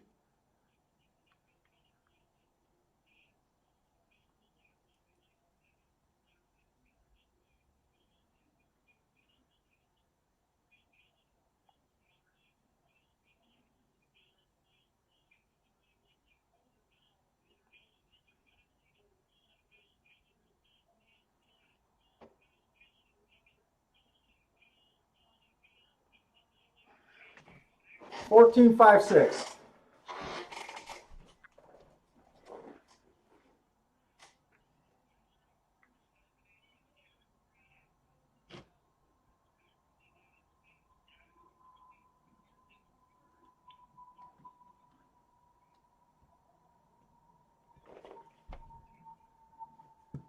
Fourteen, 5, 6.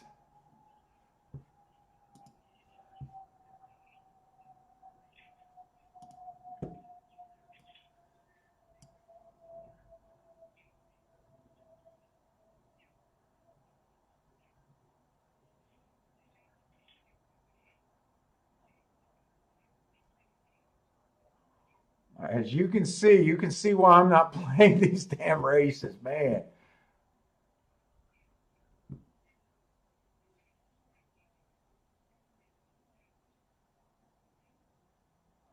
I don't think that Perfecta is going to pay much, though.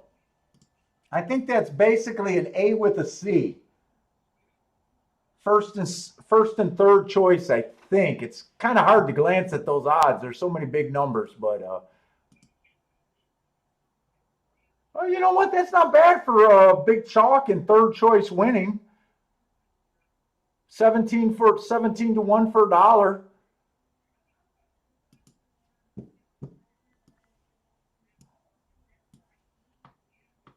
All right, I gotta go to racing. I gotta leave that boat racing alone over there. I gotta go to real racing.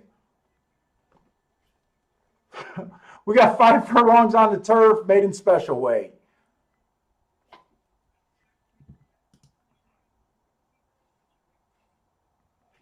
Oh, Elliott did hit that on his backup bet.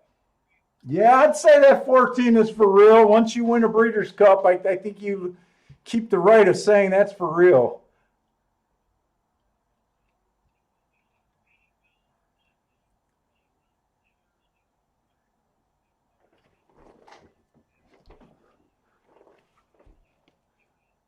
Let's see, this one horse I just don't got because I don't keep track of Angeline. Evangeline Downs. Turfway was way back in February. Uh,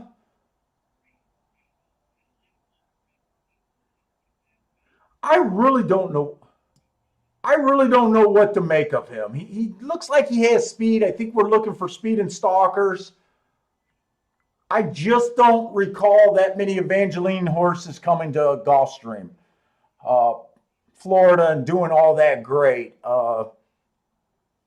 I think this is going to be a relatively weak field, though. I'm looking for speed and stalkers, is what I'm really looking here.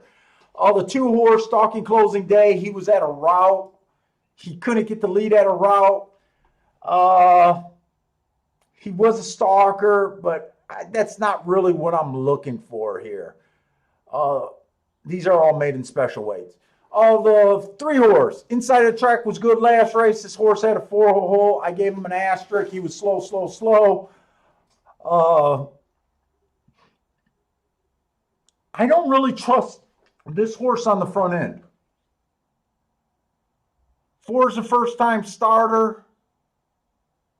I did not look up this Saratoga horse. I'm going to try to look. I should have plenty of time to look him up. Let me get rid of this.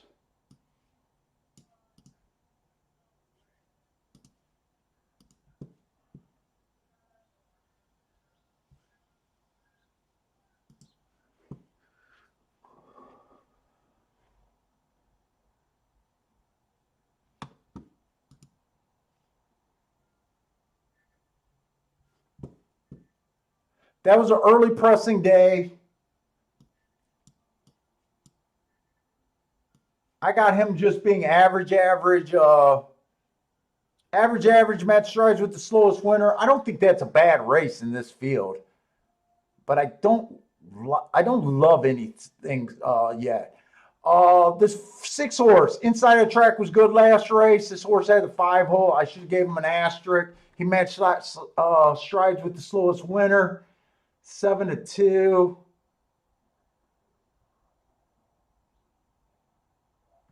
I want to look up this race.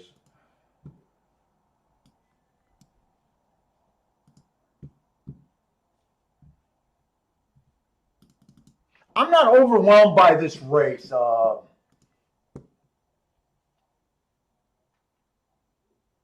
Right now, I'm not even sure if I'm going to bet this race.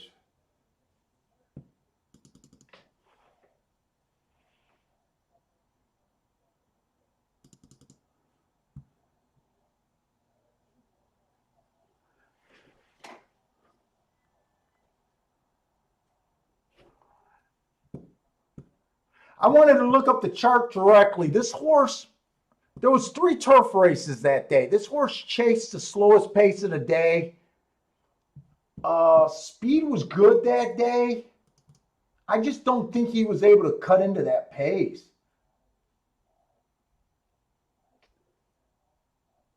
I don't think that's a bad race. I mean, I'm not going to jump in to bet him.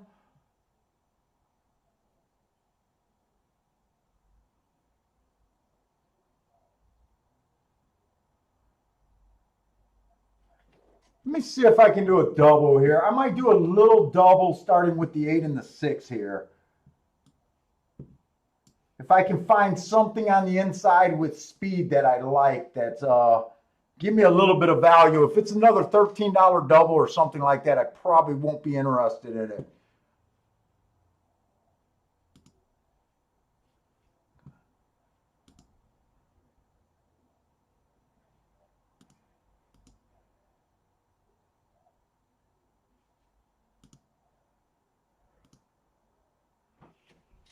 Come on.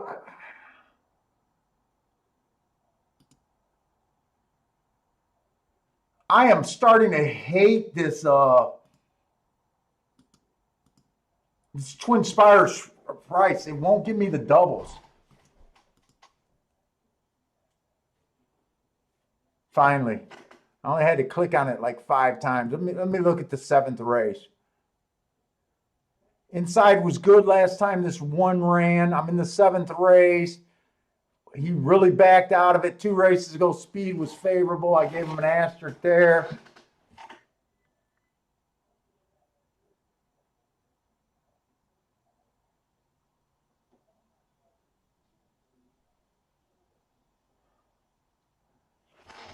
Let me see if these doubles are paying anything.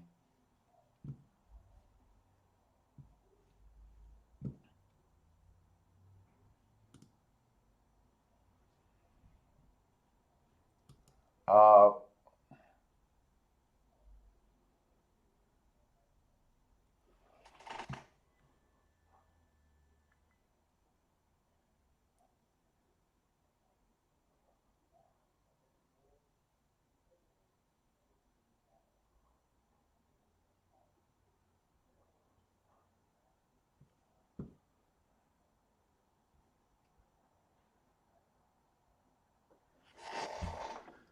Uh,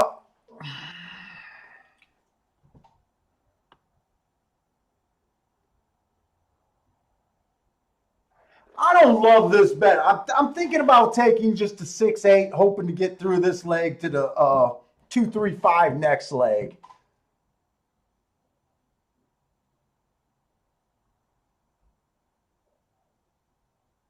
Do I really want to do that?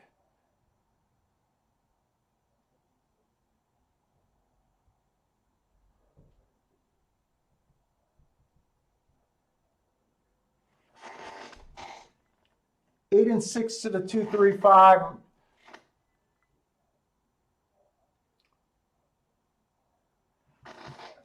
Let's see if I can get that in even.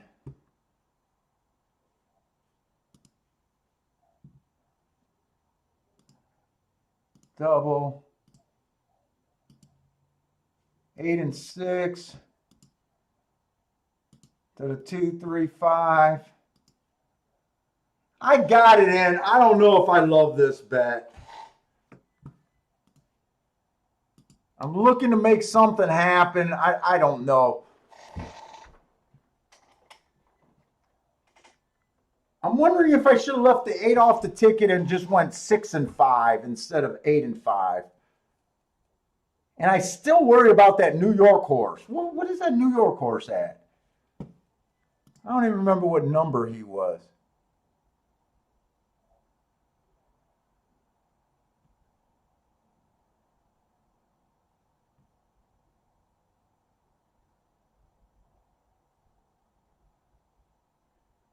He is the 5. Yeah, 5's the other horse that scares me, but I don't want to go 3x3.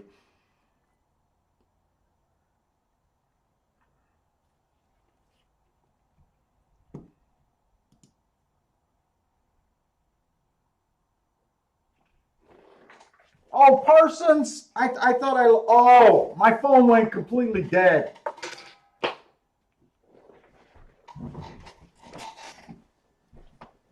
I got no juice in my phone.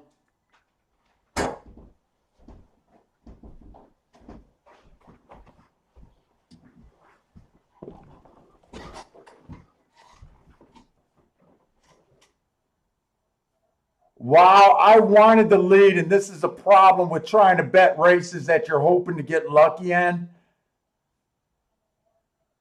I can't even get the lead with the 2 horses I wanted to use. In fact, the 3 horses I was considering, none of them are fast enough for the lead.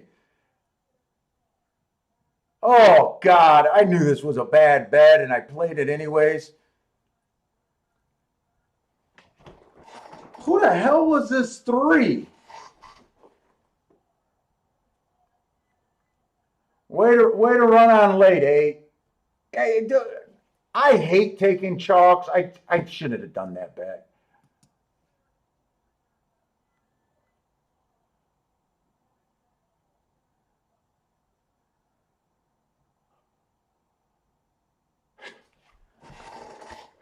So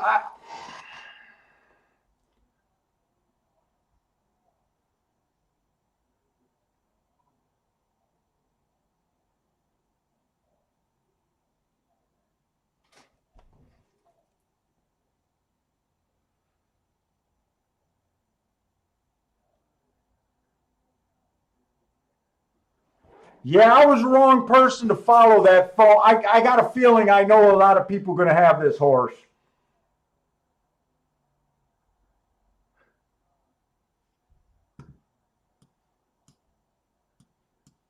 He ran against the bias last race.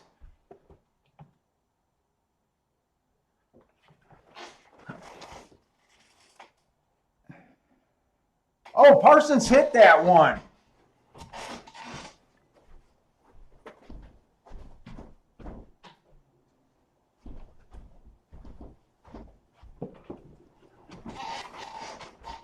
Dude, I should have went with anyone over the 8 there, to be honest.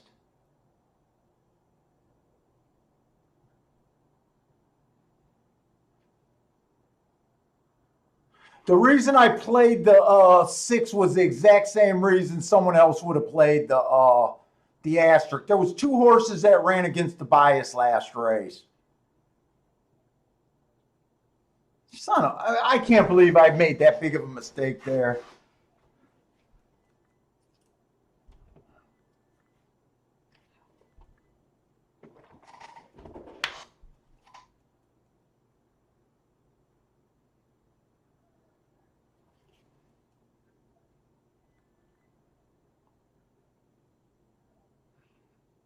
Dude, I always say this. It seems like I say this once every show recently.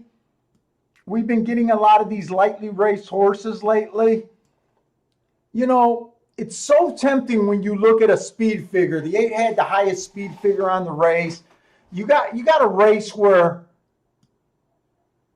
no one has technically had the lead in their career. Not a single horse has had the lead in their career.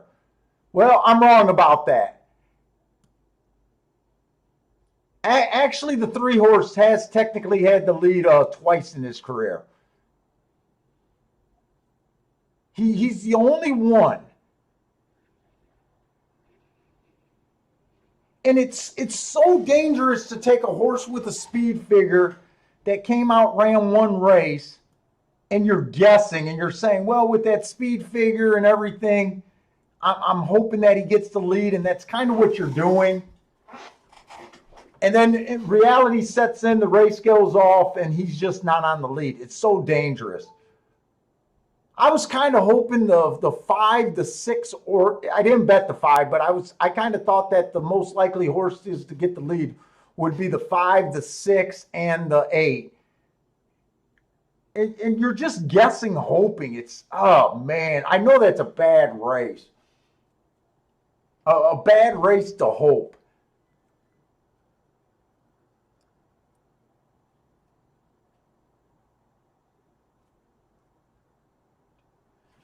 Should have just played the 2 horses that were coming off of an excuse.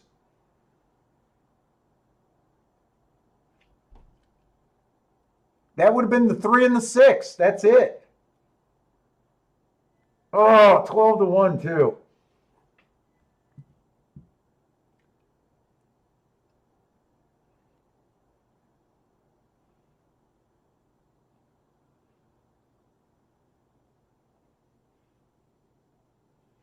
Yeah, nice hit, Parsons.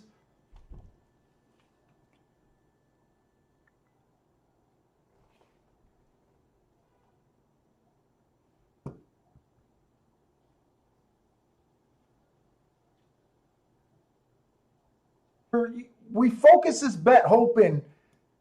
I focus this bet hoping on one of those 3 or one of those 2 horses could get the lead, and I was worried about that oddball.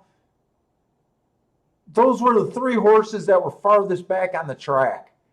The 1 had the lead for the minute, and the 3 was always chasing.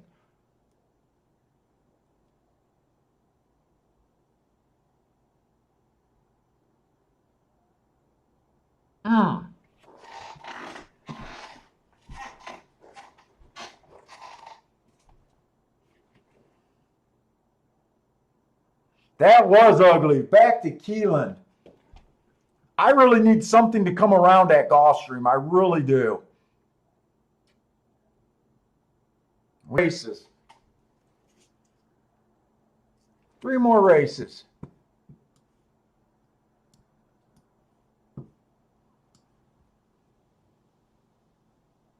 Are they in race 7 at Keeneland already? You know what? I'm going to go to Aqueduct. I'm still trying to find Aqueduct. Let's just see what kind of race it was.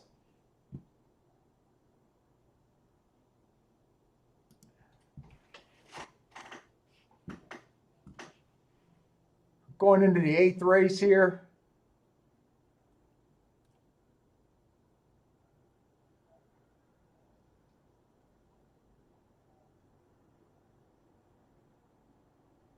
Speed favoring track, won that. 3 gets scratched here.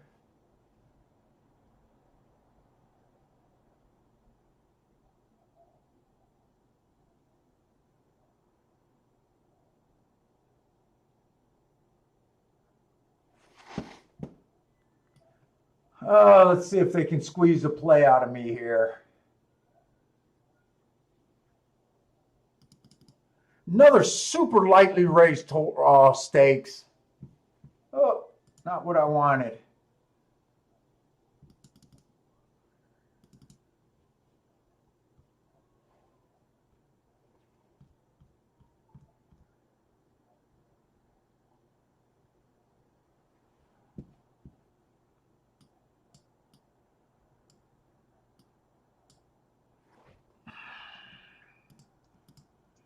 I just want to look up this Gulfstream horse.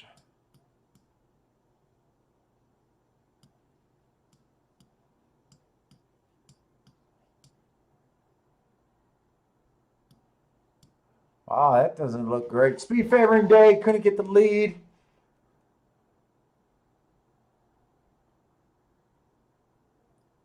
Oh, this is a mile race.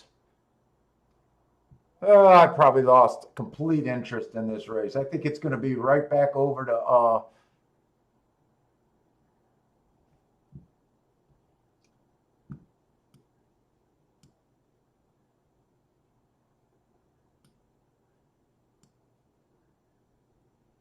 slowest winner of the day. Yeah, there's nothing here.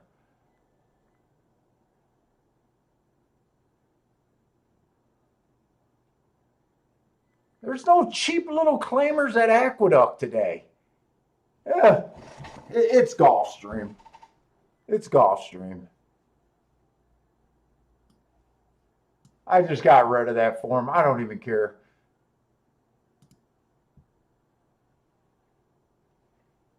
Keelan's going into seventh race. We got the Breeder Cups, Juvelin, mile on the turf.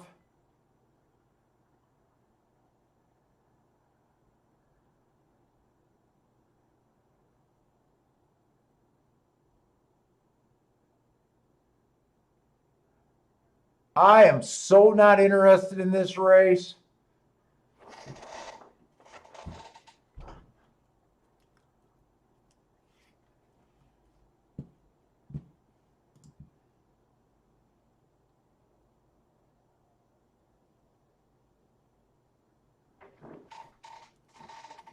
Hey Ben, you know what, Bender? I did lose track of the tic-tac-toe board. Honestly, I'm ready to go update the tic-tac-toe board.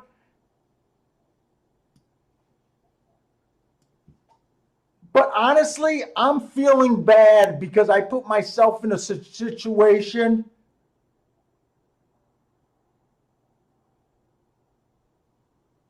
I know you play with me, play online all the time.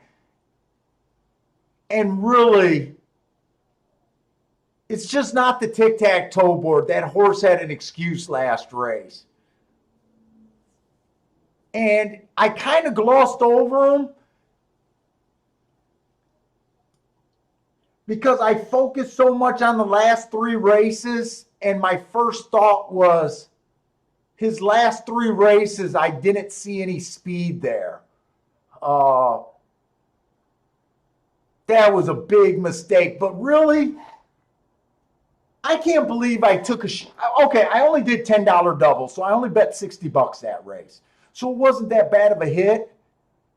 But usually I'm looking to beat a horse like this. And I kind of just submitted to the crowd and just followed the crowd there. Really, I should have bet my two asterisk mark horses. But I got a feeling you're right, because if I remember about the tic-tac-toe board, he's the third horse on the inside that won today. But I also think that on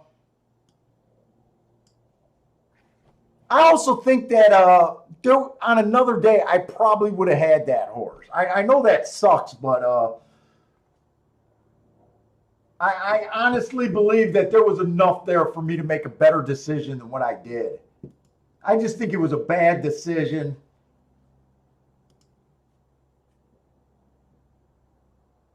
Just a bad bet all the way around. So that's the three that won, but let's see. I need to update this anyways. So 1, 2, 3, 4. So first, second, third, and then the last race. So we're looking to see the fourth and the fifth race. I'll tell you what I told Parsons on the phone yesterday. Right after I do this, because I can't think and talk at the same time.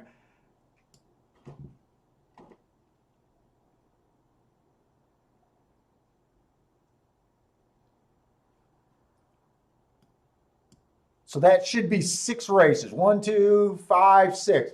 Oh, so what I told Parsons on the phone yesterday.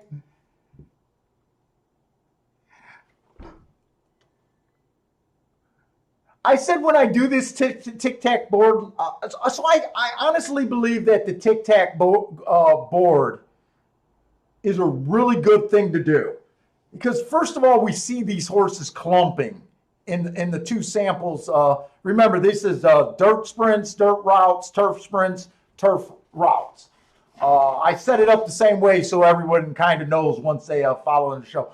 But I told Parsons on the phone yesterday, you know, I don't mind sharing it, but I feel a little awkward doing it on the show because it's such a simple, it almost feels like it's a stupid little simple gimmick technique.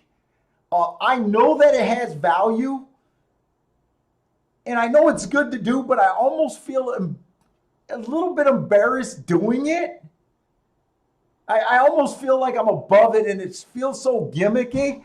But then day after day of these races bunching up, and it could have helped you. You know, at the time of the race, we didn't have the 3 there, right? But, you know, that could have been a warning. Hey, the inside of the track is doing kind of good. You're kind of looking for speed and stalkers, but technically no one wired today, and it's stalked. And heavens forbid the next horse to win just bunched up. I think it's a great thing for people to do. But in a way, he's just being so experienced. It almost feels like, I think it almost feels like embarrassing for supposedly a full-time handicapper to be doing. It's such a funny little thing.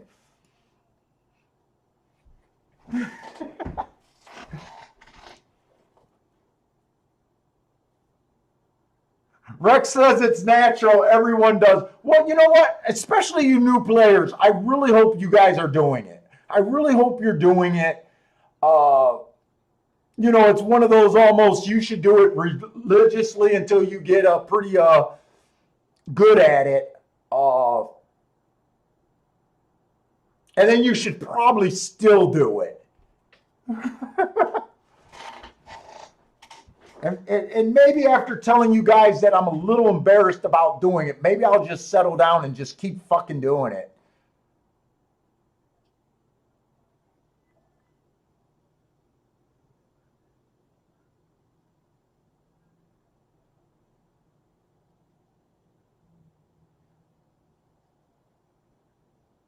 Yeah, and it really is such a good reminder too. It really is. And let's just say you did it, right? Let's just say there's 3 more dirt sprints, right? Let's just say you seen the first 2 races and you didn't hit them, right? And all of a sudden you just jumped the gun and said, hey, fucking the next race, I'm going to bet 1 through 3 and a stalker, right? And it puts you on a 12-1 winner, right? And then the next 3 races, they all fill out on the outside. Was it really a bad thing to do? Okay, so there probably wasn't technically a bias that day, but was it really a bad thing to do if it gave you that 1 12-1 winner? I mean, a 12-1 winner is an exceptional winner that really you only see me cash 1 or 2 tickets a day. And if you take advantage of a 12-1 winner, fuck, you could have already made your week off of that 1 call. So I shouldn't be so embarrassed about doing it all the time. And it should just become automatic, really. Because it's about finding those jewels. It's about finding those price horses that no one else is finding. Who cares if you know, they chalk out and it's outside of the track the rest of the day? You want to find that 3 horse at 12-1. By the way, Bender, I hope you hit the 3. Oh, thanks a lot. You said I proved myself more times than you can count, and I shouldn't be embarrassed of my tool. Yeah, I should. You know what? I also, so when it gets dark here in the wintertime, like everywhere else, really early at Michigan. I'm that guy who's embarrassed when me and my wife goes and walk the dog at night, and she has to have her little flashlight out. We live in a suburb with no sidewalk, so you're walking on the side of the street. She's like, I'm walking with the light on. It embarrasses me. But we all got these silly little things that fuck.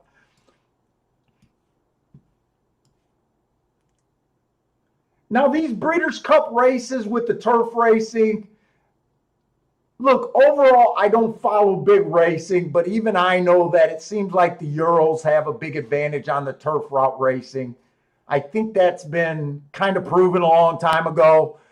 I think they do extremely well here, and I think everybody kind of knows it. I have no way of marking up and separating these Euros.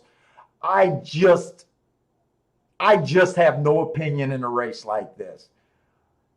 I don't even trust my marks in a race like this. So right now I'm going to root for the 3 because he kind of has the best marks, but if a European horse wins, it's like I just put it off as saying they seem to have better graded races over there. I don't know anything else. And I think Parsons, wait a minute, I think Parsons trying to remind me. Parsons needs this 8 to run extremely well here.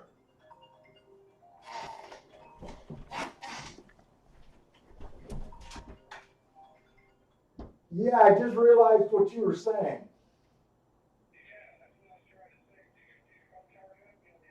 No, you're going to have to hang up. I don't have enough juice in my phone, and the jack is the same for the charger and the phone jack.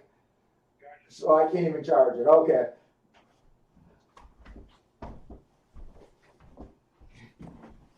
Yeah, so I am rooting for this 8 horse to do extremely well in this race. Parsons kind of explained his breeding interest. He has horses that are bred with this outwork horse, and if this horse is able to win this race, his offsprings, Parsons is hoping to hit the breeding lottery. So I will be rooting for this 8 horse.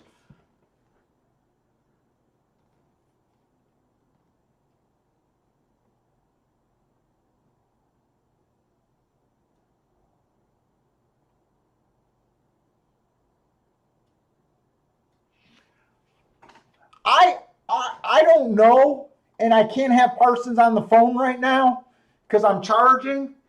I think even a place or show in a Breeders' Cup race will up the value of his horse also. I wouldn't even be surprised if the horse runs a super competitive 4th or 5th, that it might also boost the value of his horse, especially if the horse goes on to do other things and win some more graded races. I think right now, any graded race finish is probably going to be a big help to Parsons' horses. That's just my thought, and the way he explained it, that's what I think. So 1st, 2nd, and 3rd would all be really good for him.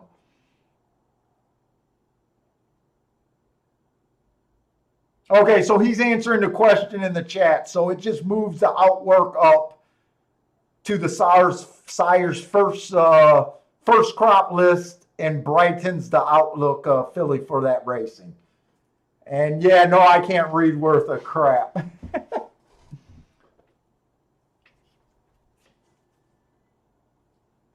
And tomorrow he has Sitting on Go in the exact same situation. Sitting on Go is Parsons bred some horses before, but I think this is the first time he's really jumping into the breeder's game. I might be speaking wrong. I know he's bred other horses, but I think he has some real exciting horses right now.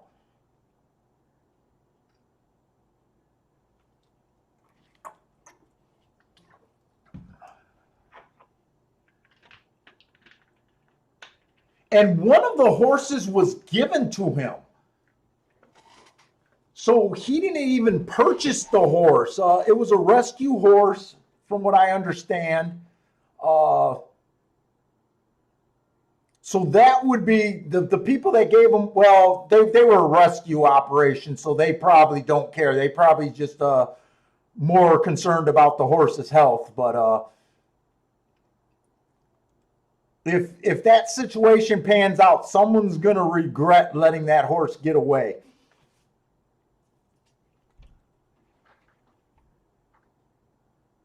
No, he has two. He has the Sitting on Go horse, and then he has another one. He has multiple baby horses. Uh, so two of the races is what counts. This race, the 8, and tomorrow, Sitting on Go is another one.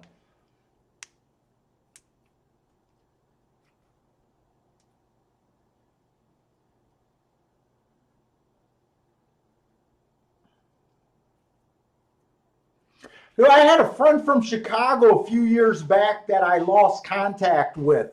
His first horse that he ever bought into was Suns Out, Guns Out.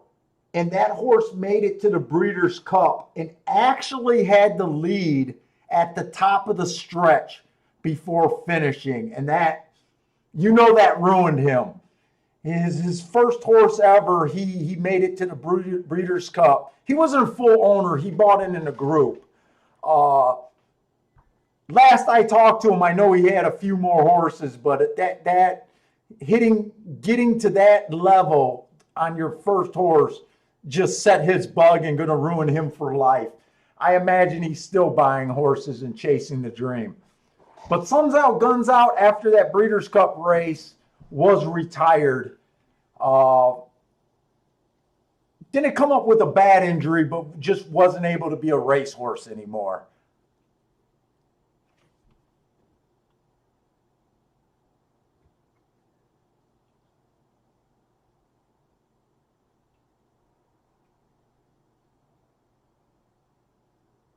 Oh, Parsons saying they already do regret giving up that brood mare.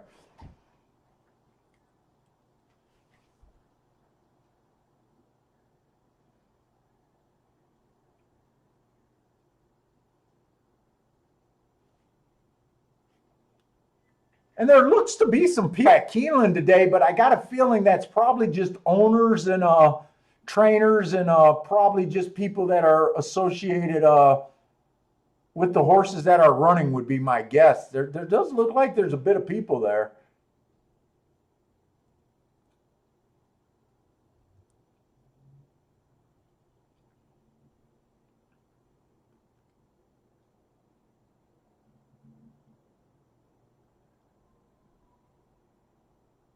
Paul, check my email.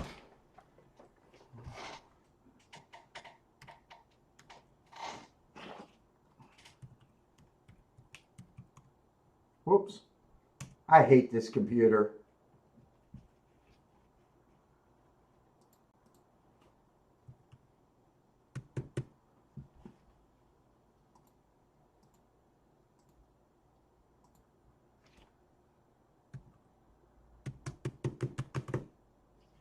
The fuck?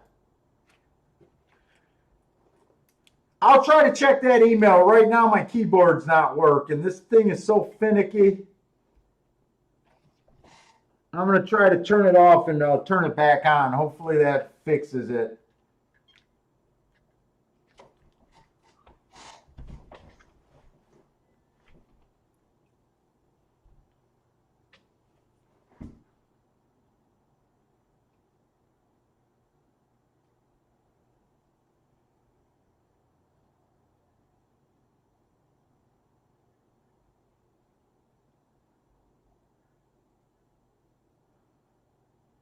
I almost wish I had Parsons on the phone right now.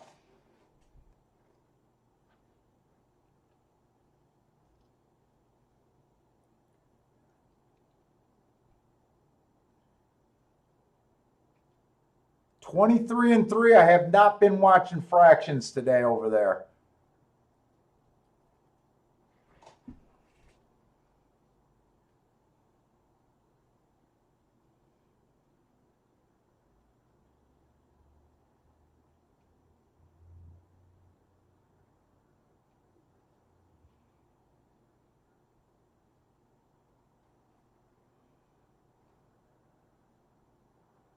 Come on with this 8.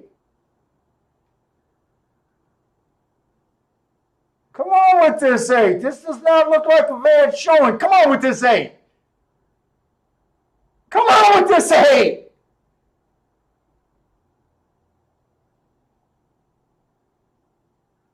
Come on.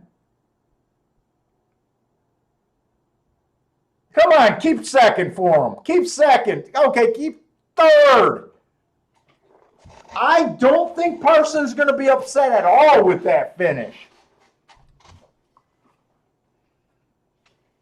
I don't think he'll be upset at all.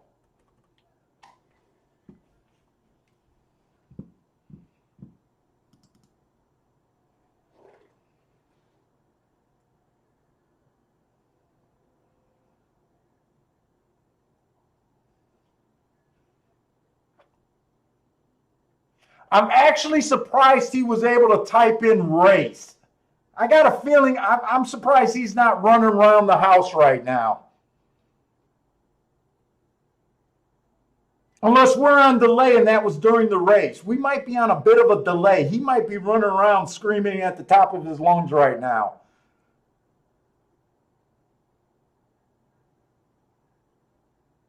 That horse did not run bad at all.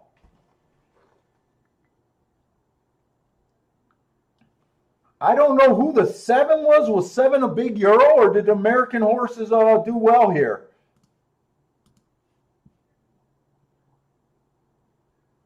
Son of a bitch, the American horses did well here.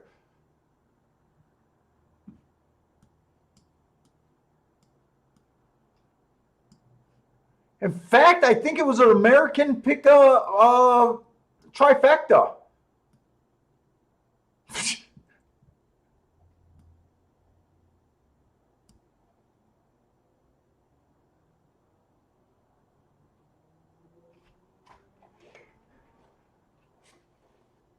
Well, I did say that I thought the European horses were dominant here.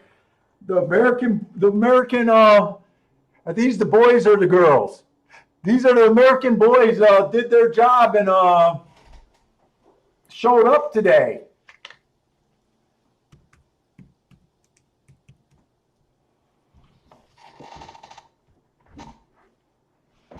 I'm glad to see that, actually. I'm glad to see that.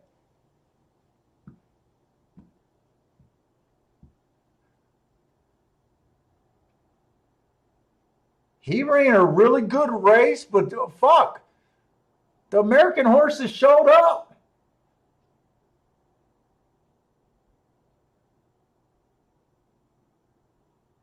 Go back to the drawing board.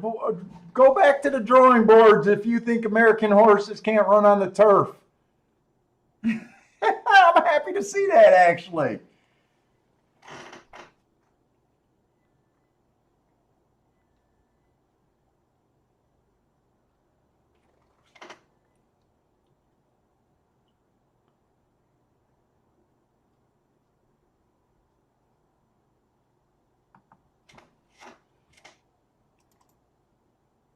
Let's see. I just rebooted Disco. I'm going to take a look at what you sent. I think you said you sent me Aqueduct stats.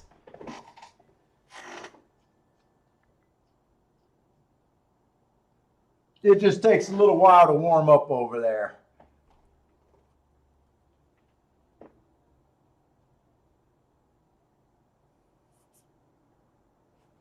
Dude, should I do it? Maybe I should do a tic-tac-toe board for Keelan today and see how Keelan's bunching up. That might be help for you guys that are interested in racing tomorrow.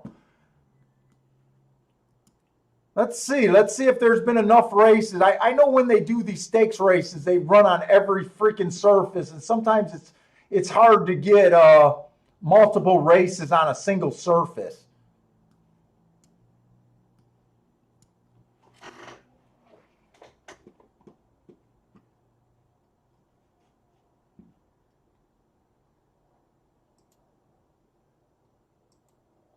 Let me see.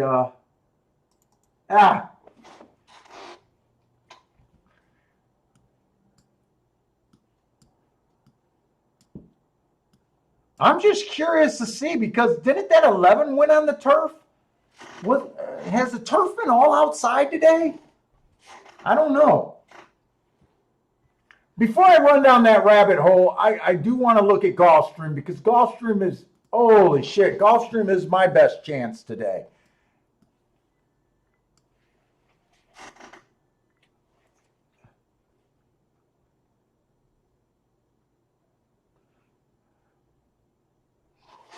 We got another dirt sprint over there. Let's see. I think I was trying to get alive to the 2-3-4. I'm just looking for inside and some speed. The 8th race is going to be the first route race on the turf today, so I don't have a judge on that surface right now.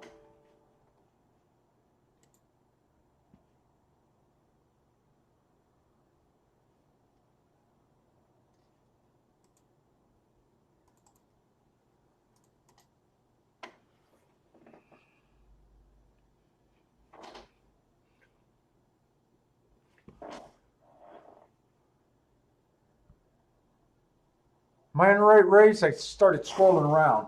So we got 6 furlongs, claiming 25,000 on the dirt here. The one horse, as much as I would like to take a shot on him on the inside, other than his first 2 races, his last 3 races just look so bad. It's hard to get to him even at those odds. He does have an excuse 2 races back, but his very next race, the inside of the track was good, and he did not run much better. I'm trying to do too much. Oh, the 2 horse, I thought this horse was going to take a lot of action. Last race was a rout. It was a bad rail closing day. This horse went too fast to win. I don't like route to sprint, but usually this horse is a sprinter.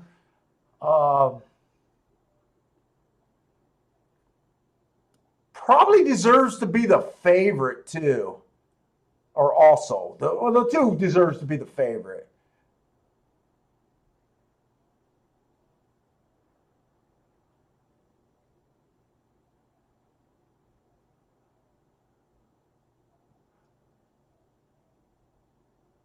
The 7 horse is going to be another outside horse that I'm just going to try to beat, because I believe the inside of the track is where you want to be.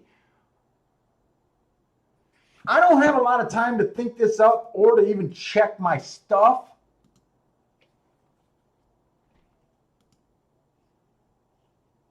They're not even going to let me check the exactas. I'm getting so sick of this.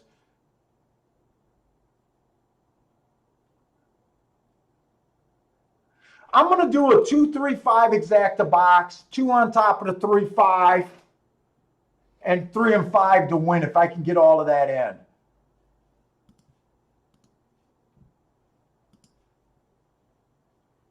I'll do the win bets first. So I'm doing a 3 and 5 to win.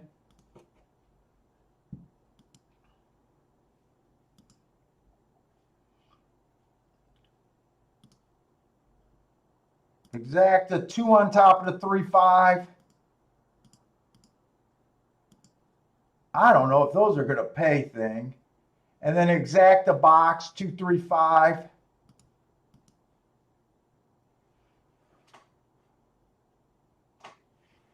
Let me see if I can see these payoffs real quick. There might be one more bet that I slip in there.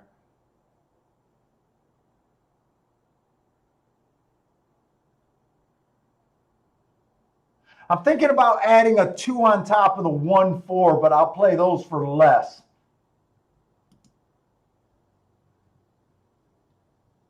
I'll play those for less. Those would act almost as a saver. I really need a 2-5 in this situation. Well, no, I need a 3 or 5 to win, but if the 2 wins, I really need a 2-5. Eh, 2-1 would be okay. And 2-4, 2-1 and 2-4 would actually be okay. I thought since I bet them so much less that but they're paying a lot more. Yeah, no swaggy. I just think the outside of the track is not the best place to be.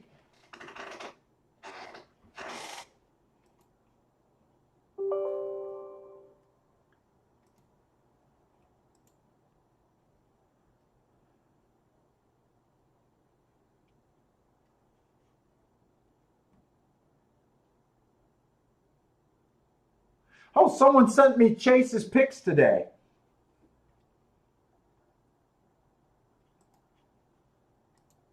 At Aqueduct. Let's see. I want to see what Disco sent though.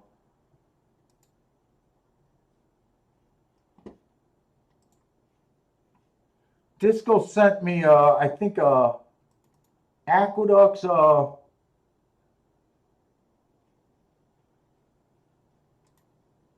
let me see if I can open this.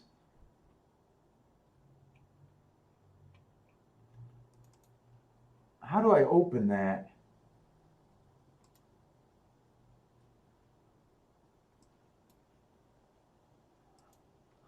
Fuck, I just can't see it.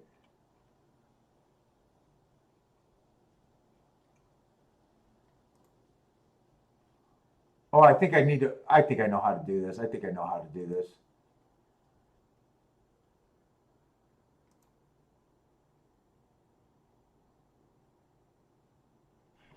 I gotta walk with this 5 getting the lead.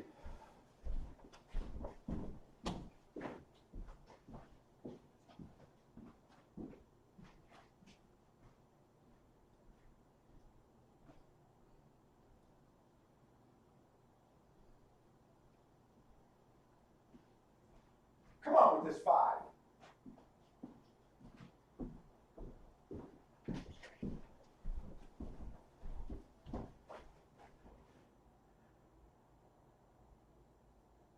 Come on with this 5. Get Swaggy out of there.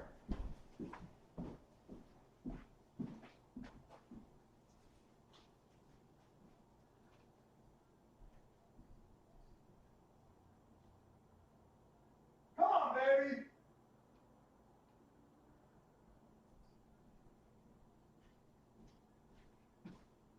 Come on with this 5 for me.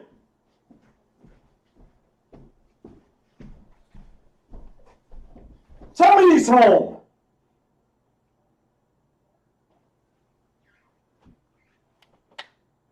I know he had a 2-length lead in the stretch. Show me that 5. Yes! That's a boom, baby. Woo! I think I missed the exact. I think Swaggy held second. But I'm okay. That win ticket is going to put me up really nice for today.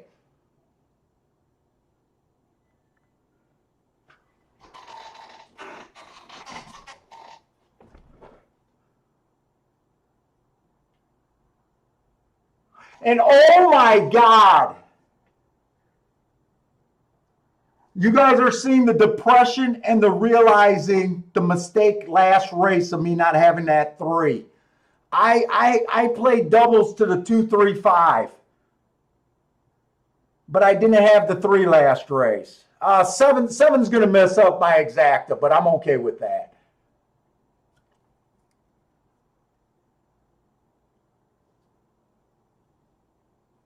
Who was that? Was Alex the one that was warning me about Swaggy the whole fucking day? I should have just included Swaggy in that bet because of Alex kept bringing me up on that. Oh, the 2 stumbled? Maybe I got lucky and hit it, but it's horse racing, so sometimes the gods smile on you. When did the 2 stumble? The 2 did not get the best break out of the gate. I will admit that. 2 did not get the best break out of the break, and the 3 kind of came over on them.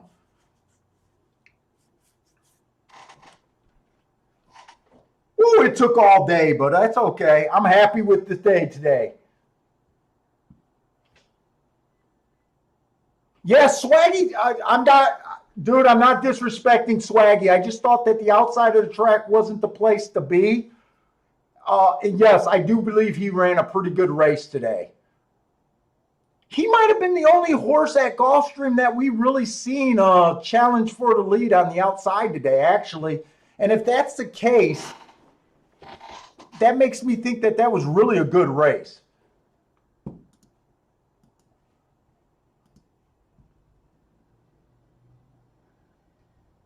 I'm sorry I didn't have time to go into that race. I kind of already knew who I liked.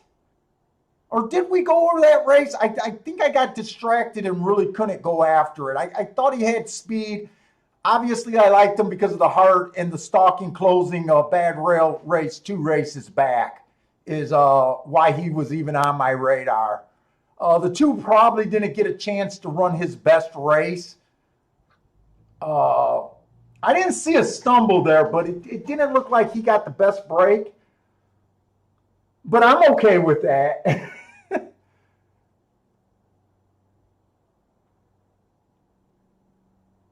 Oh, 2 got knocked back going into the turn. I watched the replay on that. I definitely want to see if he had more legit trouble. So from what I've seen at the start, I don't believe that he ran his best race. And if he has another excuse on top of that, that's even more thing. But man, I'm glad he wasn't able to run his best race.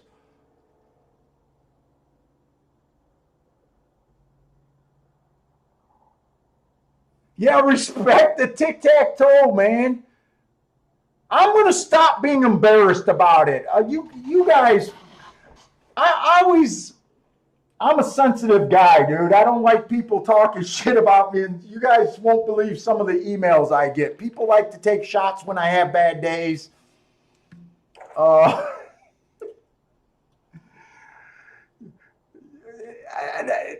It affects me sometimes.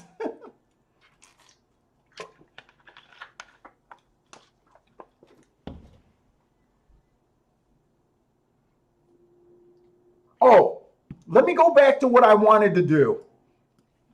I want to do the tic-tac-toe board. Just that Keeneland. It's probably not going to help me because you guys can see that this is out of my scope of handicapping these great races at Keeneland. I like watching them. I don't regret doing the show with you guys, and maybe I'll jump on tomorrow. The wife is gone for the weekend, but if I jump on tomorrow, it might be a hangout thing. If I do it at the last minute, or if I have enough energy, maybe I'll handicap tonight. But we'll see on that. If you guys like the show, leave me some comments and some thumbs up, trying to talk me into it.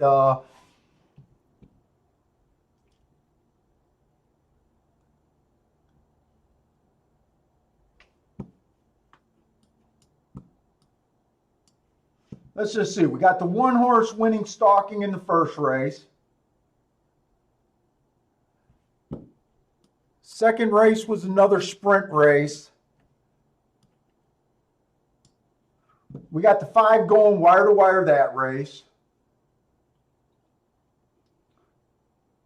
So our first overall thought at Keeneland for the last meet has been speed and stalkers, post positions kind of not mattering.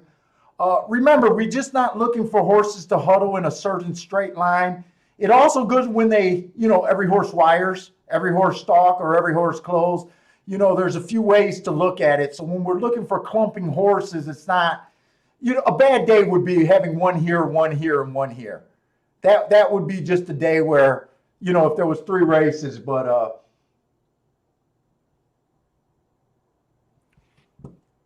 that's a turf.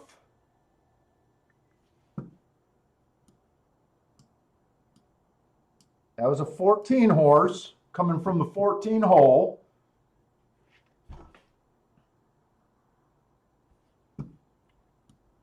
Another 2-horse on a sprint. Oh, I want to see this race. I want to see the trouble. So someone was saying that 2 ran into trouble around the turn also.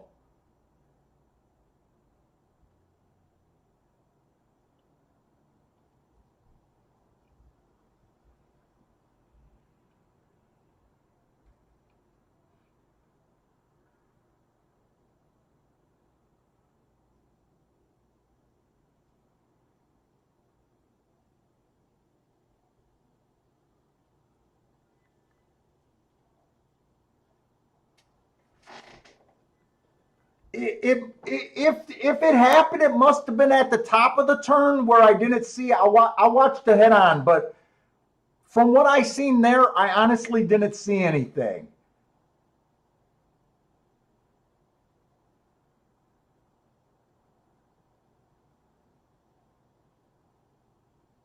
I didn't see anything there, but let's watch the head on. And let's watch this break real carefully. The 2 did come out sideways. He did get a little slam there.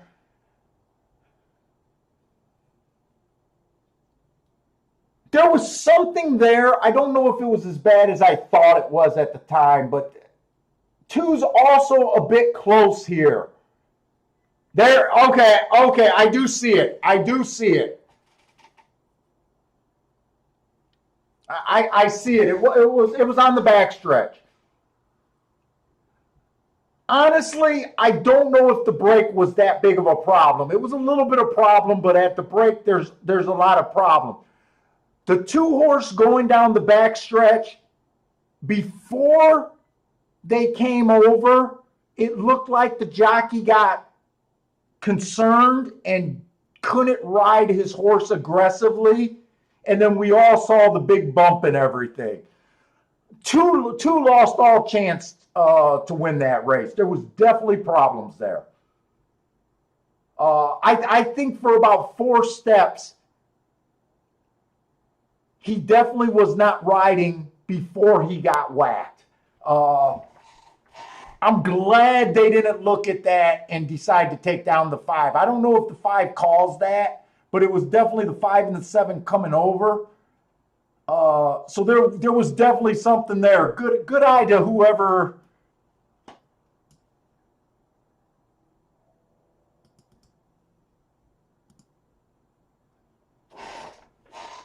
Yeah, good eye. I'm trying to see who's seen that. Good eye on that. I think Gregory was calling it out, and Michael seen it too.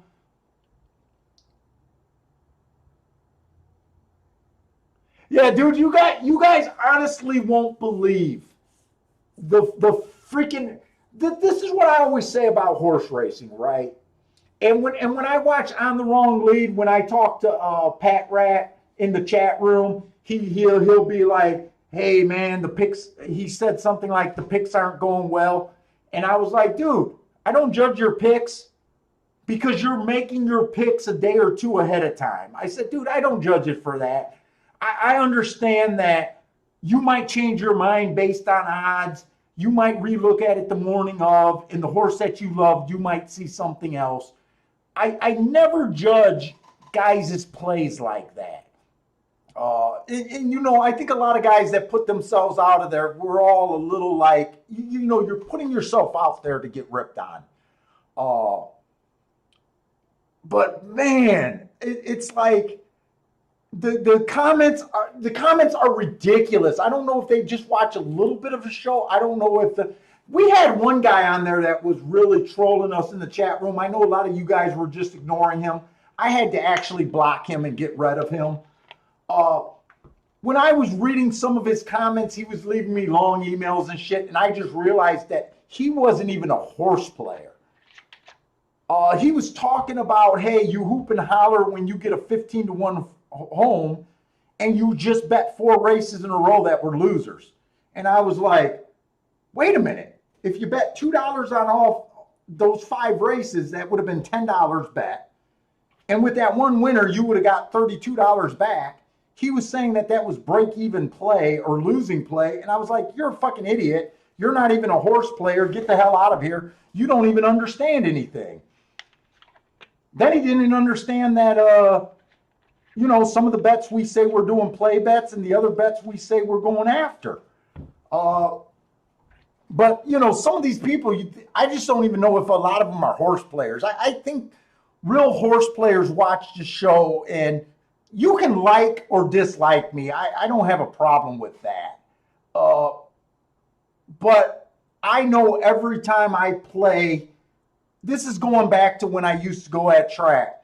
You will respect my handicapping. You might say that it doesn't work for you. You might say that it's voodoo that he comes up with, but people that play and that I know play respect me. I can't go to my local track without guys every time they see me coming up, and it's always been like that. But I get it if you say, hey, what he does is pretty good, but it doesn't work for me. I understand that. Or he'll get one bailout race and he'll sit the rest of the day. Well, you got to do that. You can't play all day. But or he bets 2 horses to win, sometimes 3 horses to win. Some of the purest horse players don't believe in that. I don't mind dutching 2 horses to win as long as one of them wins at 18-1. That's a profitable play. But it can be rough out there on social media. Let's see, 1, 2, 3, 4. So we're looking at the 5th race right now.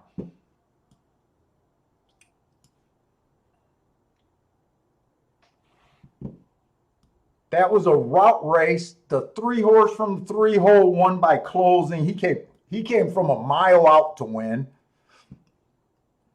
Whoops. He came from a mile out to win.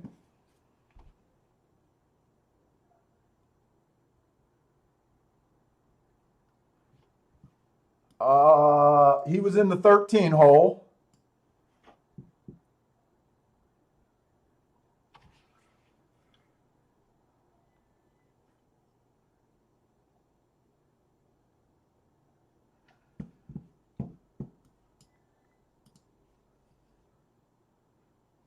Okay, for you guys that do the tic-tac-toe board,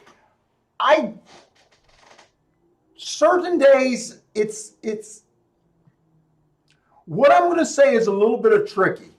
You guys know that this is my dirt sprint. This is my dirt route. These are the turf sprints, turf route. It's a little tricky on a day like today when, they're using 4 surfaces and we don't got a lot of combined. It's a little tricky to do. Sometimes it works. Sometimes it gets you in trouble. But sometimes when you get a race like today where they're all over the place, sometimes the clumps aren't as obvious, and it varies from track to track because some tracks, the routes play completely different from the sprints. That's why I keep them different. And some days they run completely the same. Look at this if you almost move this over and just combine them in one. You get an extra 3 there. They're kind of clumping to the inside. Like I said, it's a little tricky to do. Look at it on the turf. Slide it over. It's looking out like outside. And then if you guys, the last race we just seen was a route. I don't remember if the 7 horse stalked or he came from 5 lengths over, but he definitely was somewhere right here. Post 1 through 3, 4 through 6, 7 on out. It's a little dangerous to do, but some days working with less information, if it pans out, it could be helpful. But I will admit, sometimes it gets you in more trouble than it's worth. But it does look like the turf is kind of clumping in to the outside, and it kind of looks like the dirt is clumping towards the inside almost. We'll see how the rest of the races go. And how tomorrow goes too. But I just thought that was interesting, and that is something to kind of look at.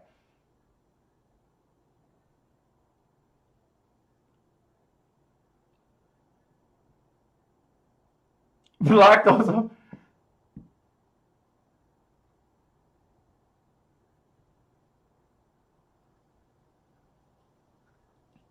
Someone said something about the late double at Gulfstream. I thought there was only one more race, to be honest. Is there two more races? I'd be happy if there's two more races at Gulfstream.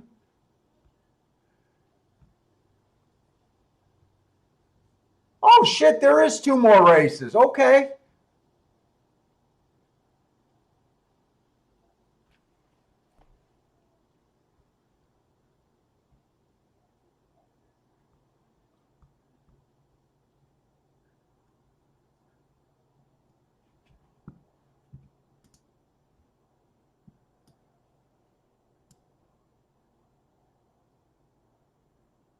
Let's see, they did 7 races at Gulfstream so far today.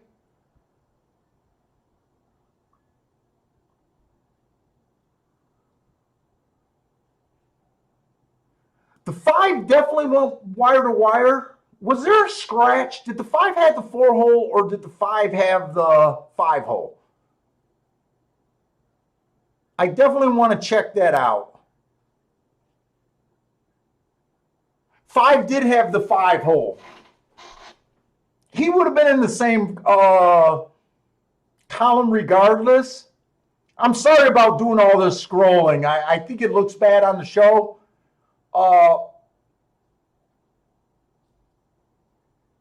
So we do have a clump in the speed column so far today. I still think the inside of the track is good. The 5 got to the inside fairly quick. There was a little bit of trouble inside, but I'm okay thinking with it. The track's favoring speed and definitely favoring towards the inside. It seems like so far we've seen, I think, 3 horses that were like 2-1 or lower today in the sprints.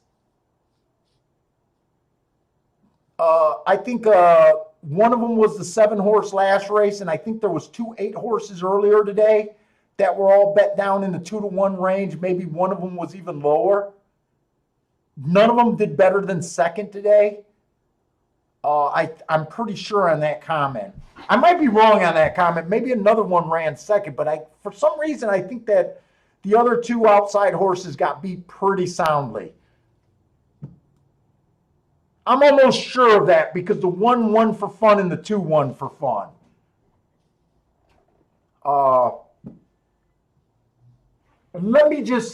I kind of thought this was the last race at Gulfstream. So let me just see where we got to look next. Okay, it's Keeneland's Breeders' Cup is going to be next, and then we should have enough time for race 8 there. And by the way, I always thank Parsons, but thank you again, Parsons, for marking up this Breeders' Cup. I know I'm not really using it, but I still appreciate you, marking it up for us.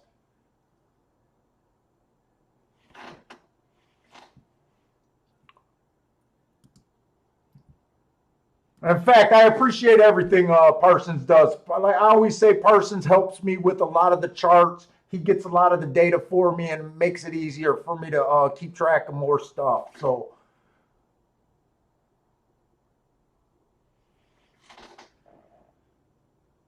and by the way, has Parsons came back after his interest ran third? That guy might be running up and down the street telling all his neighbors.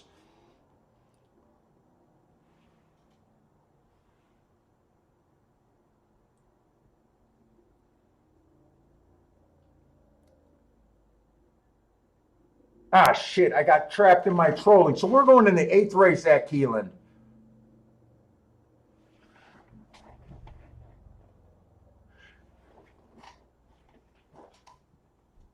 So another Breeders' Cup Juvenile. I think that's what they all are going to be from here on out. This one's going to be on the dirt. Kind of just glancing at the chart, we're kind of thinking it might be inside. It's kind of hard when they come back and just run one day. But The one horse, Bad Rail, last race, early pressing day, he was on the outside. That was an average race. Uh, so far, this horse has done absolutely nothing wrong, undefeated.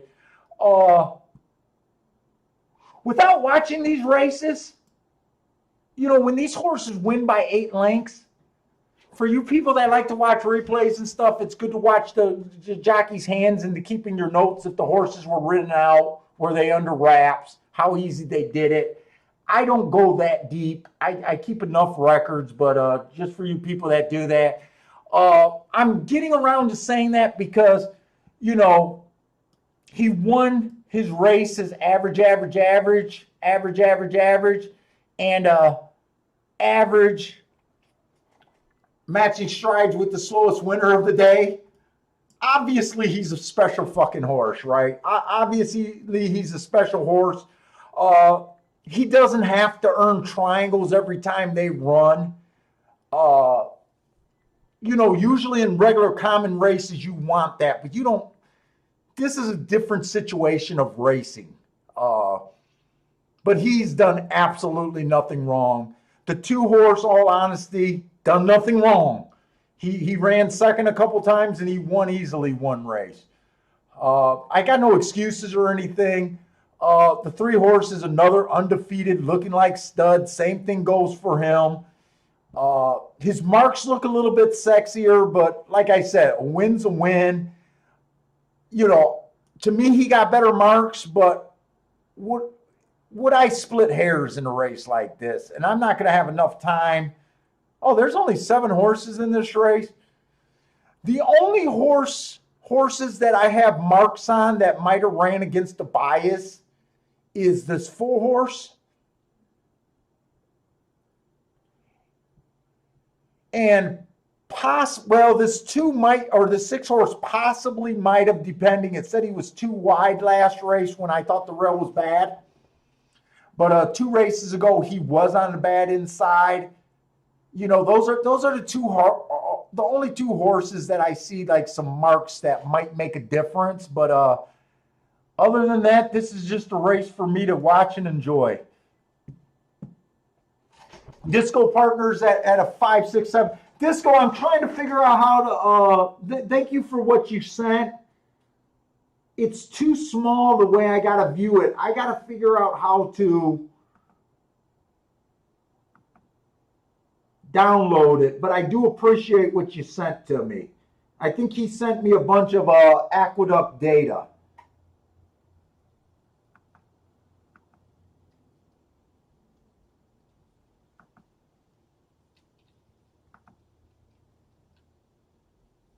Yeah, right now I'm probably gonna have to have my wife figure out how I download this and view it.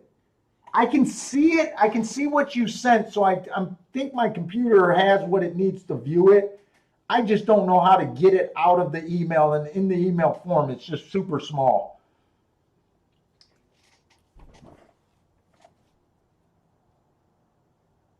And Disco, has there been any update on Caleb? I know you're in the Discord chat room all the time, Disco, and I think we lost. I don't know if Guy on the Ground is still in here, but I'd be interested if we got any especially positive updates on what Caleb might be doing today in the Breeders' Cup Challenge. I think he basically said he turned a $25 feeder into the Breeders' Cup entry. Oh, there is. Who's the other Discord guy? There's another Discord dude that's in second place there.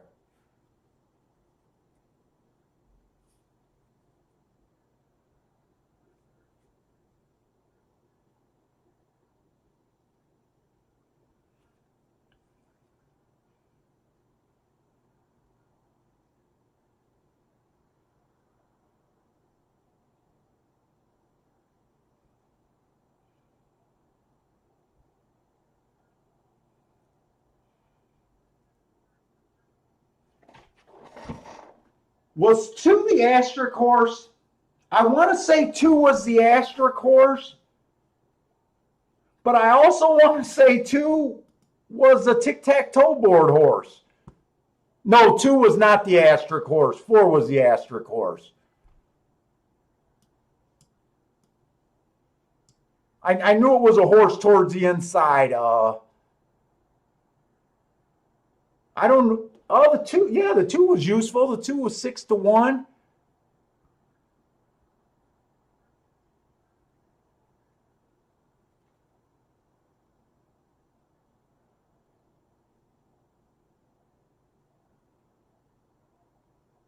Oh, he hit a $9,000 double. Oh, that's nice.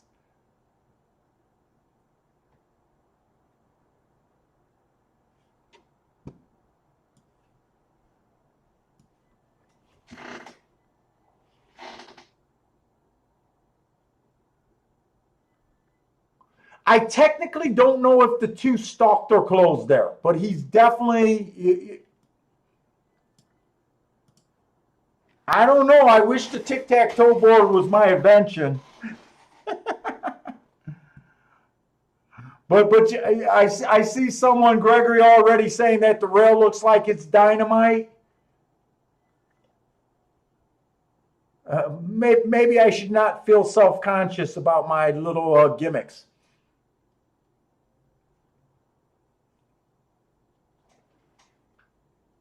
Gregory had the double there. 2 definitely stalked up the rail. The three looked pretty solid on the inside for a long part of that racing too.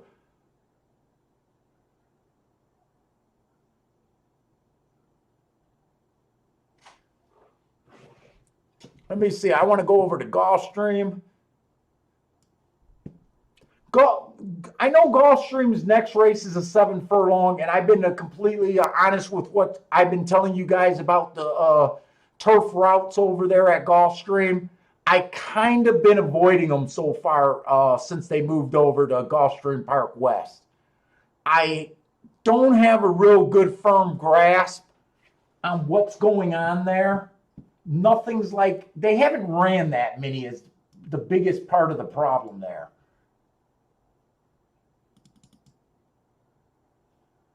They've only ran 20 races, 7 furlongs or longer so far. Post position is 30%, 30%, 40%. There's nothing there other than saying, Jesus, that's fair.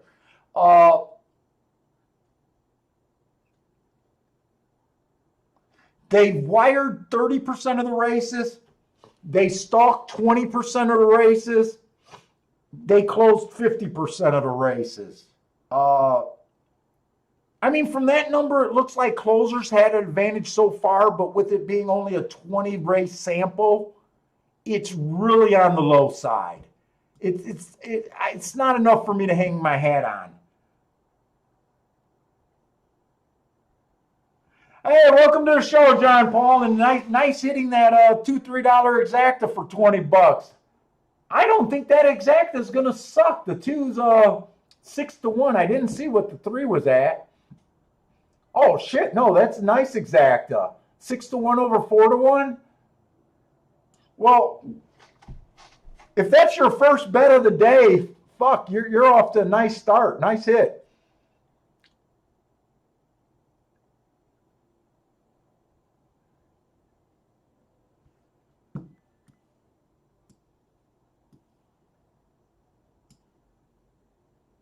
I handicapped the last race, right? This must have when my headache started to really set in at Gulfstream. I'm just glancing at Gulfstream, wondering why I got so little marked on this race. Maybe I knew I was going to not be that involved on the turf route. I really don't know what I was thinking last night other than I had a massive eye strain.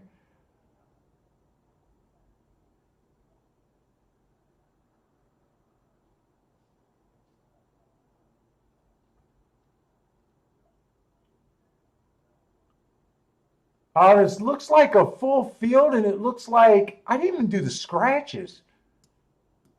Sorry about this. I'm really behind on this race.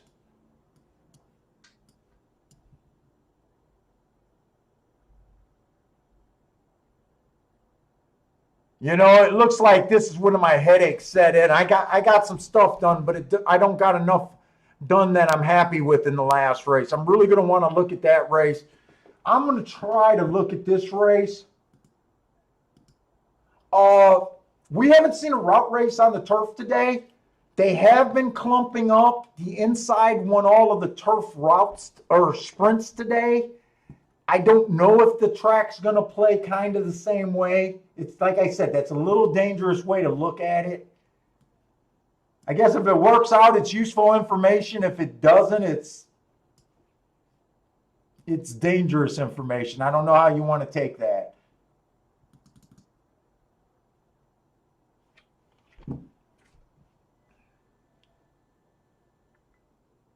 So we got 7.5 furlongs on the turf, optional claiming 25,000. This one horse had an excuse last race. Inside of the track was good. It was an early pressing day. This horse ran good from the outside. I gave him an asterisk for being in the 6 hole. 2 races back was just a slow average race. 3 races ago, average. Overall, I say this horse is getting in position at the top of the stretch, and he kind of looks interesting at 11-1. The 2, I'm going to try to look up the 2, but right now I'm just going to point out he's stepping up against winners, and he's coming off of a fairly long layoff. He hasn't ran since March. That's all I got on him right now. The 2 horse, slow average last race. I don't have a real excuse there other than that's what he did. Hasn't been getting in position in his last 3 races.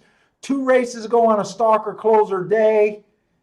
When he comes out 3-by-1, it's kind of hard to say if he was going to the lead or he was just trying to settle back to be a stalker. But that's a tricky call to make. That was just an average race. Overall, it doesn't look that great.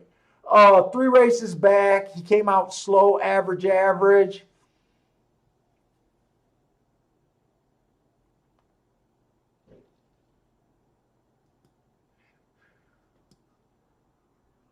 To me, it looks like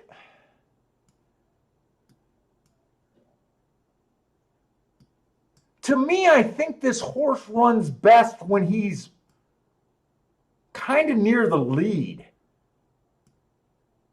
I don't have a real good read on him, honestly. He looks appealing if he can get the lead, but right now I'm not sure. I got to go on. The 4 is an annoying horse. The last 2 times he ran was just 1 race samples. This looks like a race where I'm not going to have enough information. I don't think I'm going to be able to look up all the races on all the horses that might make a difference to me here. The 5 horse, slow average last race, got in position last 2 races, so I don't think he's a throwout. I don't think I'm going to have a late double here. I think I'm going to have to just focus on the last race, play the last race in itself. I don't honestly believe that there's enough time for me to even get started trying to do these marks.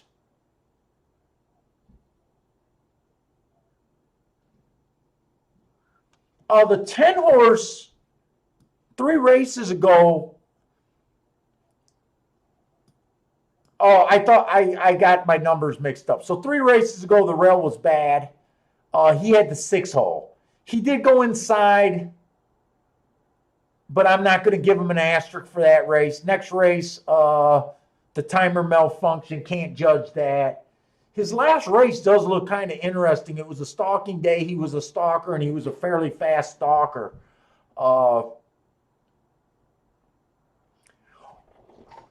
You know what? I'm going to sit out this race. I just don't have enough information to do this race justice. I did think the 1 is kind of an appealing long shot. And if I was able to look up the other horses, I might have been tempted to throw in a bet on him. But I don't just like throwing in bets just because a horse is 12-1. I like him without kind of understanding his competition. I'm gonna watch this race for the hope of the tic-tac-toe board. I'm hoping that it's another 1, 2, 3 horse that wins this race.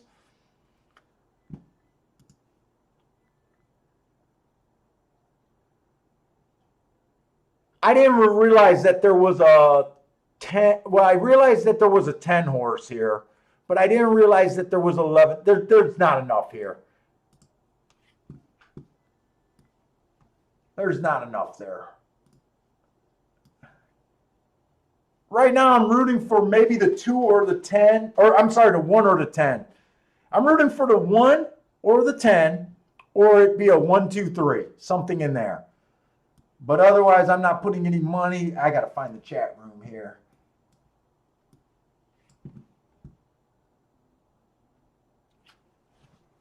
John Paul hit for 480 for that exacta. No, not bad there. Hey, what's up, Premier Investigation? I think I seen you sneak in here earlier and then later.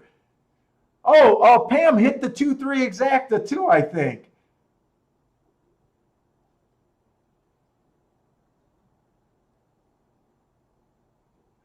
Parsons is trying to keep me on until Keelan's last race today. When is that going to be?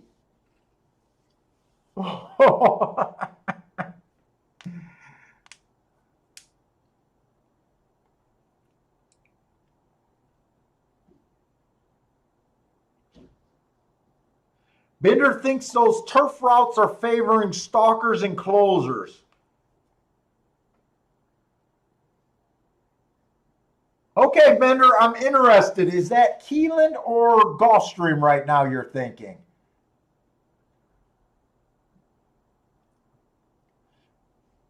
Christina's taking a shot on the 4 at Gulfstream. I think she's the only one that put up a bet on a bet for us to root for, I think.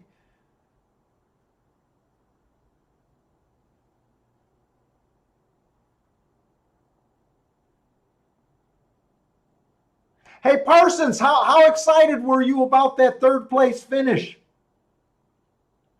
I don't think I noticed you chatted for a while after that. My guess is you're pretty excited and was probably running around your house screaming.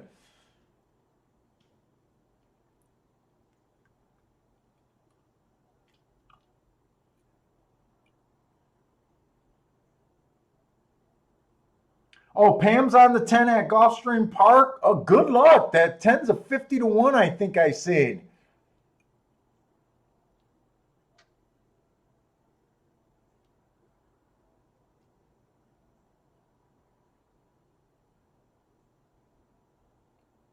Dude, this race looks like bombs away unless a chalk comes up soon. Right now, everyone is a good price on the top, 40-1 in front. Come on, can this one get first or second with this 3? Come on, I'm rooting for the damn tic-tac-toe board. Come on with this 3-1-1-3. Respect the goddamn tic-tac-toe board. Shit. I wish I would have handicapped that whole race, by the way. Yeah, I know. That's why I'm saying, Alex. Dude, after the big hit at 18-1, I didn't think it was worth putting a bet in when I didn't have the information. But yeah, maybe I should have thought doubles and went on that 1 horse tic-tac-toe board. I think the 1 definitely deep stalker to a closer. He's not going to help on the tic-tac-toe board. Right here, I'm just going to have him straddling the line. I'm not sure if he came off 4 lengths off the lead or 5 lengths off the lead. By the way, I think the 3-horse ran a great race at 40-1. I thought it was going to be 1-3-3-1 for a lot of that race. I think the 9-horse came and just snuffed those giant dreams. Holy shit! Did the 3 get second? Did the 3 get second? From that video, it looked like the 3-horse got second.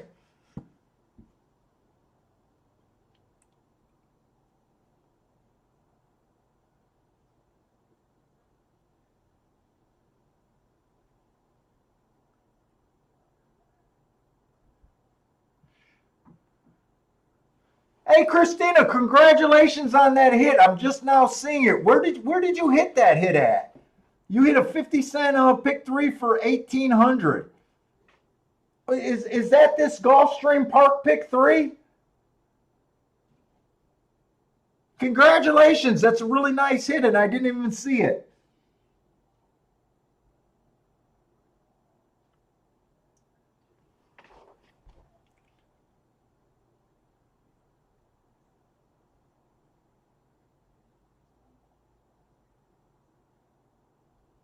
That was right there at Gulfstream. Congratulations, Christina. Really nice hit. Hitting that pick 3. You got an 18-1, a 10-1, and Jesus Christ, who started that pick 3?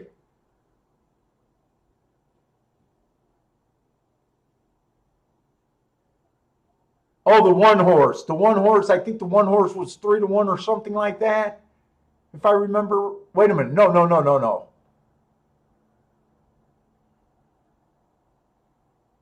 Well, fuck, the second half of this show livened up, man. I was struggling during the first half. I'm glad we dropped the aqueduct and concentrated on this stuff. You guys are lighting up the board, man.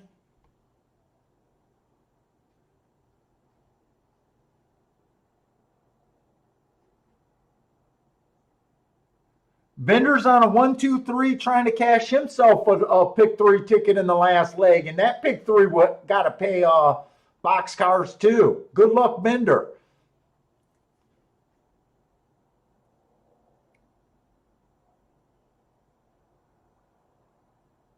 Oh, did that 9 snap that 3? When I first saw the video, I thought 9 won, but when I seen that replay, I thought that must be a bad angle. That replay the second time around. Let me go take Bentley has not been outside all afternoon. Let me take Bentley outside real quick. I'll be right back.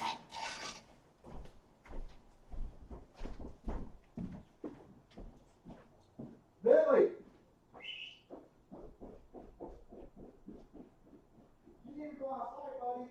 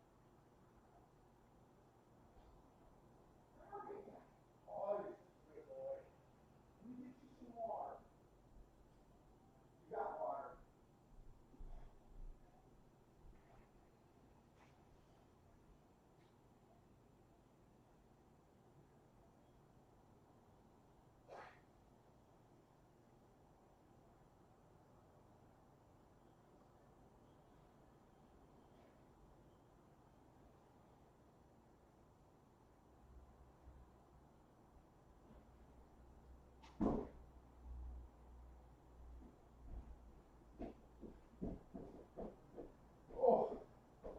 getting too damn old for these stairs.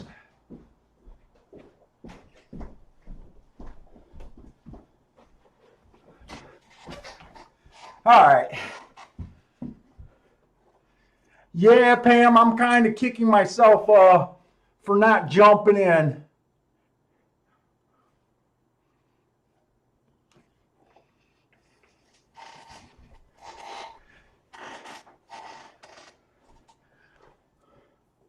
If I would have just decided to say fuck it and I'm gonna just play it because the odds were good enough, I think I could have did that for a $20 bet, and I honestly think that I could have Dutched the 1 in your 10 in that race. In hindsight, I think that was probably what I should have did, but in all honesty, I don't like jumping in.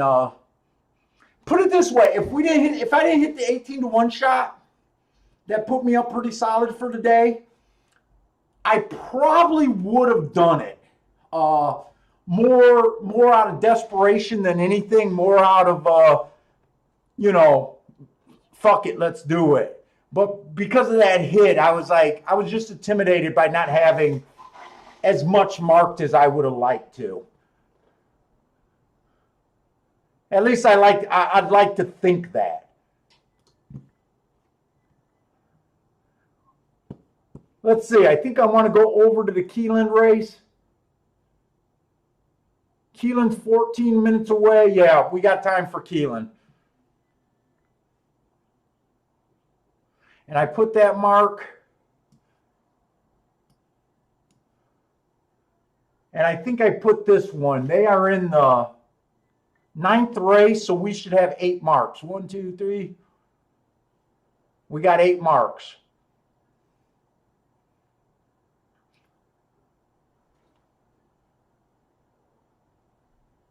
Oh no, I was going for it. You honestly don't want to know how much I bet on that. Well, maybe you do, but I'm not going to say. But I went for all the bets that I played for, except for 2 play bets early. I went for pretty good. So I actually bet that 5 horse pretty good. That win ticket will carry me for the day. I can't mess up anything at this time. So I did go for it. I thought I would have a few more races of action today, but it didn't work out that way. And I did say I wanted to get a bad start today so I could be aggressive late and trust me, I was aggressive on that in that race with that 5 horse winning. It would have been a huge day. It would have been fairly close. It would have been a Rolex day if I hit the exacta, but it would have been close if I would have hit the exacta. But the win bet is definitely going to carry me today. We're in the 9th race, so this is another route race. Just from the tic-tac-toe board, it kind of seems like the outside of the track is performing pretty good. This is going to be another race. I said it before with I give too much respect. Well, there's only 2 Europeans here. There's actually only 2 Europeans here, and they're both stuck on the inside. Actually, there's 3 Europeans. The 6th is another European. I don't know these tracks, guys. So when I say European, I'm just using European as a term for not American racing. I don't know really where these horses are coming from. So if there's some South American horses, I'm just using overall saying that they're European horses. I honestly don't know these tracks at all.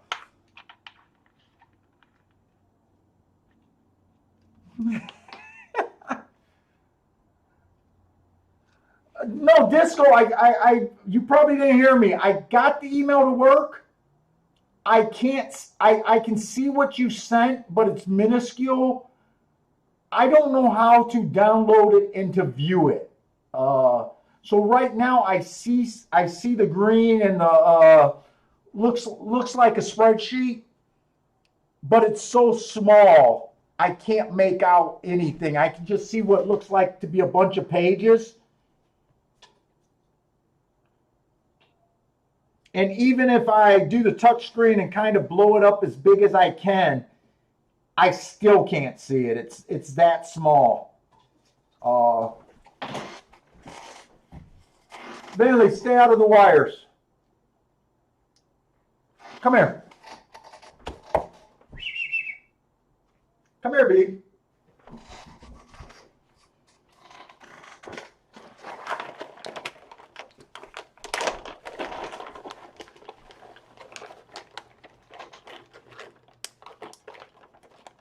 Oh, you resent it in a larger size? Come here. You come up here first. Say hi. Do your little hi. I was smiling. Bentley's getting a haircut Monday again. It's time. You look a little dirty. And you stink. Even though I just gave you a shower.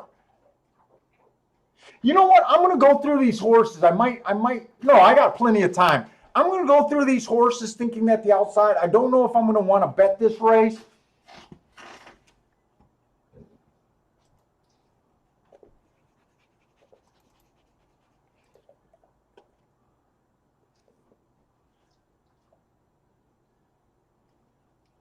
Okay, Disco, I can definitely see that now.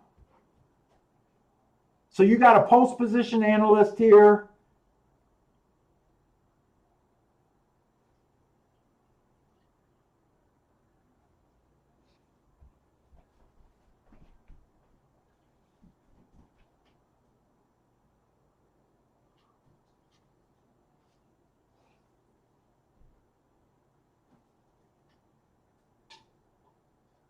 All field sizes. Oh, you got the wire percentages.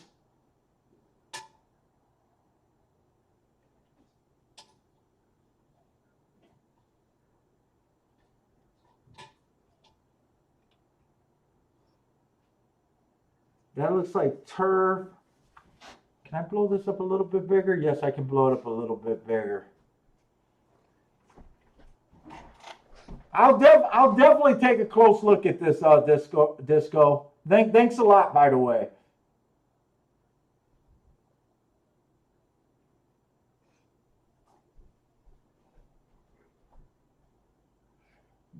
Bentley, you look like you want to get in trouble. Hey, what's up, Mizzou man? Okay, so the 2 Euros are on the inside. We kind of hoping that the outside of the track is better today. I'm just hoping off the tic-tac-toe board. The one horse, average, slow, average last race, bad rail, stalking day. He was a stalker. He didn't have the rail.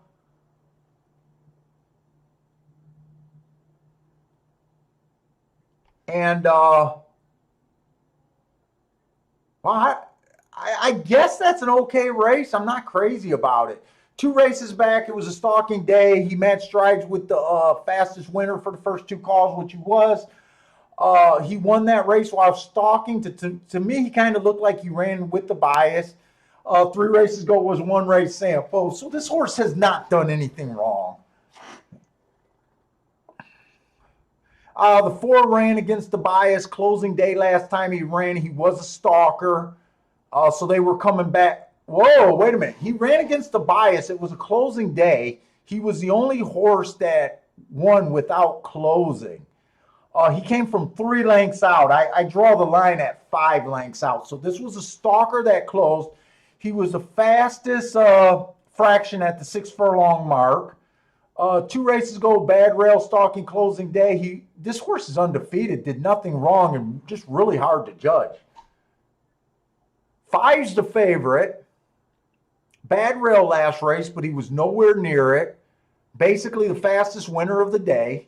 2 races back, fastest winner of the day.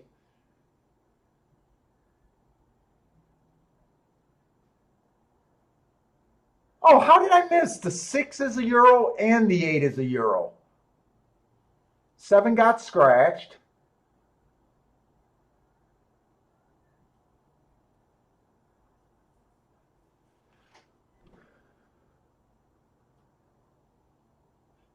Nine has been handling some business. He's been earning a triangle most of the races.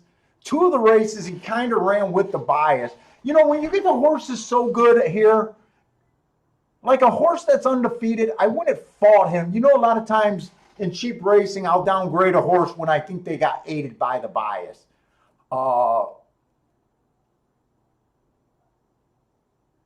Unless there's a lot of, oh, I didn't realize that the 10 was a Euro too. And there's 15 horses in this race. But what I was going to say, when a horse is undefeated and they won a couple races with the bias,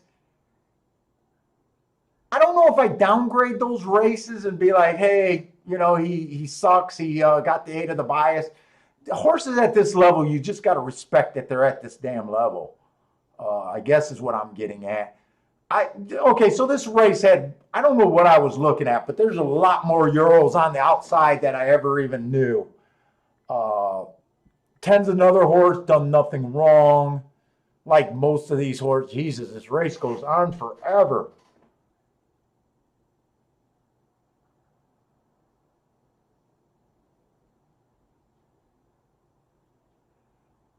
Dude, honestly, if I had to look at 16 and 15 horse fields every day, I'd be done handicapping by 3:00 in the or 3:00 in the afternoon. This is exhausting looking at these giant fields.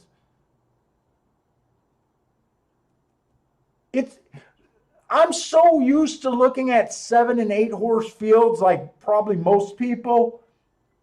It's so easy to get lost in these races. It's like unbelievably easy just to lose my train of thought, my pace projections, and everything.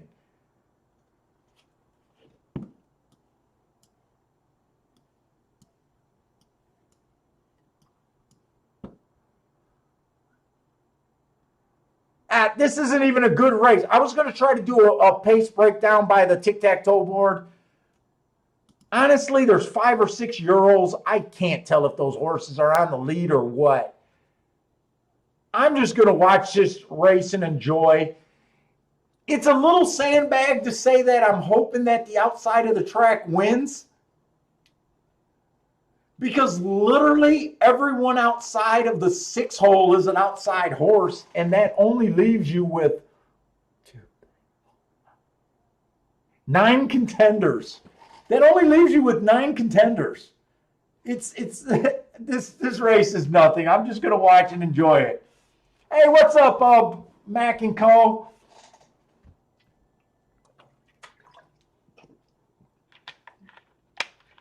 Steve B is taking a 4-2 exacta at Gulfstream. I'm just gonna read your guys' bet and look at what you guys are interested in.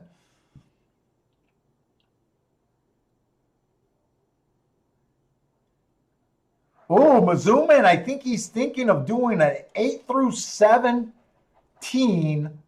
over a 7-9. Oh, that's kind of an interesting bet going towards the outside. I can't judge if that's a good bet or not. I just see that you got a lot of good prices on the outside, and it's probably okay. But man, I can't help you on this race. I can't help you on this race. Mac and Company is bomb hunting. He's trying to do something 4, 5, 9, 10 to the 6, 13. Christina's on the 9, 10, 11, 12 superfecta box.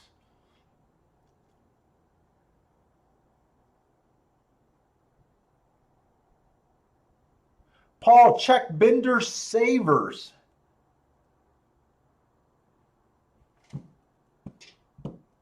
Oh yeah, I think Binder's alive to something special here.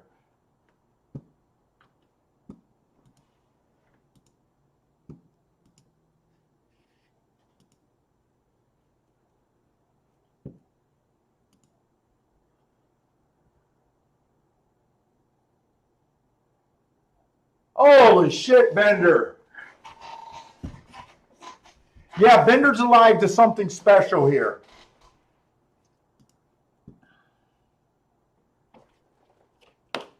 I didn't know it was going to be that special, Bender.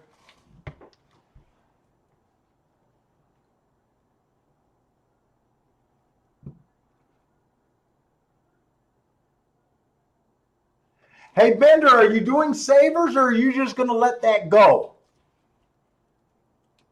I'm always curious on how you guys approach this. Oh, I see your comment. Go to Gulfstream. Okay. I'm going to pull out the Gulfstream form. I want to mark up some of these horses that I didn't do as much work on. I'm honestly really excited for what Bender got going on there. Bender's alive to, I think, 3 horses in a pick 3. And he's in for a special day if he can connect here.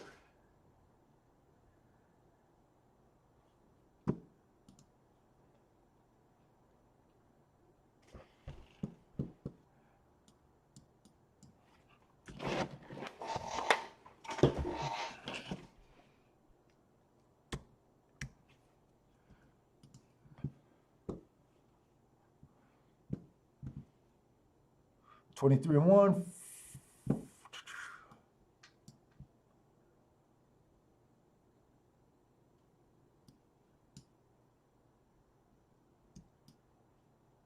My eyes are going wacky. 23 and 1, 45 and 2. We don't have the 5 furlong mark. I'm going to try to do as many of these as I can.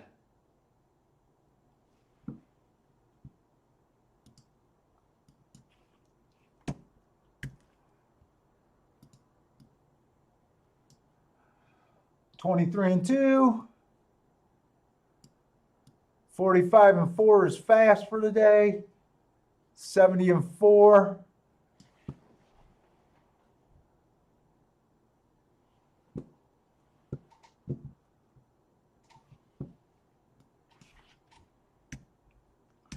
Early pressing.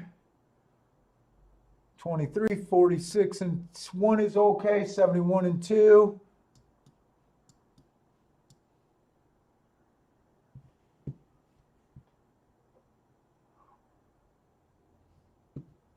Go to 8-6.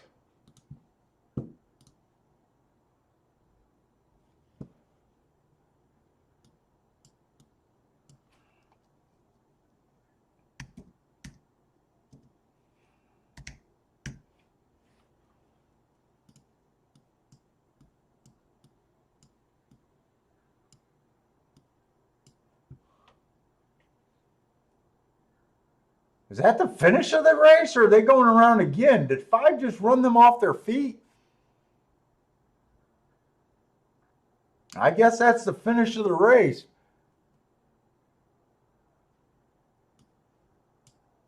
That's a second. My eyes are just getting wacky right now. That's a fast. That's a second. That's a nice race too. This looks like this is going to be a competitive. Well, I tell you what, all the inside horses look good there. Let's see, we got plenty on this race. I think technically I could put an asterisk on him. He had the 3-hole in the middle of the track was good. He did get 4 wide. It might be generous, but we'll just leave an asterisk there a little bit. That's a shipper.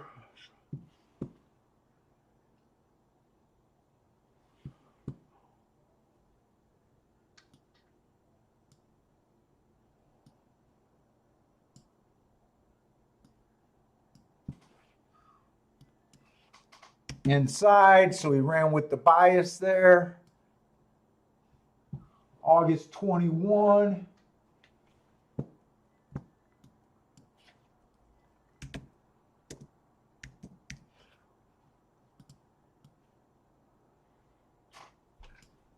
Kind of ran with the bias there. Oh, my eyes are Not holding up too good. Average 45-3. Average, slow. He had a good part of the track, but he came back and aired the next time out. Boy, if the track ends up being fair, which I don't think it is at Gulfstream,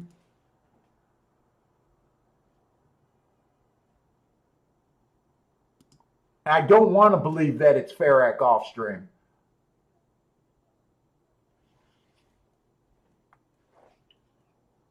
This would be a super tough race. If I'm right about the inside of the track being good or that it's speed favoring, one of those two things, it makes this race a little bit easier, I think. I'm trying to mark these up, and when I mark them up, it's really hard for me to judge anything, but I think we still got a lot of time. I'm going to try to do as many as I can.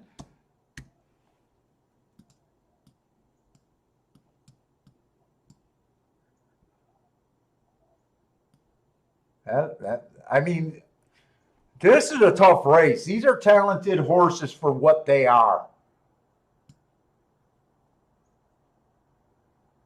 5-7-3. That's a heart, and that's right.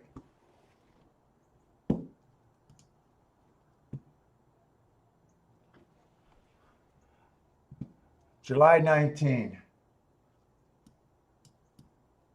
I got nothing on the date.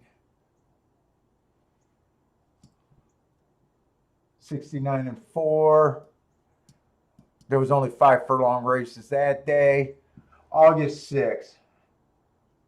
I think this is the last horse, so I think we'll be able to go and look at this race real quick. I think I got plenty of information here.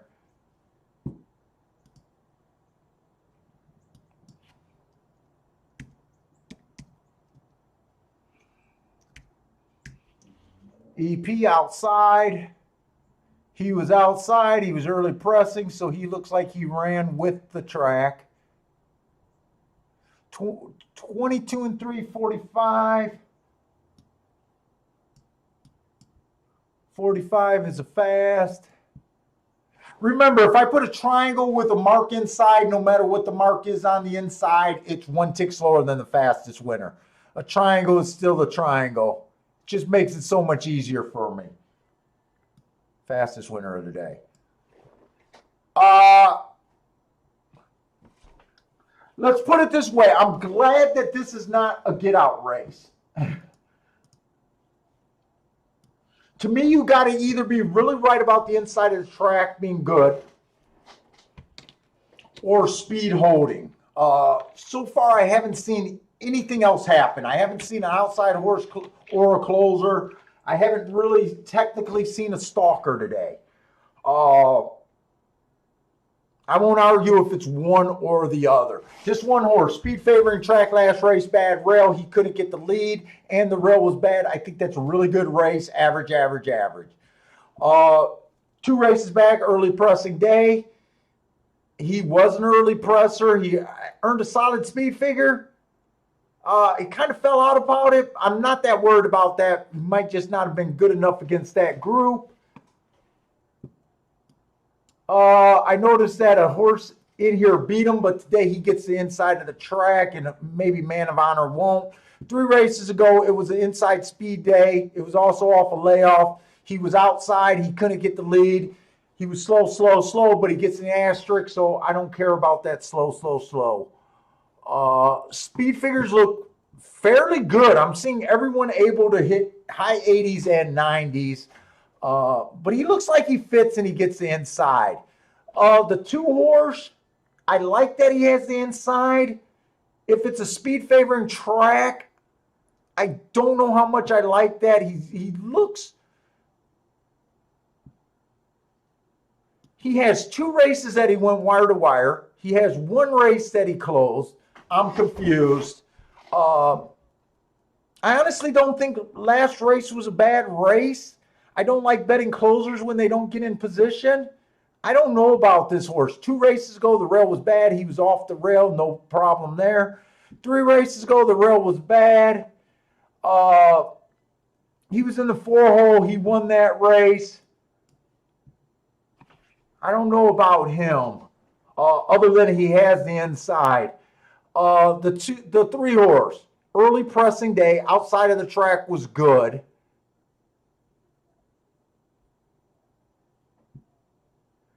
I gave him an asterisk. He ran on the inside of the track, and he wasn't the fastest winner of the day. He matched strides with the fastest winner of the day for the first 6 furlongs. I guess technically he was 1 tick slower, fastest winner 1 tick slower. That looks like a good race for an inside horse at 16-1.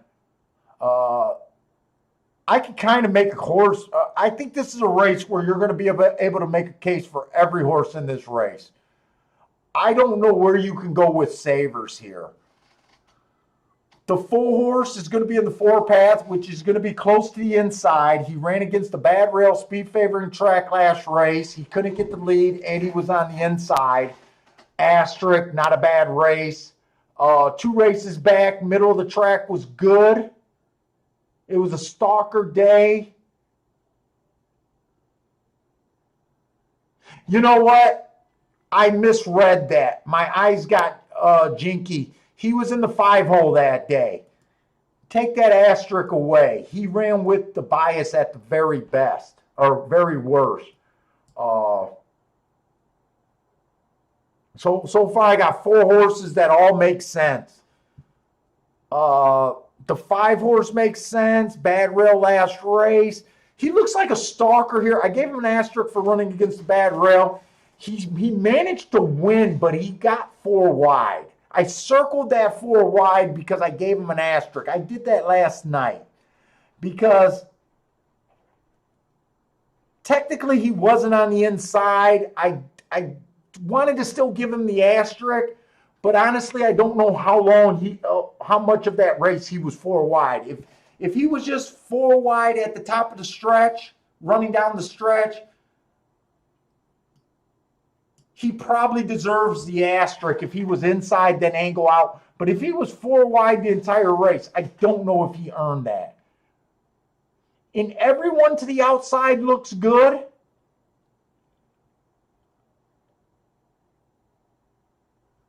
I'm not doing nothing here.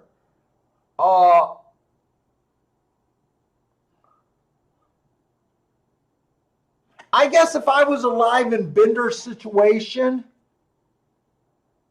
I may put a little bit extra on the 4 and the 6. I don't think you can bet every horse. I don't know what you're betting in, if you're up and down today, if you need this race.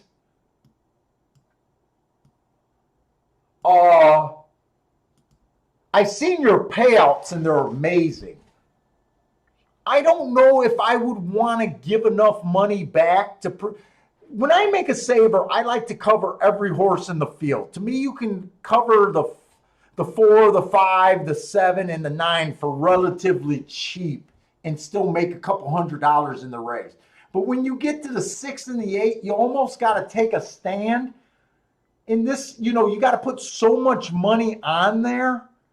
And like I said, if you're not up, if this is the bet you need, it might not be worth doing. I'm holding my breath, hoping you come through here.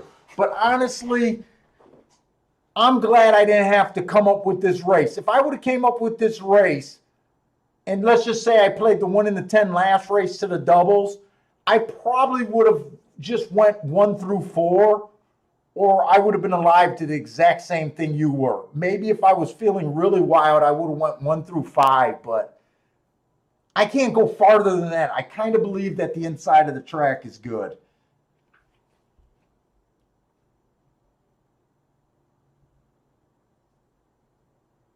Dude, there's absolutely my overall impression of this race. If this was a fair track, I would not want anything to do with this race because I would be completely scared of posts 1 through 9. And I'm not good enough to separate it much more than that. This is just a race that, man, I'm with you. It's scary.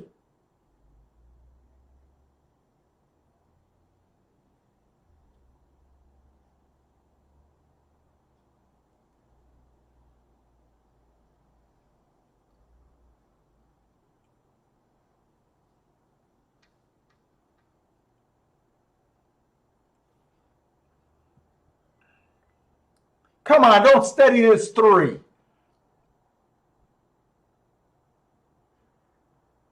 Dude, not only did the 3 horse steady, he caused the 2 to steady also.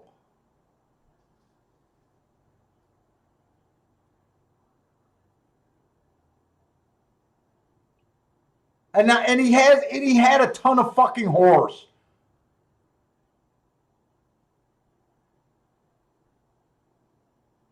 Come on, one, give Bender this rail. Give Bender this rail. Give him the fucking rail. Let's go. Let's go, Bender. Let's go and bring this fucking 2 and 3 to prove how good this rail was today.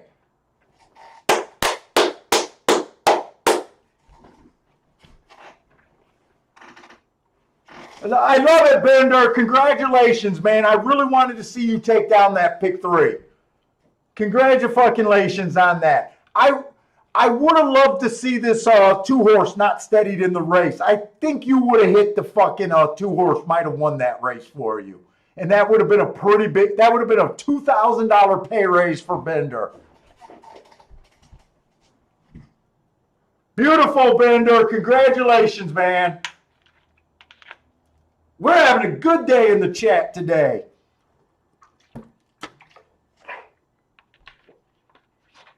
By the way, with all that talk, did anyone just decide to box the 1, 2, 3 and just go with the inside of the freaking track?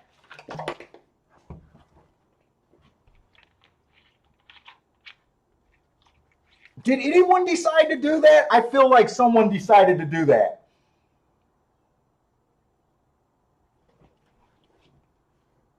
And Jesus Christ, the odds board.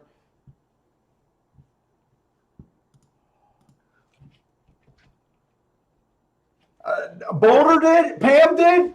Hey, congratulations. I think you guys got a lot of bad luck. All of you guys that hit this bet. We're going to, I want to stay on this race because I want to watch. I think the 2 got steadied. I think the 2 not only got steadied, he fell back. I think when he fell back, he took out the 3. And both of them rallied tremendously. And I got a feeling this 2 horse could have won this race.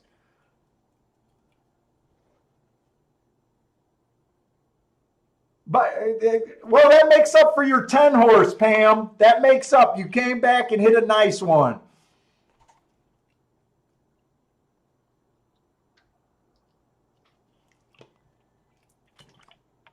Oh shit, Bender, you had a solid half a Rolex day right there.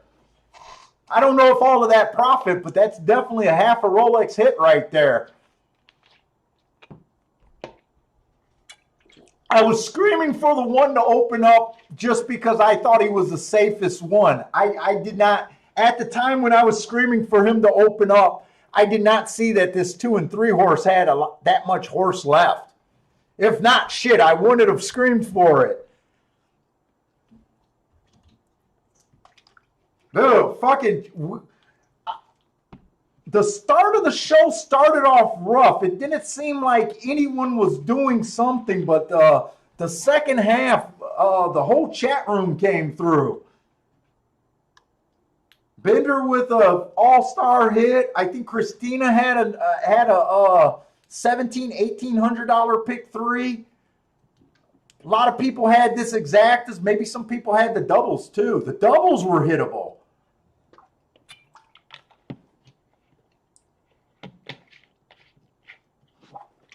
and then there's Parsons. All right, guys, let's shift to Keelan. How the fuck you want to play Keelan when that's great Gulfstream racing? I'm supposed to be done.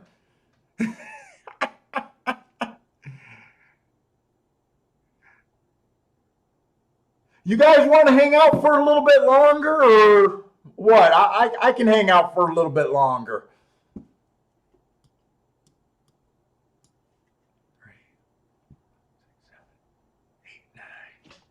That's all 9 races. Tic-tac-toe board. Oh, wait. I'm sorry. I'm sorry. Those are two different surface. Tic-tac-toe board. Tic-tac-toe board. And if you guys remember, it kind of helped with the turf race right there. The turf route that won in the last race.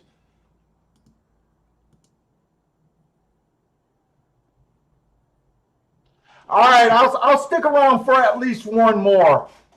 It's only 450. Maybe I'll do two more. I definitely gotta. I can't ignore. So me and Bentley got the house to ourselves all weekend again. My wife's going up north with her lady friends, and I got to sit here with all the responsibilities.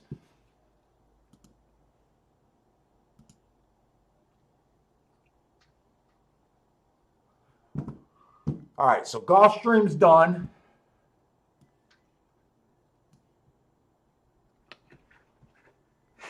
Boulder says, "How about five more?" Man, I don't even think I can handle. Is there really five more races at Keeneland? There can't be five more races at Keeneland.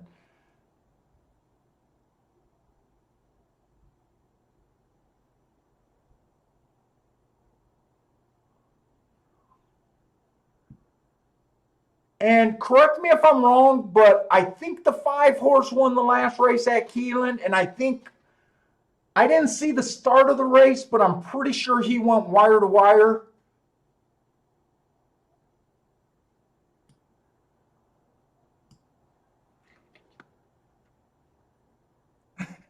Let's go live tomorrow. I'll think about going live tomorrow. If I go on live tomorrow, the most I'm going to do is try to mark up Gulfstream. I'm not making any promises. Right now, I'm feeling so good about how the day ended. I'm so excited about your guys' hit and my hit. Uh, it's right now. I got those feel good bubbles in me, and I might actually think about it.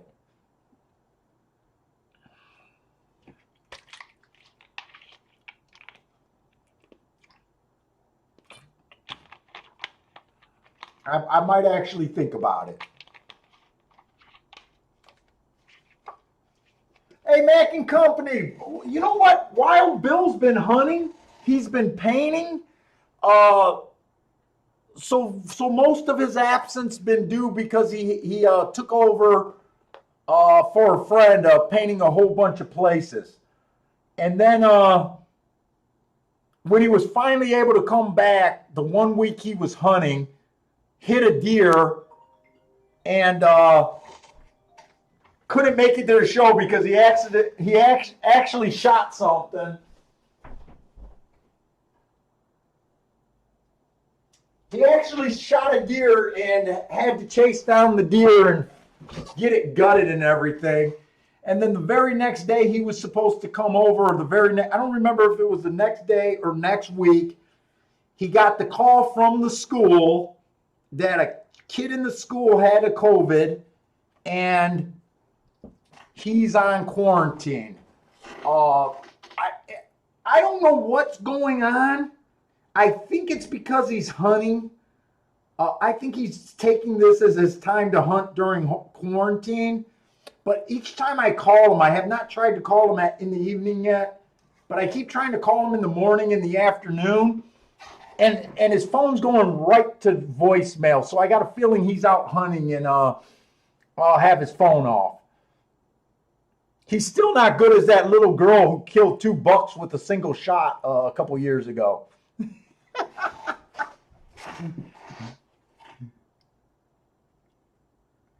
Yeah, I got my phone right here, Parsons.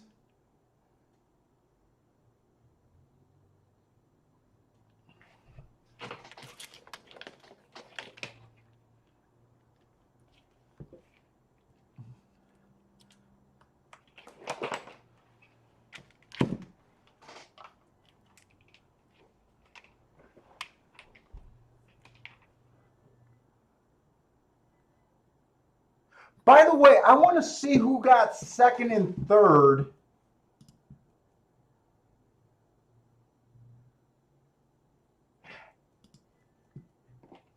Hey Bender, if you're still not running a house, or if you're still not running around celebrating, if you're still here, I'm just a little curious.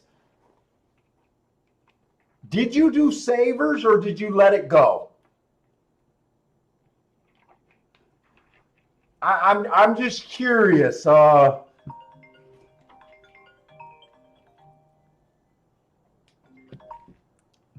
Yeah, what's up?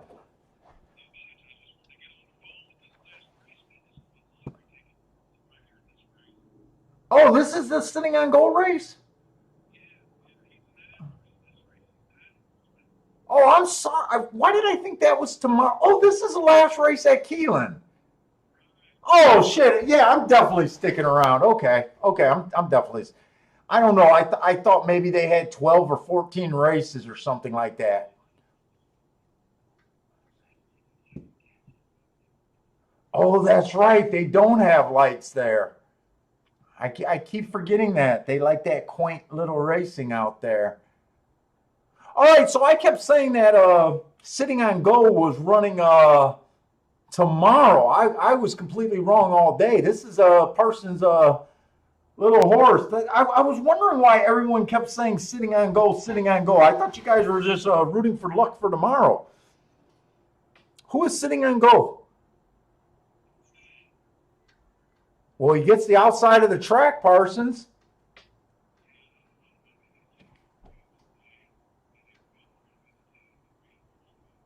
Oh, I was thinking this was a turf race. So, oh shit, that might not be great. So we do not want the tic tac toe board to work this race.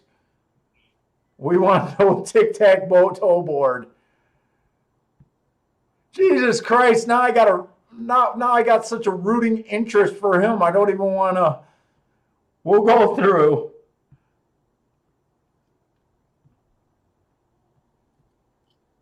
I'm trying to see my. I'm sorry about all this scrolling, guys. I'm trying to see where the hell I put that tic tac toe board.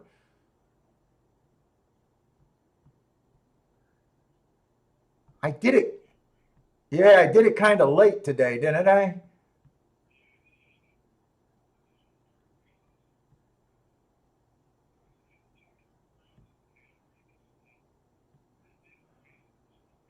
There it is. Yeah, so far they just stalked and closed.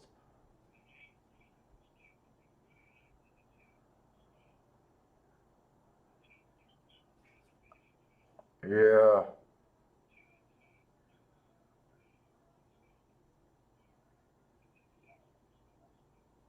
Okay.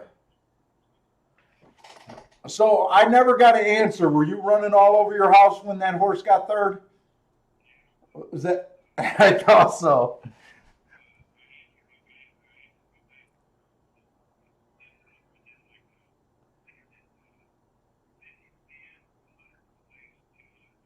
Oh, really? Oh shit, that's such a bummer. I mean, you hit for a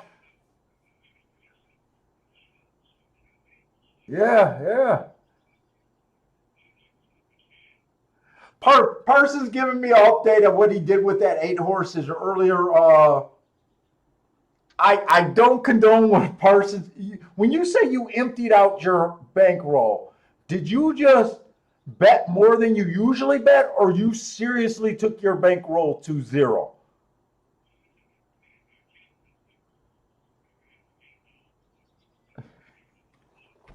Well, okay, okay. You couldn't make another deposit, but you emptied your bankroll. What was in your account?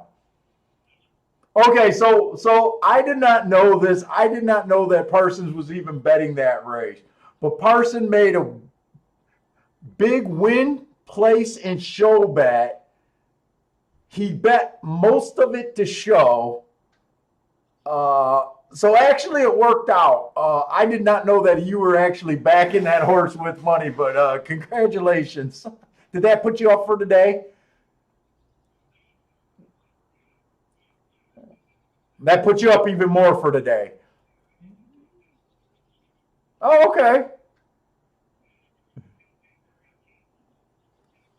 Oh, okay. So you had a good day. You hit a nice double and a pick three too. I'm shocked you put your whole bankroll on that horse. I'm shocked, but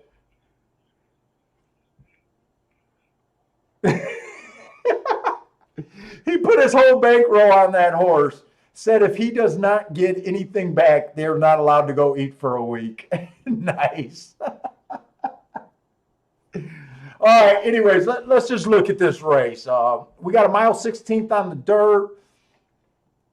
We're hoping that it's not favoring the inside right now. Let's just put it that way, because right now, all my interest is in what this Sitting on Go horse does for Parson. I'm more excited about that. I want him to win the little lottery ticket here. Anyways, the one horse ran on a bad rail the rail was bad last race. He was wide. So it didn't affect him. He was just average. Matt Strides with the slowest winner. Taking a big step up. For me, it's so hard to even judge what these horses are supposed to do. Myself, I think it's a stretch, but fuck, I don't know. The 2 horse, bad rail last race. He was in the 4 hole. Said he was 3 wide. He won that race. Kind of Matt Strides with the slowest winner, then was average at the finish.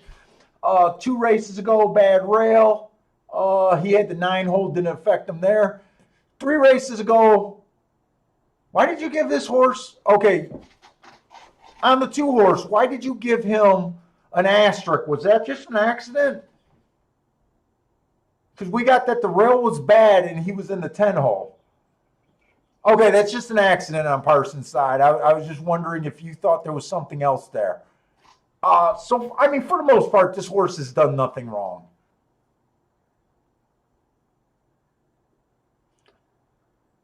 Is that who you like in this bet? Or can you get your rooting interest for your breeding thing and bet this race?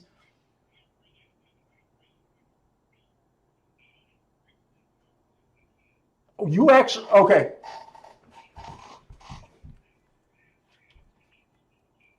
Yeah, I did see that asterisk, so I thought there was something there.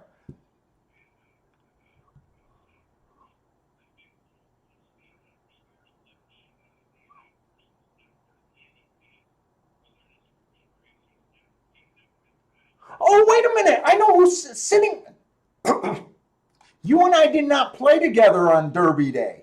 Sitting on Go was that 2 horse that I actually hit in the double that put me on the Rolex Day. Oh, that's her. Oh, yeah, I hit this horse. The rail was definitely bad that day. Uh, he did angle out though. He angled out, and he was one of the widest horses on the track, coming off the pace. Uh, I actually hit that horse. Let me just go through. So the 3 horse average, and was 1 tick slower than the second winner at the next 2 calls. It was an early pressing day. Nothing's wrong with that. Average 2 races ago. And 3 races ago, it was a stalking closing day. He won by stalking, being the fastest winner of the day. Like all of these races, none of these horses do anything wrong.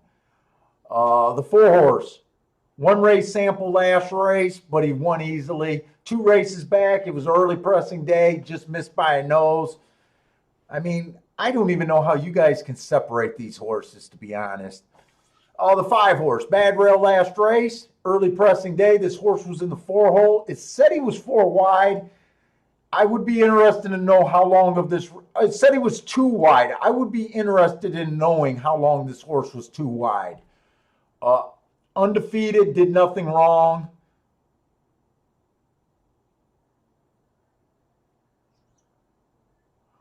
The 6 horse, bad rail, early pressing day. He was on the outside. He was a stalker, so I think he's okay there. Slow, average. That was a route race. Oh, this is a route race too. I don't know. I'm not getting a good read on him. The 7 horse, early pressing day last race. So this is your favorite. Kind of rode with the bias to me at a route. Fastest winner of the day. hasn't done anything wrong in its career, undefeated.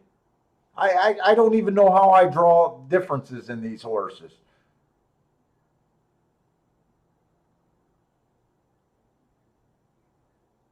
We got a few graded one winners already today. I was kind of glancing back just to see which horses were graded one winners.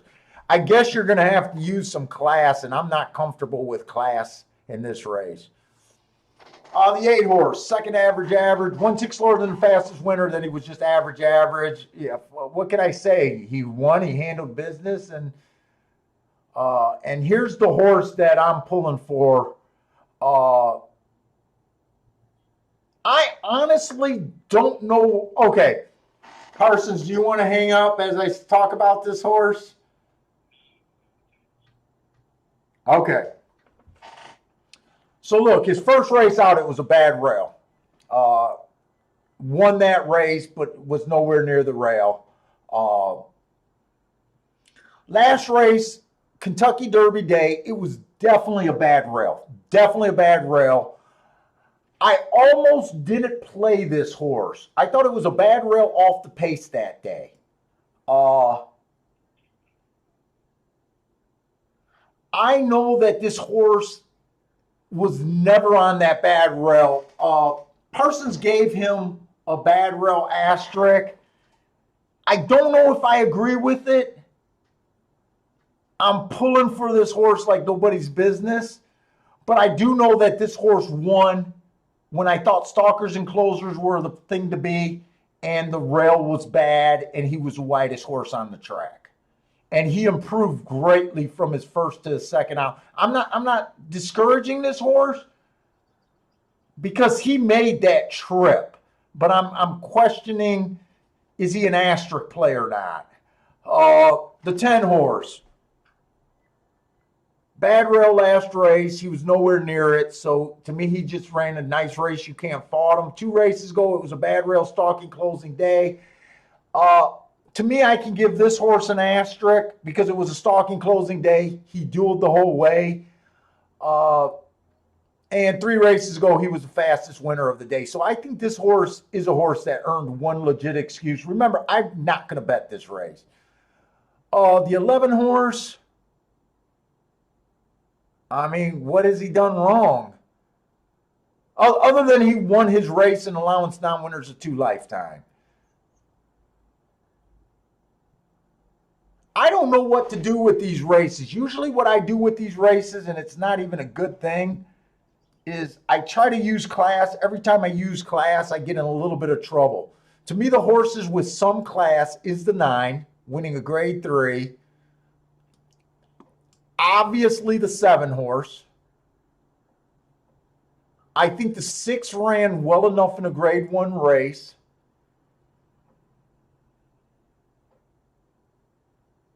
The 5 won a grade 1 race. The 3 ran well enough in 2 grade 1 races back and back to be respected.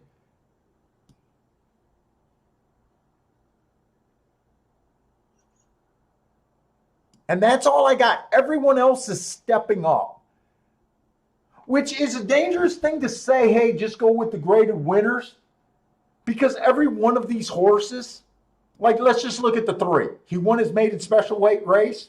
He was a well thought of horse, and he went to 2 grade 1 races and ran extremely well. 2 nice seconds, right? The 5 horse ran a maiden special weight.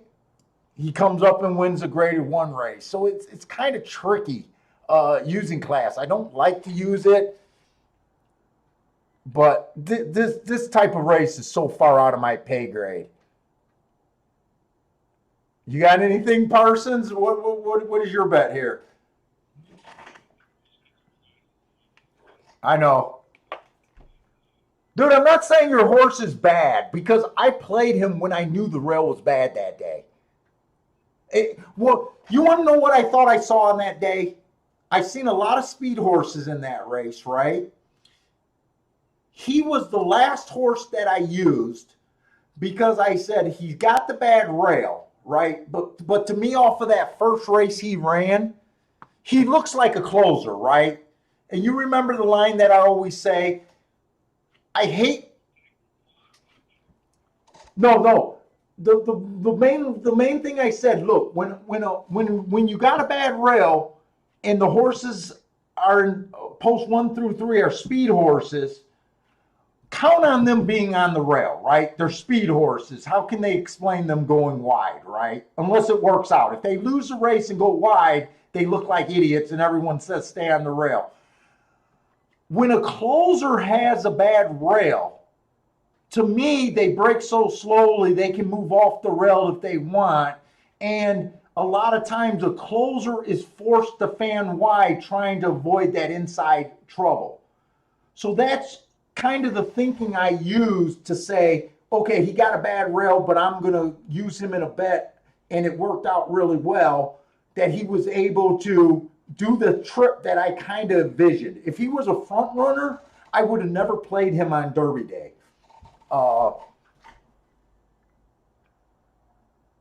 Is 9 the only bet you got here, Persons, or are you looking at other horses?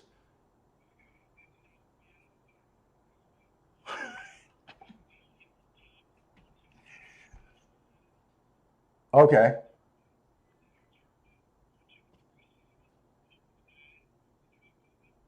Okay.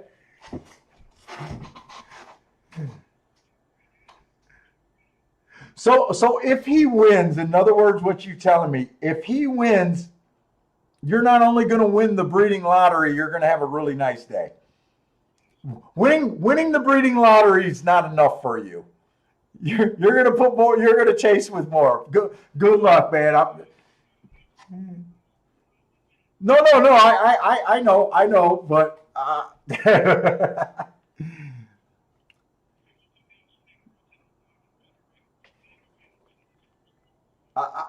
think they know. I'm going to look at the other people bet. Dave G's taking a bet on the 9. Javon likes your 9.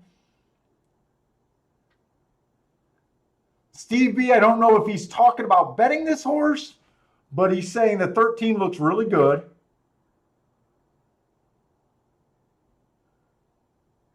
Hey, what's up, Brew and Graham? I don't know if I said hi to you or is that your first comment, but it's the first comment. Why is the 11 dead on the board? Honestly, I can't answer that question. I'm not a good enough handicapper to say anything. I guess maybe he's dead on the board is because he just went to non-winners of 2 lifetime, and they're probably disrespecting that. They're probably saying that, hey, the owners didn't respect him enough to put him in an allowance race or a stakes race, an allowance 1X race right away. They took the easy way and went to non-winners of 2 lifetime. To me, I got a feeling that turns off bettors. But dude, the price is right to say you don't care about that non-winners of 2 lifetime race, in my opinion. Right now, I fall under the category is I have a problem deciding who even deserves to be chalk in a race like this and who should be a long shot.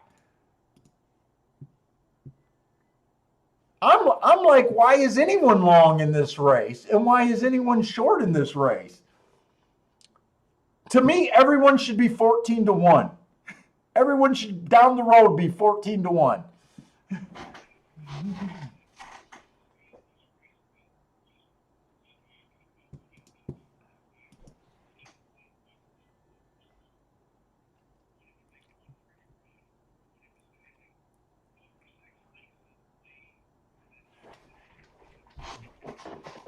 Now, the tic-tac-toe board is kind of leaning towards the inside of the track, stalkers, closers. We only seen 2 races at a route. I do think the 9 has that stalking, closing, running style that could be very helpful here. I do agree there's a lot of speed in this race.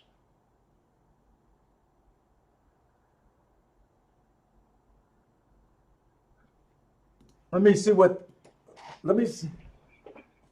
No.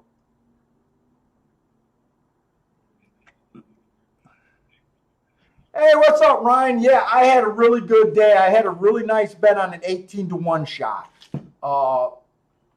And then the handicapping just turned into be great. I didn't play the last few races. Could have, should have, would have.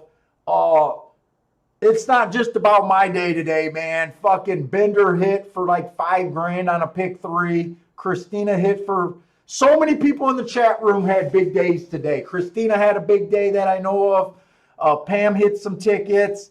Quite a few people have been hitting today, so it's been a really good. The start of the show was a wreck, but the middle to late end of this show has just been really fun, to be honest.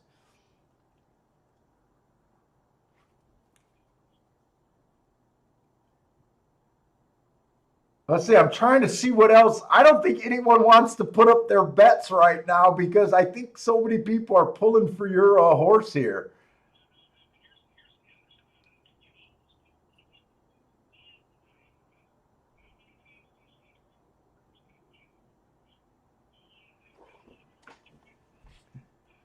Well, you need him. You know what? Parsons just whispered in my ear. You almost don't want him to win today because how many times does a Breeders' Cup champion 2-year-old go on to win the Kentucky Derby? So he's even thinking ahead. But here's the thing. You definitely need him to run well. And I think you need him to run well because did he get a bias help last time? If he runs extremely well here, I will not say that that race was 100% biased. I want him to at least belong here. You know what I'm saying, Parsons? All right. I'm going to put the earbuds out because I don't want you blowing out my ear if you got to come to yelling here. 22-2. We got a pace that looks good for a closer. They are spread out here too. They are very spread out.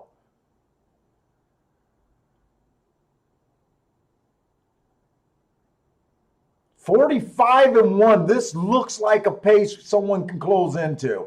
I don't know if they can come close from a million lengths, but we need some horses to start making some kicks here.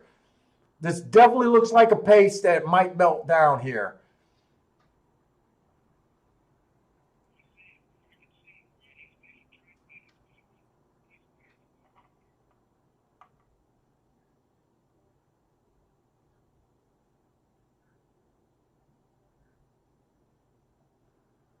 He looks like he's moving on the outside. We need some horses to come out. This stretch is kind of hard to judge. Yeah, I got a feeling the stretch is not going to help.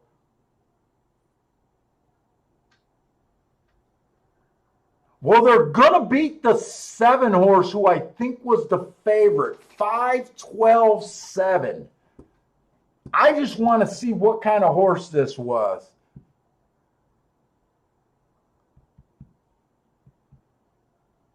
Well, circling and keying off of the horses that had some stakes, I'm going to put you back on.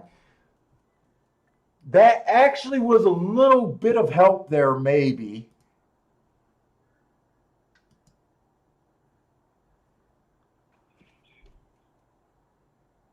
What did it come in, 5-12? Did 12 get second?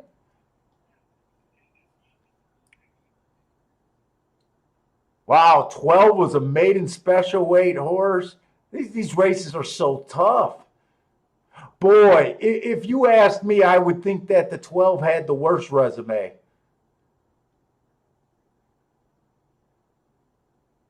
He ran extremely well.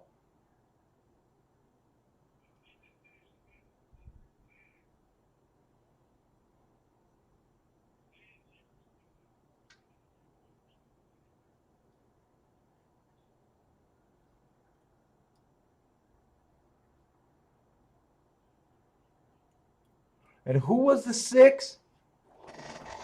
So two of the first 3 finishers, or 3 of the first 4 finishers, all had a grade 1 race under their belt. What did they bet Jackie's down to? What did they bet this favorite down to? 4-5.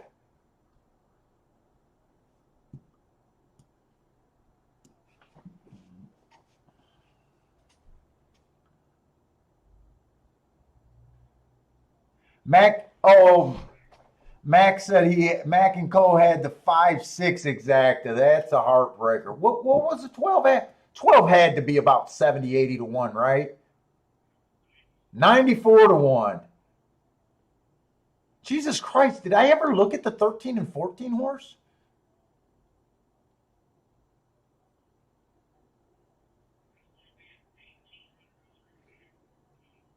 Matt's saying that's going to be a what, $1,800 exacta, 1,800 to 1 exacta.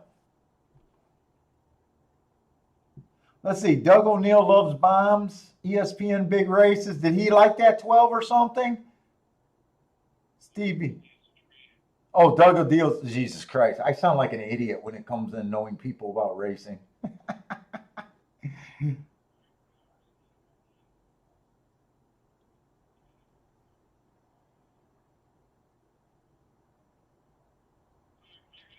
All right, take it easy. Sorry about that, Parsons.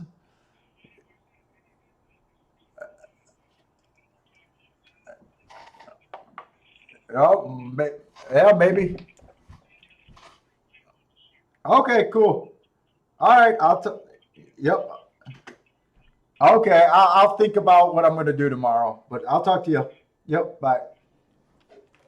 All right, I got to get out here for this damn dog.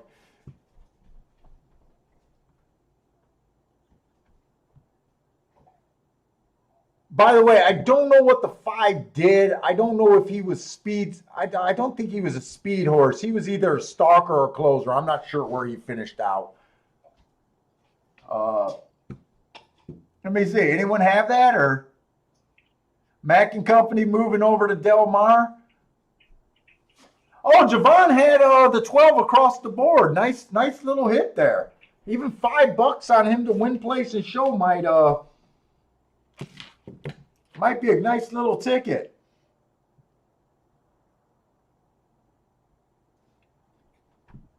Christina, my dad just called me, told me he had the exacta for $10. Jesus Christ. Your dad just won 18 grand? If 100 for a dollar, that's 18 grand.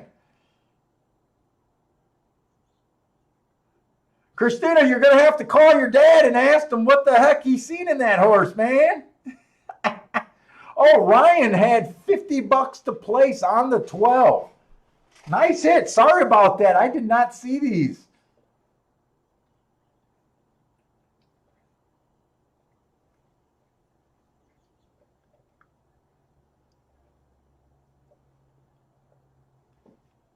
Well, congratulations to your dad. Congratulations to Javon for having the 12 to place. Ryan had $50 on the 12 to place. $51 to place. Fuck, we celebrate when we hit a $10 horse. Fuck, 51 to place is nothing to sneeze at. All right, guys, thanks for joining me today. I really had fun. I didn't know I was going to enjoy. It started off rough today. I just can't do 3 tracks. But I didn't know I was going to have so much fun just watching the Breeders' Cup with you guys. Congratulations. It seems like a lot of people in the chat room had really good days today. Hopefully they ended up being profitable. I know some guys had some really big hits. Hopefully they're profitable. I'll kind of think about doing tomorrow. I'm not making any promises. We'll see. I'm going to nurse this headache a little bit, take Bentley out for a walk, and see if I want to start working on the form right now. But thanks for joining me like always, guys. Thanks for the support. Like I said, really had fun. Stay with you guys today. Stay safe out there, and maybe we'll be on tomorrow. We'll see.